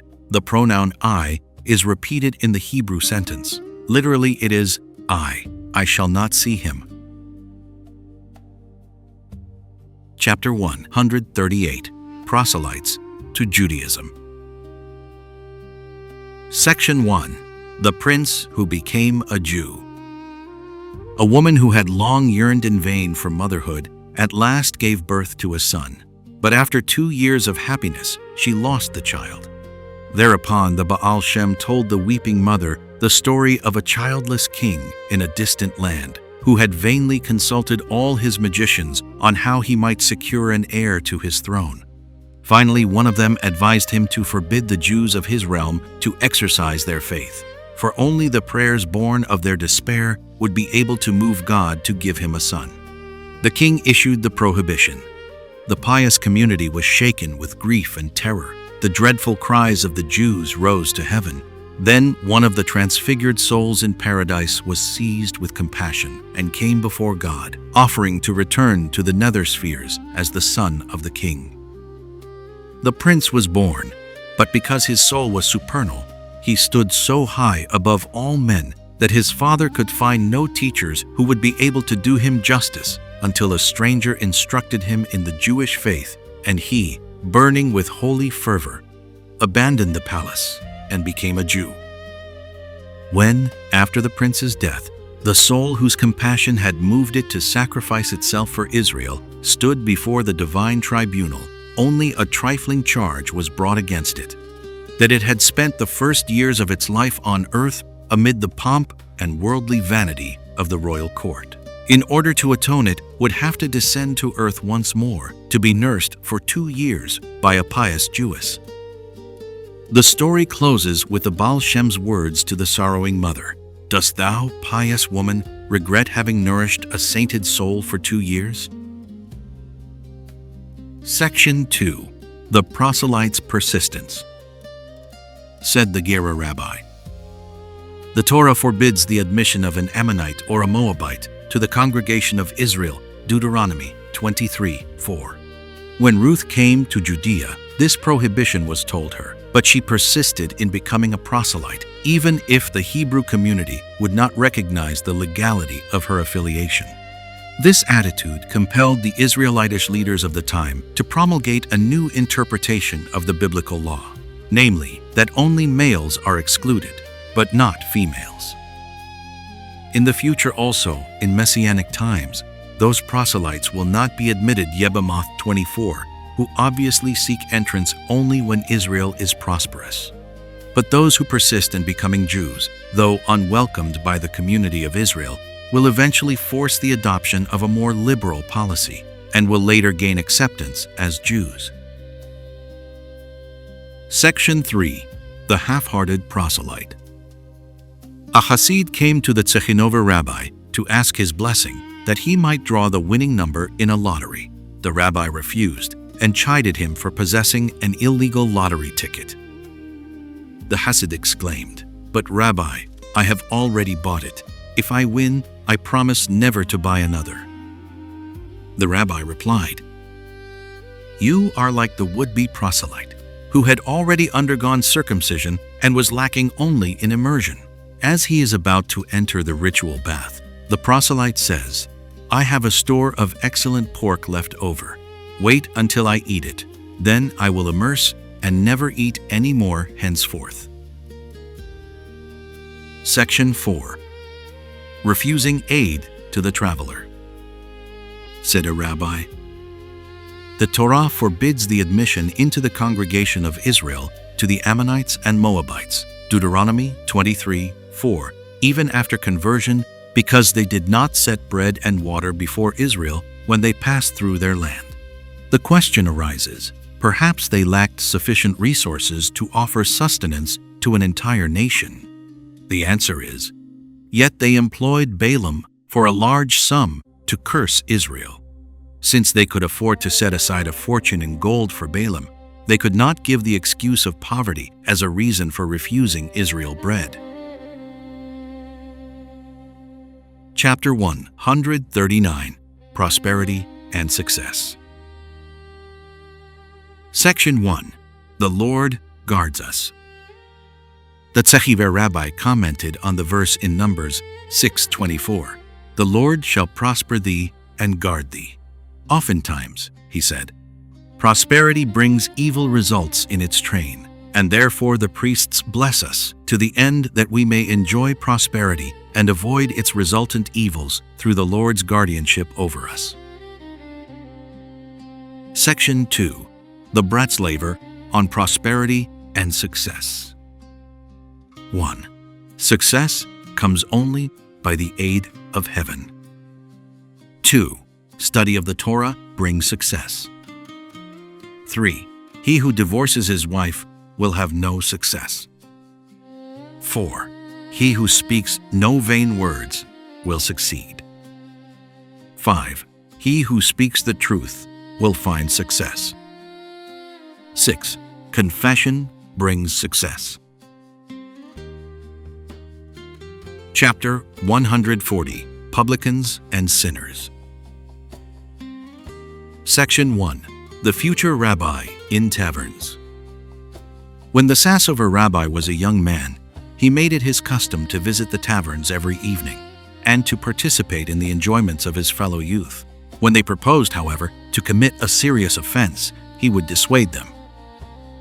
After he became a Rebbe, one of his former companions visited him, and perceiving the honor and reverence showered upon his former friend, he wondered greatly at the transformation of a former habitua of the public house into a man of holiness.